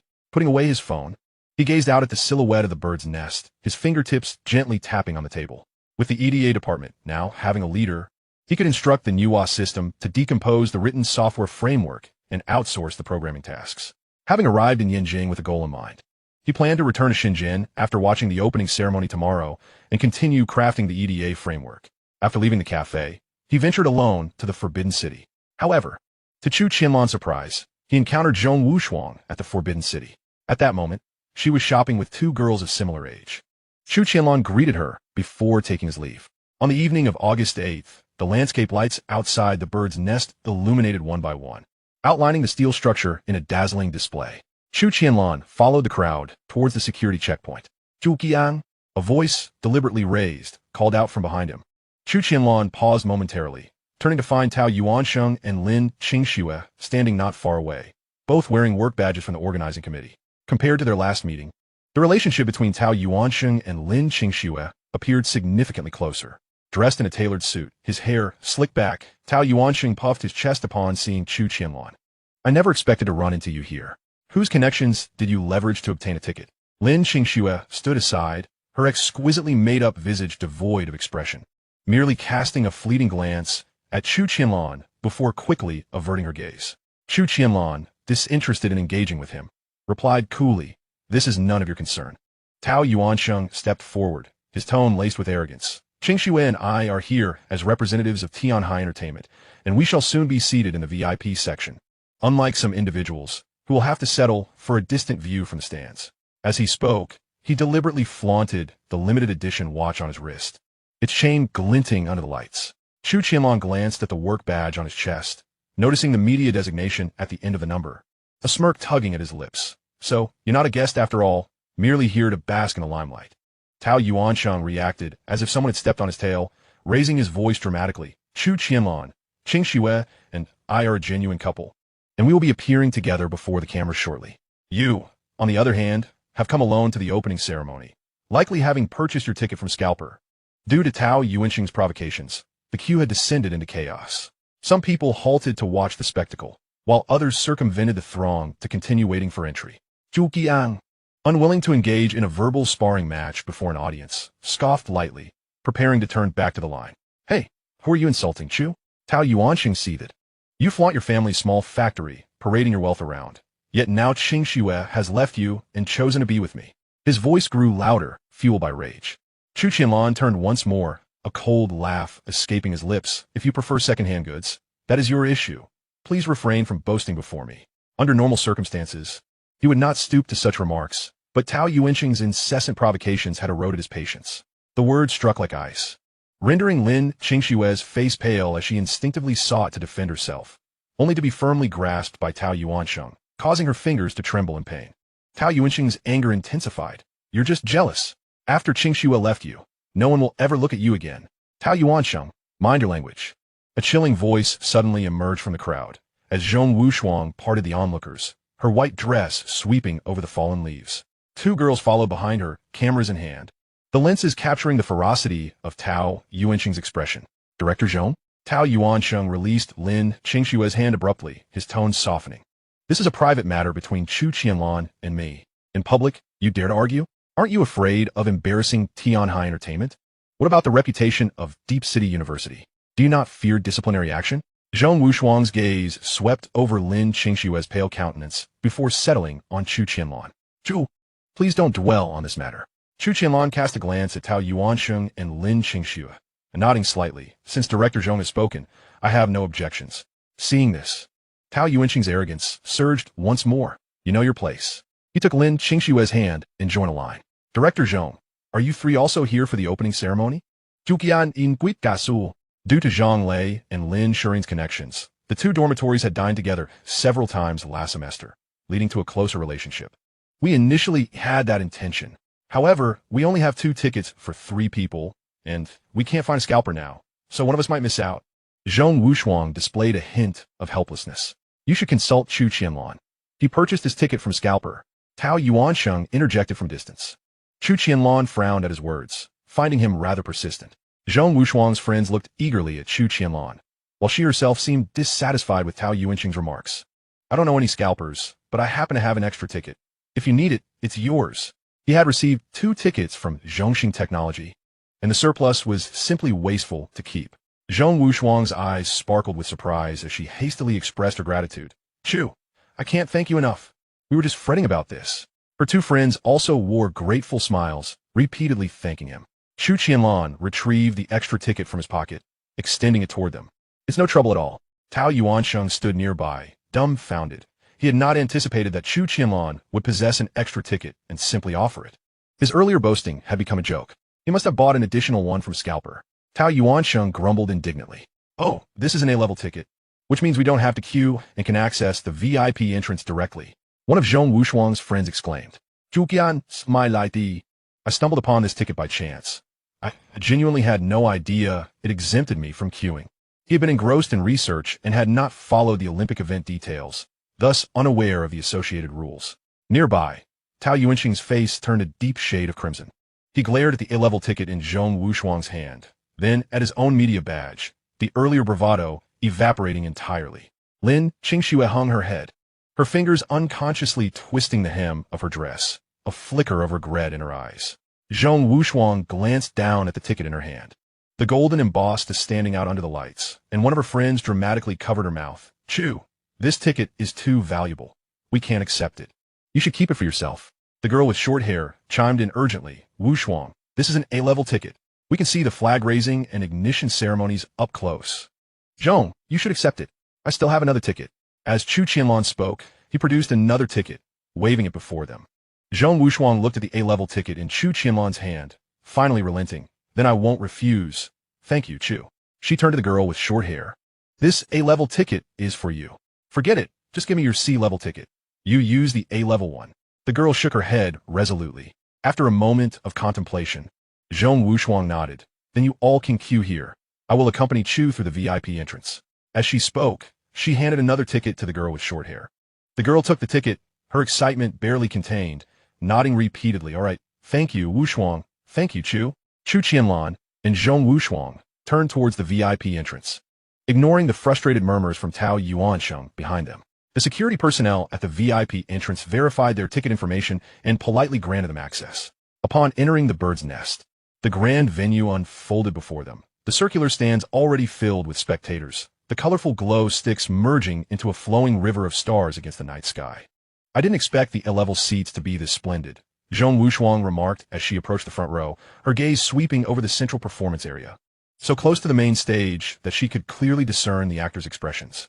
Chu Qianlan settled beside her, his gaze drifting over the lighting equipment, making final adjustments at the center of the venue. This ticket was a gift. I had no idea it would offer such good fortune. Hearing this, Zhong Wushuang turned to him, curiosity glimmering in her eyes. Such a coveted A-level ticket was not something easily obtained, yet someone had bestowed it upon Chu Qianlan, a notion that was truly hard to believe. Just as Zhong Wushuang was about to probe further, the opening ceremony was set to commence, capturing her full attention.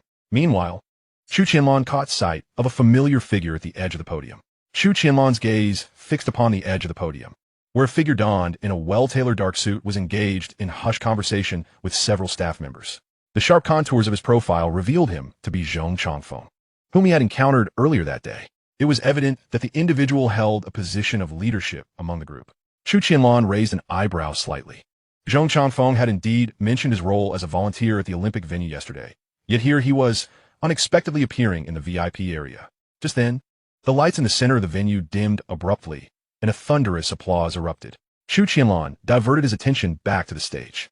The opening ceremony had officially commenced, with dazzling fireworks illuminating the sky above the bird's nest, transforming the night into a fantastical spectacle.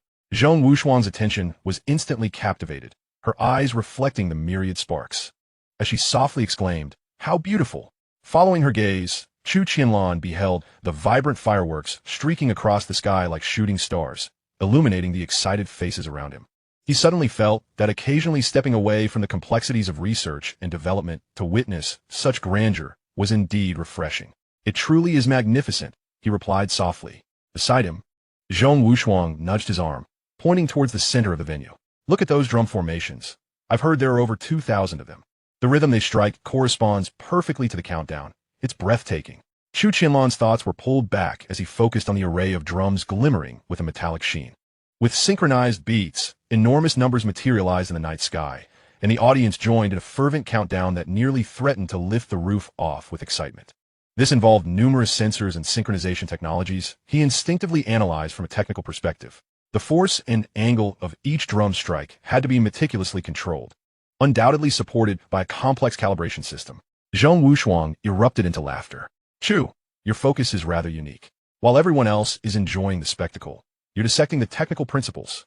Chu Qianlan chuckled in return. Perhaps due to the extensive knowledge he had absorbed in the technology library, he couldn't help but deconstruct everything he observed. It was an unalterable professional habit. As he spoke, a rare flush of embarrassment crossed his face. As the final second of the countdown fell, the crowd erupted in a frenzy. The colossal Olympic rings ascended slowly into the air, radiating a spectrum of colors that was nothing short of awe-inspiring. Zhong Wushuang retrieved her phone, capturing the iconic moment, then turned to Chu Qianlan. "Quick, take a picture." Such a classic scene. It was only then that Chu Qianlan remembered his phone. Just as he unlocked the screen, he noticed Tao Yuansheng and Lin Qingxue passing through the VIP entrance. Both were scanning the surroundings, and upon their gaze landing on the front row, Tao Yuansheng's expression instantly darkened, clearly having spotted Chu Qianlan and Zhong Wushuang. "Don't mind him." Zhong Wushuang seemed to read his thoughts, speaking softly. "In an occasion like this, causing a scene will only make things more awkward." Chu Qianlan nodded slightly, redirecting his focus to the unfolding performances of the opening ceremony. In the center of the venue, dancers gracefully twirled with bamboo slips in hand, their formations shifting to reveal various characters, embodying the legacy and inclusivity of millennia-old civilization. Zhong Wushuang watched enthralled, her fingertips lightly tapping the armrest of her seat as if keeping rhythm with the performance. These dancers exhibit incredible synergy. Each movement appears as if measured with a ruler. She marveled. Chu Qianlan's attention fell upon the sensing floor beneath the dancers. It must have pressure sensors installed to correct formation deviations in real time. "Look at those on the edges. Their foot adjustments are more frequent than those in the center." Zhong Wushuang leaned in for a closer look, and indeed, as he said, she couldn't help but chuckle. Watching performances with you always reveals something different. The opening ceremony continued, the stage unfolding like a scroll as the formation of movable type printed various patterns, sometimes resembling a starry sky, other times undulating like mountain ranges. Zhong Wushuang was completely captivated, occasionally pulling out her phone to capture brilliant moments. As stirring music resonated throughout the venue, representatives from various countries began to enter, clad in colorful uniforms and beaming with excitement. "Look at Team Dragon." Zhong Wushuang pointed towards the entrance, her tone brimming with enthusiasm. Chu Qianlan followed her gaze to see the flag bearer of the Dragon Kingdom proudly leading the procession, followed by a throng of athletes. The applause erupting in a cacophony that nearly shook the rafters. The athlete entry ceremony lasted nearly an hour, after which the torch was lit, signaling the nearing conclusion of the opening ceremony. As the theme song began to play, a breathtaking array of fireworks erupted once more, even more splendid than before. Various shapes intertwined in the sky, forming the Olympic rings and images of peace doves enveloping the entire bird's nest in a dazzling display. "This opening ceremony will surely be etched in history," Zhong Wushuang remarked softly, a hint of sentiment in her voice. Chu Qianlan nodded in agreement. "Both in scale and technology, it is truly astonishing." After the ceremony concluded, the crowd slowly began to disperse. Chu Qianlan and Zhong Wushuang followed the flow of people towards the exit, still hearing animated discussions about the performances they had just witnessed. "Thank you so much, Chu." Zhong Wushuang paused outside the bird's nest, speaking earnestly. "If it weren't for your A-level ticket, we would have certainly been left with regrets." It was merely a small gesture. Chu Qianlan waved his hand dismissively, pleasantly surprised to have experienced the opening ceremony alongside his senior. Zhong Wushuang glanced at the time on her phone. "My two friends should be waiting for me outside." I must take my leave. Let's gather again when I return to Shenzhen. All right, Chu Qianlan nodded, watching her walk towards the two girls in the distance. The following morning, after checking out, Chu Qianlan headed straight to the airport, prepared to return to Shenzhen. His trip to Yanjing had not only allowed him to witness the Olympic opening ceremony, but also to fulfill a task assigned by his mother. Furthermore, he had successfully recruited a core engineer for the development of EDA tools, making it an unexpected gain. By the time he returned to Shenzhen, it was already evening. Before he could reach home, he received a message from Ma Yuanlong. The content was brief, merely a forum URL. Out of curiosity, he opened the link upon arriving home. Domestic custom phones debut at the Olympics, configuration not inferior to Fruit. A 36-inch capacitive screen with a self-developed system. How it compares to the Fruit brand, I cannot say, but to label it as the domestic flagship seems appropriate. I noticed the volunteers' phones during the opening ceremony. They looked remarkably appealing, and I initially thought they were the latest Fruit model, only to discover it was our own brand. We've had the Olympic custom version of the Qiming phone for a week now. Had it not been for the restrictions, I would have showcased it earlier. It's rumored that Star Technology will hold a new product launch next week, with the Qiming phone going on sale after the event. China Mobile just announced they will start selling the custom Qiming phone on the 17th, with a prepayment of 2,699 yuan necessary to obtain one. 2,699? That's a bit steep. I certainly can't afford it. Chapter 166, Outsourcing. The news of the Qiming phone being used at the Olympics finally drew the attention of netizens. Something both Chu Qianlan and Ma Yuanlong had eagerly anticipated. When China Mobile commissioned the Olympic phone, they had foreseen this moment. Chu Qianlan closed the forum and replied to Ma Yuanlong. The public sentiment is positive. Ensure the PR department monitors the rhythm closely to prevent any misdirection by hired commenters. Announce the new product launch tomorrow, and we must generate continuous discourse leading up to the event to maintain interest in the Qiming phone. Early the next morning, Chu Qianlan arrived at Star Technology. Instead of immediately replicating the software architecture of the EDA tools, he accessed the Manhwa system and began issuing commands. He initiated the disassembly of the schematic design software framework within the EDA tools, breaking it down into smaller program segments by functional modules, each accompanied by detailed development requirements to ensure that ordinary programmers could complete them independently. Based on difficulty levels, he matched them with various intermediary websites. As Chu Qianlan issued his commands, the virtual brain of the Manhwa system sprang into action, with data streams cascading across the screen like a waterfall, disassembling the vast software architecture into thousands of independent program segments. The intricate logic judgments have been distilled into explicit input-output requirements, with underlying algorithms encapsulated as directly callable function templates. Soon, an electronic voice began to mechanically announce the progress. The schematic design software has been divided into 15 program blocks and 276 program fragments, including 145 at the basic level, 893 at the intermediate level, and the remainder classified as expert level. Corresponding intermediary websites have been automatically matched. Chu Qianlan gazed at the densely packed task list on the screen, nodding in satisfaction. Take over the reserved accounts of the 4 major companies. Register accounts on various leading intermediary websites, conceal identities, and commence the distribution of outsourcing tasks. Once the recovery program is verified as compliant, remuneration can be dispersed. Additionally, each program fragment will be embedded with a unique identifier for easy traceability during subsequent integration.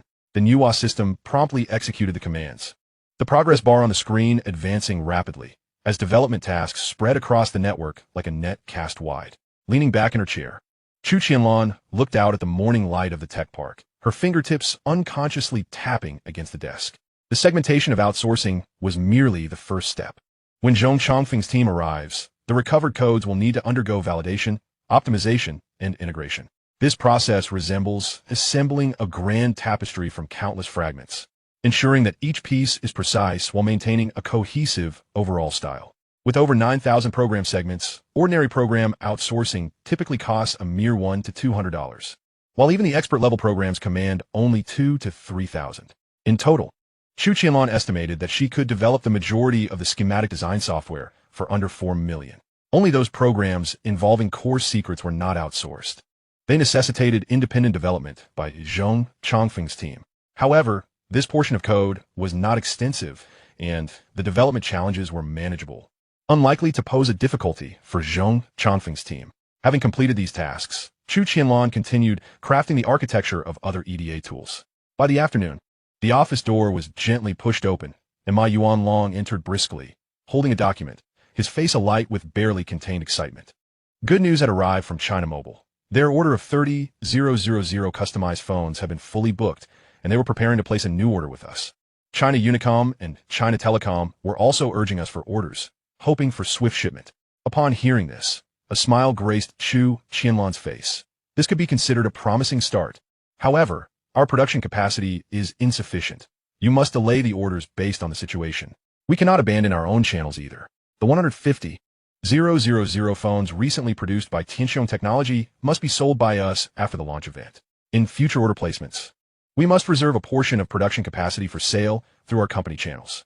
Ma Yuanlong nodded eagerly. Rest assured, General Manager Chu, I have already spoken with Xinghai Technology, and subsequent production capacity will be prioritized for our cell phone channels.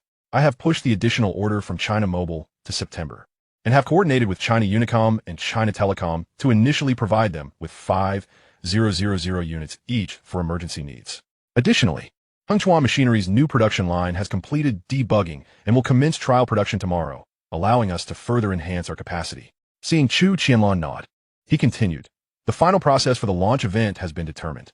Engineer Lin will be responsible for demonstrating the Tiandao system, while I will introduce the hardware parameters and pre-sale policies. So far, more than 10 mobile phone companies and over 50 suppliers have expressed their intention to participate in the event. Additionally, over 20 domestic media and more than 40 international media outlets have confirmed their attendance. This level of influence is almost on par with a routine press conference held by the Ministry of Foreign Affairs. Chu Qianlan was also somewhat astonished. He had not anticipated such a turnout for a single launch event by Xinghai Technology.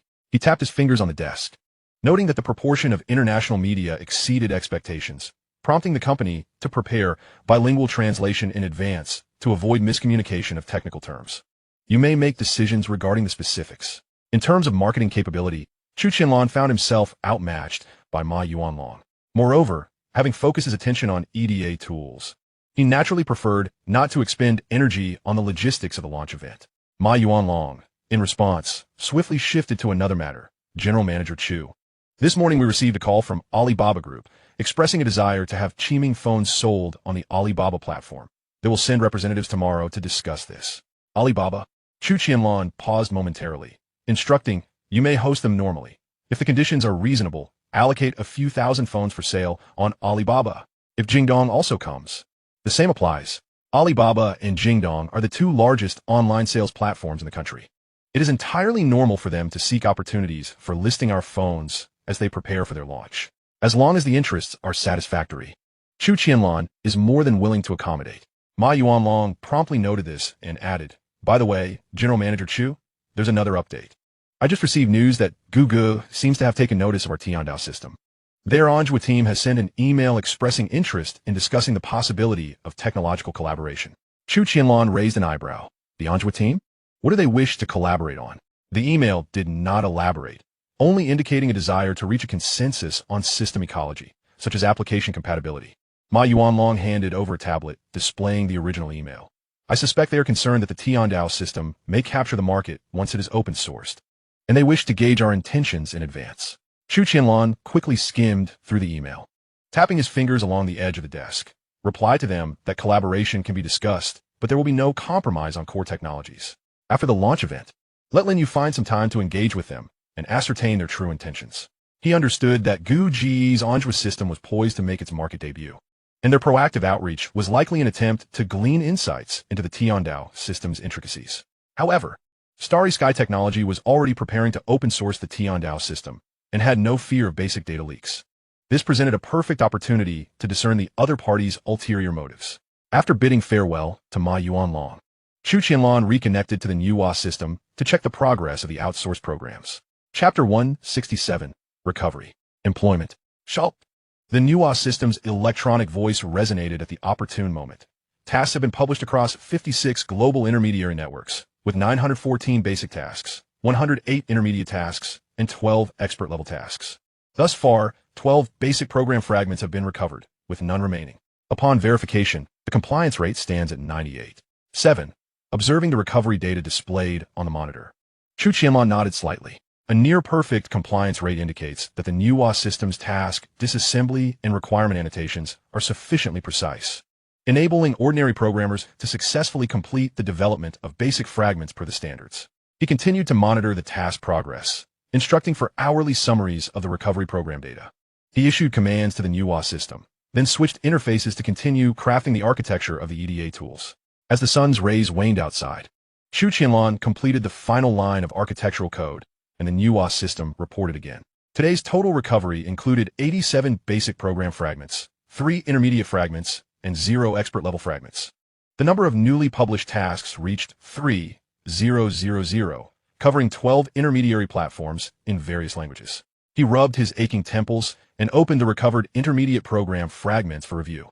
One segment concerning signal integrity analysis exhibited clear logic, even more streamlined than the preset template, with optimization suggestions included in the remark section.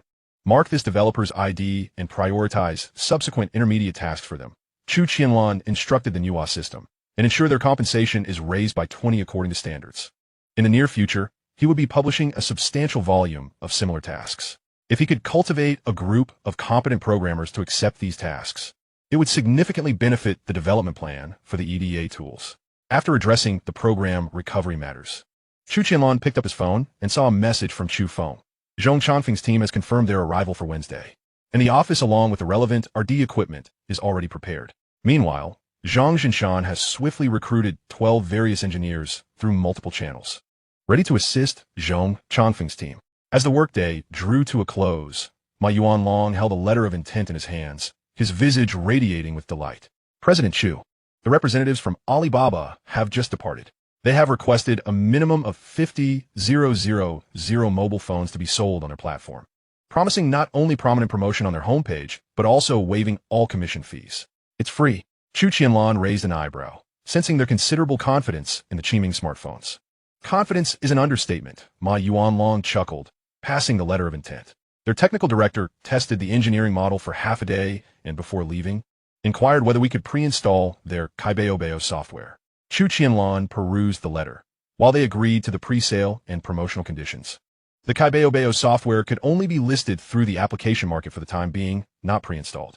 However, should they be willing to pay a certain price, we could indeed accommodate their request for pre-installation. Kaibeo is destined to emerge as a giant in mobile payments, and integrating it into our smartphones will be mutually beneficial. Yet, that is a matter for the future. Presently, Kaibeo has not reached that level of development, and any pre-installation on Qiming smartphones would require a price to be paid. Ma Yuanlong nodded in acquiescence and shifted the conversation to another topic. Gu Ji's and Zhua team has sent another email, expressing their desire to send a technical lead to attend the launch event, hoping to experience the Tiandao system firsthand. Let them come, Chu Qianlan replied, closing the letter of intent. It would be utterly unrealistic to prevent them from peering into the Tiandao system. It would be far better to showcase it openly. In the days that followed, Chu Qianlan continued to methodically advance the development of the EDA tools, while Ma Yuanlong grew increasingly occupied with the approach of the launch event. According to Su Yeji's report, Jing Dong engaged Ma Yuanlong in negotiations on Monday, and the final outcome was quite similar to that with Alibaba. However, they possessed their own logistics and promised that for an additional 8 yuan per phone, they could deliver directly to customers. Ma Yuanlong readily agreed, as the company would incur logistics costs regardless of the sales channel. The pricing offered by Jing Dong was not exorbitant, even with their own logistics system. This price was barely sustainable.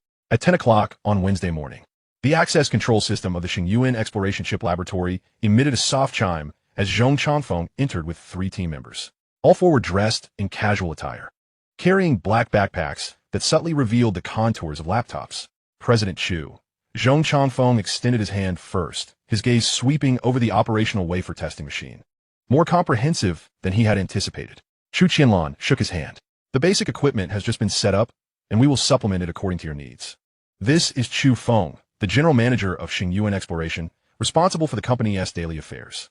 Shortly, you will complete your onboarding procedures. In the afternoon, I will gather the other members of the chip department so that we can get acquainted and I can explain your work responsibilities. Zhong Chanfeng nodded, expressing gratitude. He then introduced the 3 individuals behind him. This is my core team. Wang Peng is in charge of algorithm optimization. Li Wei specializes in database architecture, and Zhang Chan excels in hardware interface development. The 3 shook hands with Chu Qianlan and Chu Feng, their curious eyes surveying the laboratory. Li Furuit Herberoth, In such a large laboratory, there can't be only the four of us, can there? Chu Qianlan affirmed. The company has also recruited 12 engineers of various specialties for you, who will commence work tomorrow. Should you require additional talent, simply outline your needs, and Chu will ensure they are found expeditiously. Chu Feng timely handed over a stack of resumes. These are the resumes of those 12 individuals, your first batch of subordinates. Familiarize yourselves with them so that you can make arrangements when they start tomorrow.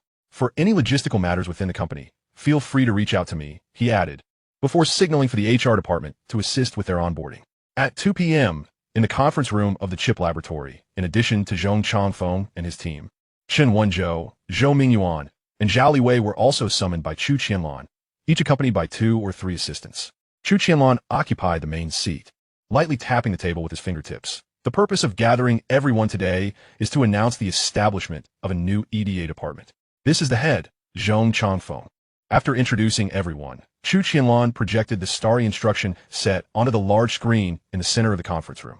The blue data streams outline the core modules of the instruction set, with the 3 major functional areas, computation, storage, and control, clearly delineated, the edges annotated with expansion interfaces awaiting refinement. Our starry instruction set has completed its foundational framework. Zhao, how's the progress on the control signal mapping table that you're responsible for? Zhou Mingyuan adjusted his glasses, standing to extract a document from his notebook. The signal mapping for computation and logic instructions is 60 complete, with the overall progress at around 20. We have identified 3 logical gaps that conflict with the microarchitecture implementation. Upon seeing Zhou Mingyuan point to the flickering red nodes on the screen, Chu Qianlan immediately surmised the difficulties they were encountering and casually offered a solution. Meanwhile, Zhong Changfeng and his team were left in stunned silence. They had presumed that Chu Qianlan only intended to develop 1 or 2 modules of the EDA tools. Now, witnessing the new instruction set, they realized the magnitude of his ambition. Chapter 168. Consecutive shocks. After a moment of shock, Zhong Changfeng abruptly stood from his seat, hastening towards the screen, fixated on the architecture of the starry instruction set. Is this the new instruction set architecture? The parallel processing logic of the computation module employs dynamic priority scheduling? Wang Peng followed closely, fixating on the annotations of the storage module, murmuring, the design of the cache consistency protocol is more streamlined and messy, reducing latency by at least 15. President Chu, how did you break free from the constraints of traditional architecture? Leaning back in his chair, observing the astonished expressions of the 4, Chu Qianlan replied in a calm tone. The core of the starry instruction set lies in modular integration. Each functional module operates independently while also collaborating seamlessly. Familiarize yourselves with the starry instruction set for now. We will discuss the development of the EDA tools shortly. As he spoke, Du Ming presented a document to Zhong Changfeng and his team, while Chu Qianlan continued his discourse with Zhou Mingyuan regarding the control signal mapping table. Zhong Changfeng trembled as he opened the document, scrutinizing the detailed parameters of the starry instruction set, his breathing becoming rapid. Wang Peng, Li Wei, and Zhang Chang huddled closer, poring over the document line by line, occasionally exclaiming in awe. The pipeline depth of the computation unit can actually adjust dynamically? This is unprecedented in existing instruction sets. Li Wei pointed to a section in the document, her tone laced with incredulity. Zhang Chang, fixated on the interface protocol section, remarked, the design of the hardware abstraction layer is remarkably ingenious, capable of accommodating at least 3 mainstream process nodes. This means our chip design can flexibly switch foundries. Once Chu Qianlan sensed they had absorbed enough information, he cleared his throat. The starry instruction set is our foundation for breaking free from patent constraints, while the accompanying EDA tools are pivotal for its realization. Zhong, the foremost task for your team is to develop a complete EDA toolchain that spans from schematic design to layout validation based on this instruction set. Zhong Changfeng inhaled deeply, striving to quell the tumult in his heart. President Chu, the foresight of this instruction set is at least 5 years ahead of the industry. However, the difficulty of developing the accompanying EDA tools will escalate geometrically, relying solely on our current team. It may be challenging to produce the tools you require in a short time. Wang Peng adjusted his glasses, excitement and caution flickering in his eyes. The storage model of traditional EDA tools simply cannot support the dynamic modular interaction data of the starry instruction set. We need to design a distributed database, which will likely consume a considerable amount of time. Chu Qianlan's fingertips gently tapped the table, his voice steady and authoritative. The development of this EDA tool differs significantly from your past software development endeavors. He glanced at Zhong Changfeng and the others before continuing. I will personally write the software architecture, while all non-essential code will be outsourced. Your task is to craft programs involving core secrets, adjust outsourced programs, and coordinate conflicts among various programs. As he spoke, a colossal LED screen behind him illuminated with the architecture of schematic design software. The four members, including Zhong Changfeng, leaned in closer to the screen, their eyes darting rapidly across the structural diagram. The blue data streams delineated a modular distribution that meshed together like intricate gears, with the links from signal input to logical verification clearly visible. Initially, they were somewhat dismissive when hearing that Chu Qianlan had personally devised the software architecture. However, upon witnessing the schematic on the LED display, they were instantly captivated. Even Chen Wenzhou and his colleagues were awestruck by Chu Qianlan's conception. After all, outsourcing the non-core components of an entire software suite is a bold move that most would hesitate to undertake. President Chu, given the extensive outsourcing, there may be conflicts within the retrieve code, Zhao Liwei expressed with a hint of concern. Not to worry, Chu Qianlan waved his hand dismissively. Should any issues arise within the programs, those assigned to tasks will be required to revise them. If conflicts with other programs emerge, they can be clearly marked for modification during the integration process by Master Zhong and his team.